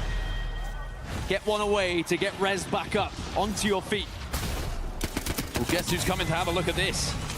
The team who moved from Sito Station in the previous game towards Mill are back again. It's Aurora, who are looking to move up on third party, but they've actually taken a fair bit of damage here. And Dog Red is still very, very healthy in this. Now, I wonder if Aurora are going to disengage. It looks like they have actually just moved away ever so slightly. As For Fun Esports will be eliminated. That is big, Dan. It is big. It means they will not be progressing to match point finals. They are guaranteed, though, to be in the survival stage tomorrow. But they only needed 5, as another team will be guaranteed out of this tournament. Trinity eliminated. Neo go down as well. Neo probably okay at 74 points, but it's going to be a very nervy finish in this match 6 for them. As for Aurora, it is more points on the board. They now find themselves 1 point behind the cutoff. 1 point confirmed as well with that kill. Over towards a little bit further away from the zone, where we're going to find ourselves some Pirates. Another team who have really given it everything today, Dan. A scary moment for them coming into today with the position they found themselves in after a couple of lax days, but you can't argue that they've put it together when it mattered. It's just, did they leave it too late? They're over a pylon here. They've got SAUL above them. ZE Esports also looking at this. I think Pirates recognize that they've got to leave here. And that's where it becomes interesting as well. It's not as simple for Aurora of just finding that 1 point, because if they found 1 point and died, a team like Pirates, if they found 7, suddenly both teams then would be on a tiebreaker. So Pirates are not that far away. 7th place, 39 points. They have been fantastic in this series. But I think you are quite right. You're going to be kicking yourselves later if you don't qualify, if you don't stay alive, saying, could we have just done a little bit more on day 1 and 2? So difficult to predict how teams are going to play in this kind of a lobby as well, with desperation becoming a factor. Zipline Mafia are going to lose excuse here. Dog Red will find 1 KP. As we look at how For Fun were eliminated a little bit earlier in this game. Now, like you mentioned, it means they won't make match point finals. They were very close to doing so, but they are still alive. Now, Nate has taken damage. Zidane, he's broken as well, and Nate is down. Zidane unable to connect with any of those longbow shots as well, so it has to be turning into a retreat. Had he hit a couple, maybe got a knock, you can potentially engage. They do have Skyward Dive available, so they have got their get out of jail free card, of course. And they need to start planning how they get Nate back on his feet to try and find those points they so desperately need to get into that survival stage. Just looking at crafting opportunities for them. Sito has one, the Mill has one as well, so there are places that they can plan their rotation to get Nate back into the game, but the fact that they're still on white armor is somewhat of a concern. Although this Evo Harvester might help them change that. Over to Dog Red then, back to the Mill, where it seems like a lot of action has taken place. Zipline Mafia are waiting for them. Still not impossible for Dog Red to get out of these elimination spots as well. They are very much a focus, especially if they can find some KP on their route. I also do want to touch on the fact that Aurora are playing a more defensive lineup in their composition as well. Catalyst comes into the fray. They will be able to hit ring consoles. They can assess that situation and play for zone, and I think that's kind of what they're doing. At the moment, they're on the northwest side of the map. As Zipline Mafia will have to move here. The question is, do they engage with Dog Red, who were down to their south? Looks like Dog Red are heading towards Sito Station, so both teams should be pretty safe. Over to where the zone is more likely going to be ending, though, and you've got E36 and Zeta Division sharing a couple of these eggshells. So standoff between the two, and Yuka is not moving. Yuko unfortunately losing that 1v1 in the previous game as well. It's not often you see it happen. There's a lot of some rats ambushing happening at the moment. We've got some would be onto DCG if they can catch them. DCG, some cheese under this box. Come and get it. Come on.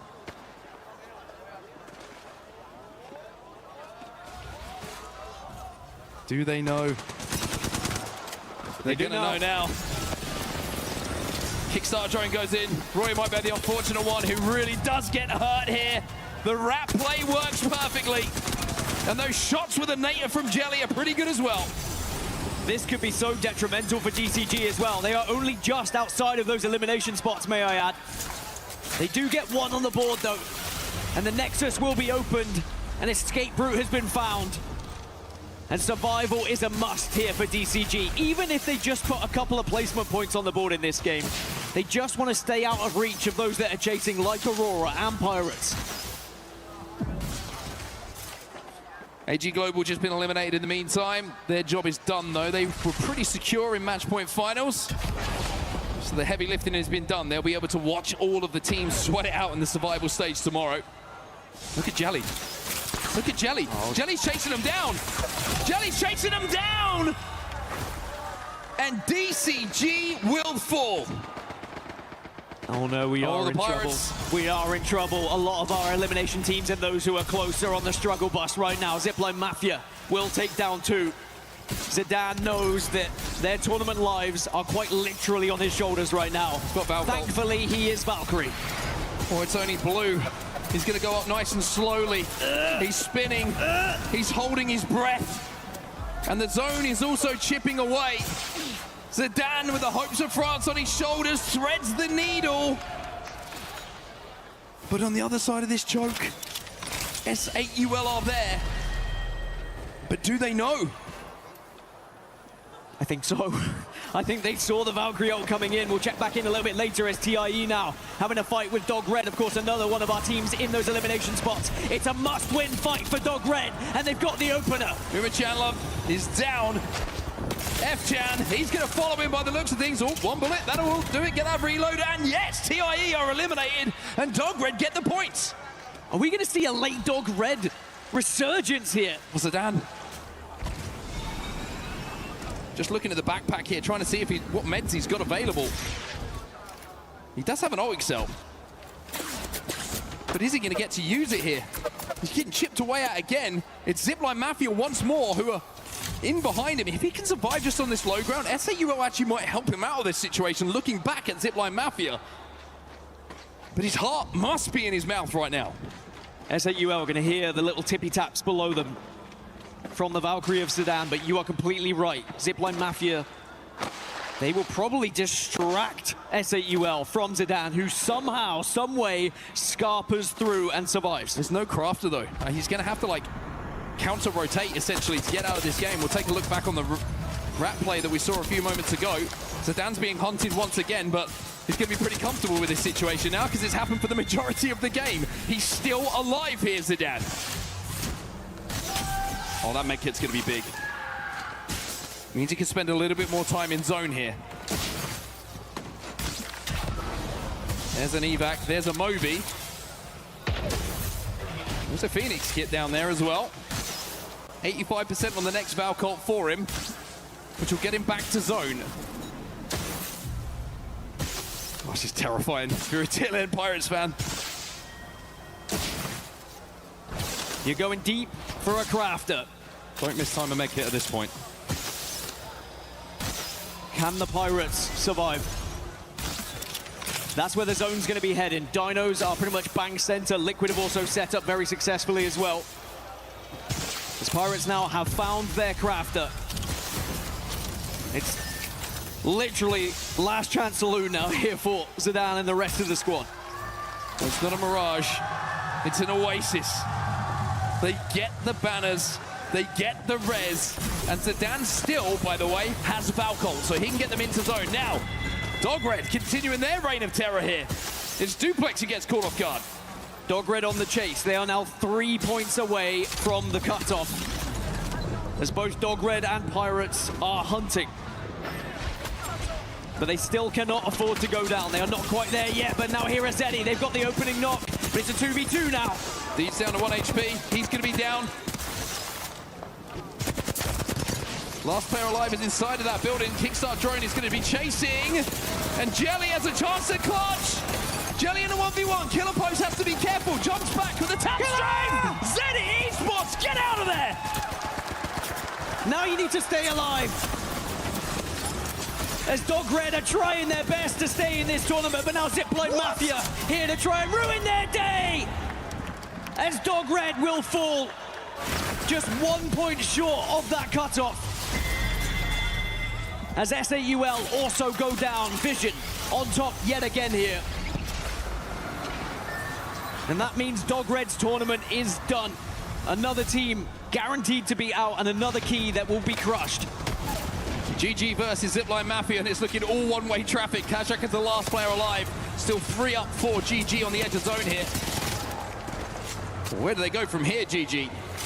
Trying to work their way through this choke down towards zone. They actually don't realize it, but the buildings are actually free for them to slide down, and that's kind of synonymous and symptomatic of the fact that the game has been played at such a fast pace. Lots of fights on edge, lots of teams desperate for points. Means there's space in zone, 11 squads remaining. Setting up shop or setting up ship. The Pirates are still alive. 6 points away from that cutoff. Can they do the unthinkable here in Paris? Well, Nate's taking damage here. JDG are above them. JDG are pushing, floating goes down. Noi's going to be swinning. Shubi is behind them, kind of needs to do damage. Zidane and the Pirates are down. The ship will sink.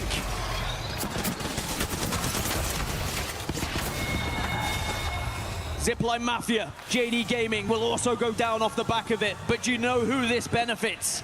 Aurora, who have been quietly going about their business. They have quietly snuck their way into a safe and surviving spot right now. And it can only be taken away from them by Trinity, who actually, with them being eliminated, it doesn't matter anymore. Aurora at 69 points will be safe and surviving in this tournament. Somehow, Aurora have pulled it out of the bag in the last 2 games in our group stages. They will continue in this tournament and have a chance to make it tomorrow through to the match point finals. Boy, it's a bit shaky though. Anyway, back to the game. Now it's about placements. Now it's about who makes match point finals. Now it's about POI draft positioning and finishing strong. Zeta Division on your screen right now. Bang center, and Yuka's got a Kraber, and I am down to watch it. And realistically, the only team with an outside chance of making match point finals here in this lobby is Dinos. They would need a win, though. And from their position, it is definitely achievable. As GG, even though it's not been the best of series for them, it's still been a well-performing series. They find themselves in 5th in the overalls, and again, they are chasing that top leading pack for a better POI position in their draft. 30 seconds left on this zone. It's going to be Dinos on the outside. Team Vision just been eliminated. Last player alive was Lota. He's going to be taken down. Aurora now looking to take this fight. And all of a sudden, it looks like the vibes have just started to pick up. Baca is down. Team Liquid continuing to do what they've done so well so far in this tournament, which is win fights, which is play close, and Sykes will close out another clean Team Liquid fight. They are looking almost inevitable at this point. As Aurora go down, PXX also out. Aurora, I'm sure, will be checking those points to see that they are safe. They played the intelligent game. They played it smart. They allowed all the teams below them to get eliminated first. As now E36, they've done enough as well to be in this survival stage, but can they ruin the day for anyone else? Dinos, remember, our next key focus here in this final circle. And Dinos only a solo. So it's looking like the odds are not good for poor old Dinos here. And then suddenly our attention turns to actually who's going to win this series in particular. Team Liquid 8 points shy of Vision, just to take some confidence into the match point finals, because they're already there. They're already secure to be playing on Saturday. And you've already said, Mark, you get a nice rest tomorrow where you can watch the survival stage go down. But I think for a team like Team Liquid and an IGL like Zero, you want to see them getting that confidence by finding even more wins. Well, GG again pushed right now. Yuka with the Kraber. Pings away at the head of Sykes. And Zero says, I need to get back through this Nexus now, but Yuka is applying pressure. 2 shots, 2 connections. Team Liquid now know that Yuka has the Kraber. And Zeta Division really have been so impressive since day one here. They came in as that #1 seed from APAC North, and they have not disappointed. Oh, that's a freebie. Lufka comes out of the death box and back into the grave immediately. Although with the attention elsewhere, it's allowed a couple of teams to start to move a little bit closer. One of those being Gaming Gladiators, or at least what remains of Gaming Gladiators anyway. Dino's still alive, by the way, even if it's a solo. Oh! E36. Dinos will be eliminated. E36 taking a lot of damage as well. The Gen's gonna eat that nade up as Yuka tries to take that out of play. GG are eliminated. 3 squads now remain. Sykes is still down. And with T squads remaining, this is gonna be the Yuka show by the looks of things. Panic and Zero try to portal behind them, but Mike is there watching his teammates back. Back to back was the story for Zeta. And a win to close out the group stage is their conclusion. They'll be the final winners here in match number 6 as the group stage comes to a close. And not just winning the game, but winning the series here in A versus D, and pushing themselves that 1 step further in that POI draft in the overalls.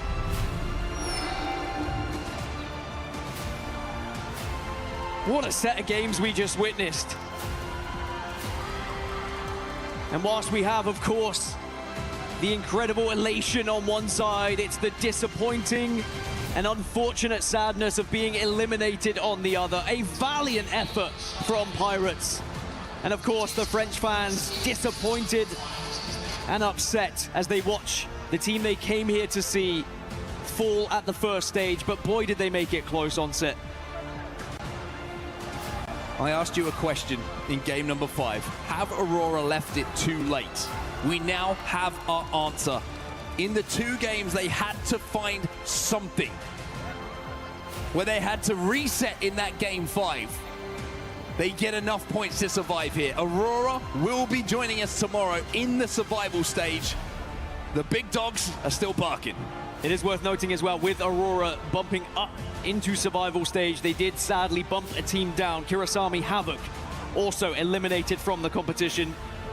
And we'll give you all of the confirmed teams that have been eliminated, qualify for match point finals, and of course into the survival stage shortly. But what a final game it was, and it was, for some teams, just about survival. Onset, it was about steering away from fights, and there were some very brave engagements that were taken by other squads as well.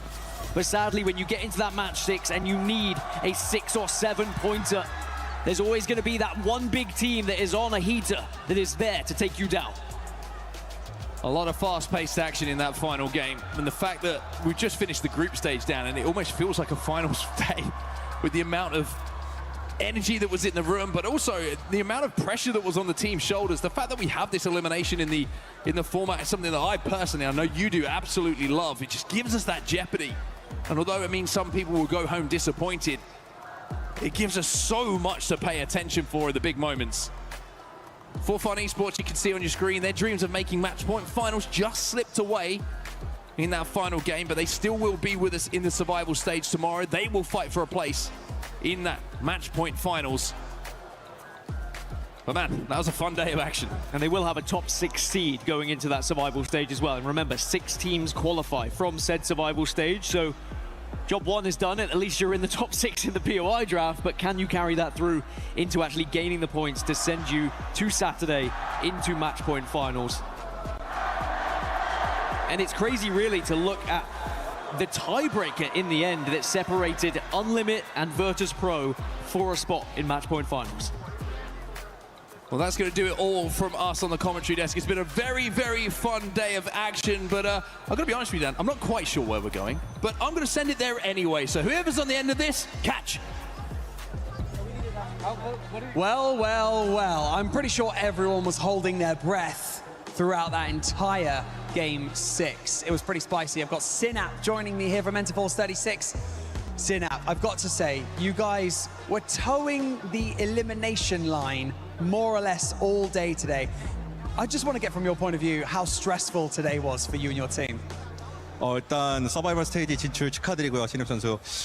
정말 스트레스가 정말 많이 받는 날이었을 것 같은데 계속해서 생존을 위해서 쭉 뛰어셔야 됐잖아요. 그래서 그동안 좀 계속해서 생존을 경쟁하셔야 됐던 그 좀 경험이 어땠는지 좀 들려주시죠.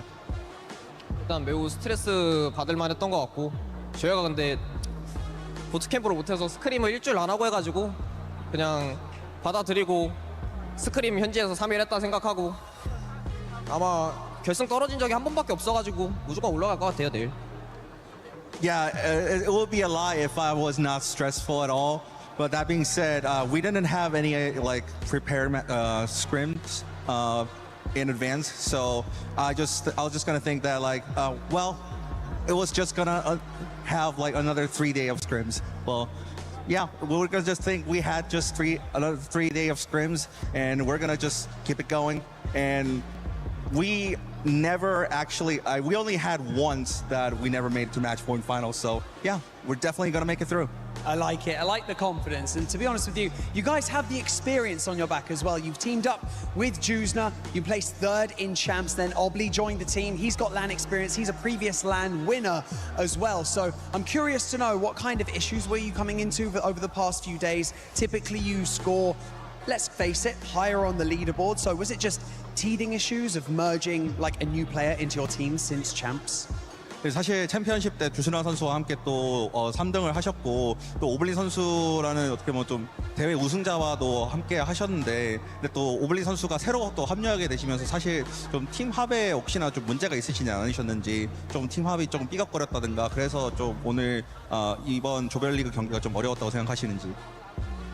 정현이 형은 뭐 계속 잘하던 선수라 뭐 팀합이 안 맞았던 그런 건 없는 것 같고, 아마 좀 감을 잃었던 것 같습니다. 좀 게임 진행하는 부분에서 좀 그렇고, 네, 감 잃어가지고 감 잡는데 초점 두고 다음 거 준비 잘 해야죠. Yeah, I mean, he's a fantastic player, so I don't think like he's really, you know, bad, honestly. But that being said, I think he might have lost the edge a little bit. So I think we have to mend that. And if he fixed his issues, then I think, yeah, he's still a fantastic player and he can still perform really well. You're heading into the survival stage tomorrow, probably something you're not too familiar with as you typically getting into the match point finals straight away. But having said that, what needs to change so that you can make it out? Because let's face it, only 6 teams are going to make it out alive from the survival stage.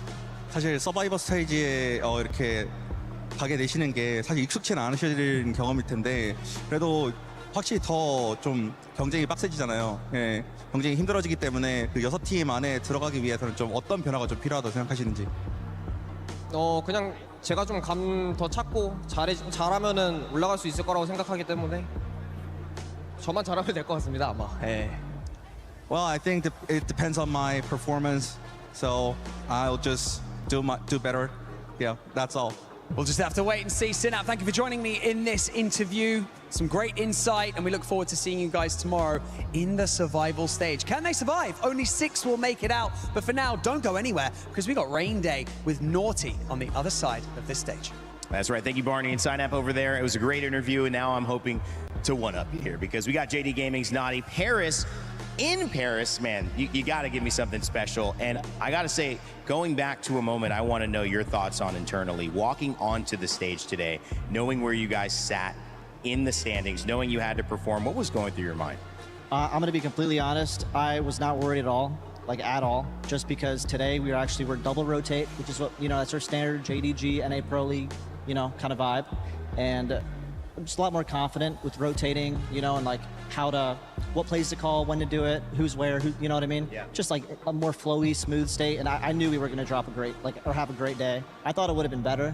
We had a couple zeros, believe it or not, and we still, I don't know how many points we had. I mean, we had 2 zeros, which is pretty crazy. That's an amazing showcase. That last play, too, there was a team, Pirates, who was actually not able to make it into the next stage because you guys pushed them. Was there any particular thought on that final play, or are you just trying to vie for the best position? I don't think it was the best play, but we just wanted to have a big game because we saw our total points, and we wanted to get X amount of points to actually get that top 14 mark. Take those big risks because those big risks could turn into a massive game, which could that last game comeback kind of vibe. So yeah, we weren't successful with the play, and it was definitely pretty inty. But it happens. It's Apex. It's Apex. It happens, and that's the beauty of our esport. The beauty, though, of your journey, man, is you've kind of leaned into this IGL role. It's been this first real split commanding the troops, and also you've had moments of feeling doubt, but also moments like now where you get to say, whew, we did it. What is it going through your head now of the new aspect of kind of leaning into that responsibility for your team and what you need to do heading into these next 2 days? I take a lot of my qualities as an IGL from a lot of current great IGLs, just from my experience. And I know that as an IGL, you are not allowed to be nervous when you're on the back foot at all. You have to call your heart out. You have to make sure your teammates are, confident. You have to have the vibes up, tones up. You got to keep it even better than before almost, if it wasn't going well, which obviously wasn't for us. So yeah, I just wanted to be sure I was there for my team today. And I think we all 3 were there for each other. So I mean, we've seen you and Shubi, but talk to me a little bit about floating. He is a guy that has come in and kind of taken the world by storm. The ALGS Open was the first time we saw this guy. Then we've seen him in Pro League. He's done it again. Now we've seen him at LAN. He's been able to do it. Talk about this young talent on your team. He is one of the best players in the game right now. He's brand new. Like I said, someone before, I think he is the highest starting point out of any player that has started competing in Pro League, just off the bat. So he has a ceiling that is not even close to being reached yet. Not even close. So a lot of high hopes for him. He's a great fucking kid, and I think we're going to have a big comeback land here. So finishing off in Paris, obviously, Orleans has a little bit of a French vibe. That's where Vegas is going to be. Your family's not here now, but you said you were going to try to get him to Vegas. Is that still the plan? Yeah, it is. I actually talked with my mom yesterday because she was giving me a little hype up going into today. And yeah, I said, Vegas, a few months away, maybe even a couple, I don't even know, something like that. So yeah, she might show up. That'd be nice. I love it, man. Well, it's great to talk to you. Congratulations on making it. I know that was a big run for you guys. And of course, JD Gaming going to be representing in tomorrow's bracket, surviving, hopefully making it to match point finals. That's Naughty. Let's send it back over to the studio. All the questions we have for JD Gaming, for Alliance at the beginning of the day, NIP, and at the end here, Aurora also answered the call, Snipe. Yeah, I think honestly, I'm happy to see that all these teams, E36 is well in here, and all these teams that we have hyped up in the past, this is the biggest tournament of the year. We have a new champion to be crowned, and we all want the best competition to make it to the grand finals. So to see all these teams that were really low today step it up when it matters most is awesome to see, because I think they deserve to be there, and they earned that position with where they're at. We heard Naughty talk about it, the confidence. You have to be confident in IGL, and it's really impressive to see all these teams that were at the bottom do have the significant push. No absolute hero stories. None of them made it to that top 14, but there were some very, very good games that I'm sure is going to motivate these guys going forward. I mean, we saw it from all the teams, like you said. Enter 436, Zeta, Aurora. I mean, they made it, but it was very scary for sure. But once again, these teams prove themselves why they're actually capable of making it this deep. It's because they have that experience to bounce back when things have gone against their wall. But I will definitely say, though, for JDG, for sure, they have played phenomenally, and they've always had it in them. The only question I had was, like he said, oh, dude, this is exactly what we played in Pro League, double rotate, this is how we do it. I'm like, so why didn't we do it from the start?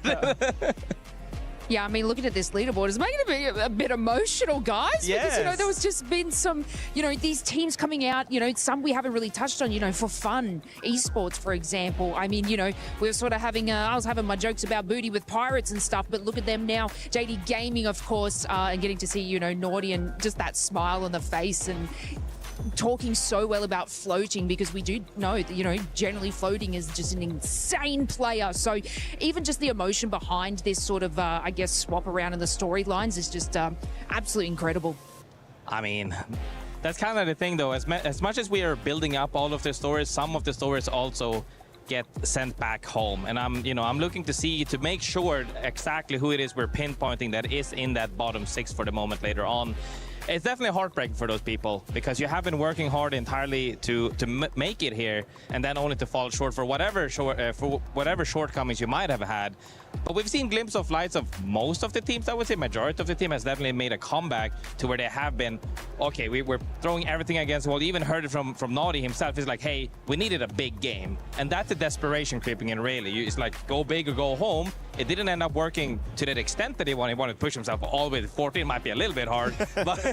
but still, the fact that you're taking that chance is the only, like, if you never take the chance, it will never happen. At least you gotta throw a haymaker every now and then and something will hit. Aim for the stars, you know? Or what is it you say? Aim for the hit for the something? Like, you aim really far and, you know, it goes a little bit further than aiming short. Tomorrow is gonna be aim for those top 6, but let's see. Aim for the let's see what the overall is currently looking like. Who's gonna be going directly to the match point finals? I mean, yeah. And as you can see right there, I mean, this is kind of expected. Seta Division actually did so well. And they also got the win that you promised me, Graceful. I promised a win, and do you know how I noticed? I was playing solo queue ranked before we flew out here, and I played with Satuki, actually. And he was popping off. I even streamed it, so yes, Yena. And then he was popping off, and I said it to him as well. I don't really speak Japanese, but I said it to him as well. Satuki Tsuyosugi, he's way too strong, because he was just 1v3ing absolutely everybody, and I'm happy that he managed to find his form, and they all find it from. We even saw Yuka's Kraber shots as well. It was amazing, and I hope they can keep this up. I just love it seeing this leaderboard too, okay? I'm going to talk about the SAUL. I've been harping on about it, but like, I get a little worried. Just this is my time to shine, Grace. No, I've been harping on about this team, and, you know, we moved from like Pro League and talking about their consistency and how well they play and the percentages, but they keep doing it, even in that last couple of matches. You know, obviously we were keeping an eye on those teams that would be falling in that bottom bracket, but SAUL, I can't believe that they're in that top 3. Like, this is a proud moment for obviously the team and a lot of the Apex South, because we have been waiting for this moment for them to show that they can be in that top, I was even going to say top 10, but that top 3, baby. Like, that is an exceptional feat. Even like Team Liquid too, they were looking a bit rough at the start, but then to, you know, finalize with that 182 points, like, god freaking damn. Honestly, the consistency of a lot of these teams, and there you go. A Limit does end up making it to the match point finals too. Virtus Pro, they ended up in a tie. I don't remember what the tiebreaker is, but for Virtus Pro, they're gonna now have to worry about survival stage tomorrow. Wolves Esports, Team RQ, I mean, we saw NIP being able to do their thing earlier today too, but for Team RQ, you have had so many doubts. What can they do different coming into tomorrow? Because tomorrow is going to be those top 6. That's the only thing that's going to matter. Yeah, I mean, what can they do different? Pretty much everything from what they did today. Just maybe go back and watch that day one and feel in positive reassurance of what we did right. Quit focusing so much on what we did wrong. Go back and focus on what we did right. That's one of my favorite things to do because it puts a lot of the pressure off of, hey, you did this wrong, you did this wrong, you did this wrong. So players don't overthink. You go back and say, and build the habits of, this worked for us, let's try and replicate it. Yeah. And I think one of the bigger storylines going into tomorrow is how many dominant teams are in this elimination bracket with only 6 able to make that grand finals lobby. And then you look at the storylines like the Falcons, for example, that we're used to seeing top these group stages. You know, it's them and the alliances that top the group stages. Falcons is not in the elimination, I want to make that clear. But for example, they're struggling. I mean, genuinely, for a team of that caliber, they are struggling. So it'll be interesting to see if they can clutch it out. And it's just been fun to follow along because Zeta was in 7th place. We brought them up, but they might have the most wins, or up there with Elite for the most wins of teams at this tournament. And that's what it comes down to for winning the grand final. So many different storylines happening all around us at the same time. And I think tomorrow is going to be nothing short of spectacular. And I guarantee you we're probably going to have maybe more tiebreaker heartbreaks or photo finishes going into it as well. I mean, I was talking to Ken with the interview as well. I'm very, very sad for him because we talked about it. Where do you think the cutoff is going to be set up? We're on 67. The cutoff is 67, and that's absolutely heartbreaking. Like and this is really, like, yes, he said as well, we had, really slow starts. We played really average. Literally, I think his word for this tournament, if you could just sum it up in one word, would be average, and that's where the cutoff ended up being. And that's the most heartbreaking part because it's no longer in your hands. He was sitting there feeling a little bit comfortable because he's like, oh, maybe it's 60 to 65. Sometimes it goes up, sometimes it goes down. Okay, we'll see. And then as you're seeing that, as team after team gets eliminated in each match, he thought, okay, Aurora is gonna go out. They somehow climb up above them, push them down, and they just go right out there. It's tough as a competitor to see because, I've been there as well. I didn't qual through a LAN when I think he played in London by 1 point at some point. So it's rough, man. And a heartbreak, too, for TLN Pirates. I mean, the best day, Lace, had to be on the last day, but the first 2 days, it just wasn't good enough.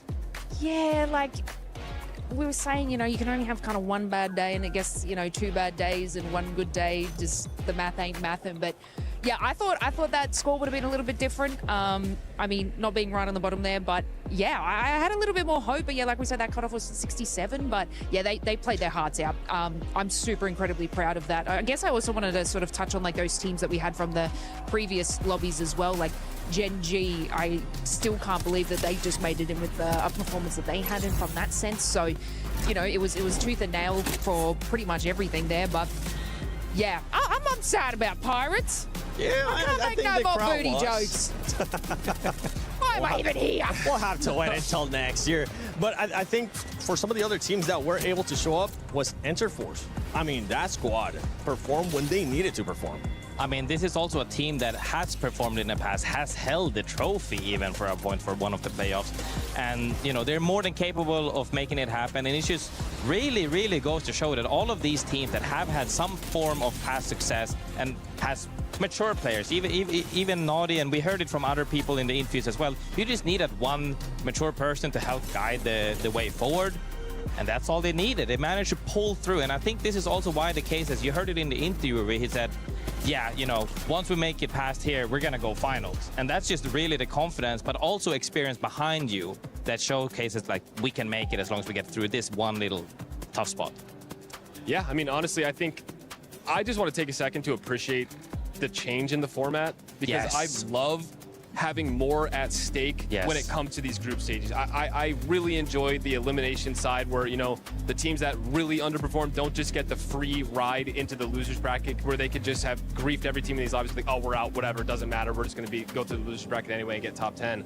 And I really think that the teams that do the best deserve to be rewarded to make it into the grand finals because of how consistent they were, and consistency is key, especially for battle royales in Apex Legends. Boy, do we see that too. Now, only 6 teams making it to the grand finals out of this next elimination lobby is something that we don't see. 10 games as well, which is going to be even more epic to track that along because we've seen it. I mean, we watched teams drop 33 points in one game, so it all comes down to that 10th game. You never know who could leapfrog who. We watched Aurora, you know, struggle and then have one really good game. They got the third. It jumped them up when everyone was kind of starting to count them out. And I love the extra added stakes at this big event at EWC. I mean, yeah, huge shout out to EWC for hosting this. It's been phenomenal. The fact that the stakes throughout the whole thing makes everything, you know, butt clenching, and I love it. It's just so much more fun with the stakes on the thingy, stakes on the line.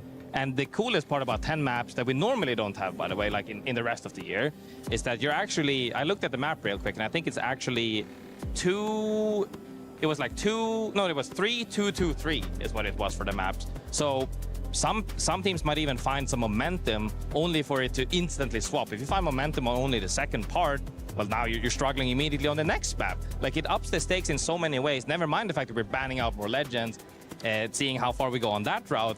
Now we get to see people really pull out the crazy. Are we gonna see Revtain come out again? Are we seeing Mirage come out again? Now. Like, this is the things that we don't normally see, because after 6 games it's over. You don't really need to deepen your legend pool. Now that you bring this to 10 games, the pressure gets added on. You need to think about what comp you're actually playing, and it's just so much fun. Yo, I just forgot it. Legend bands over 10 games. Yeah. This is gonna be crazy. It's this so is fun. Bring out the octane. Don't do it, please. But yeah, no, that's a great thing to touch on, because, like, you know, usually we have that 6 split series match, but guys, at home it's 10 games in a row.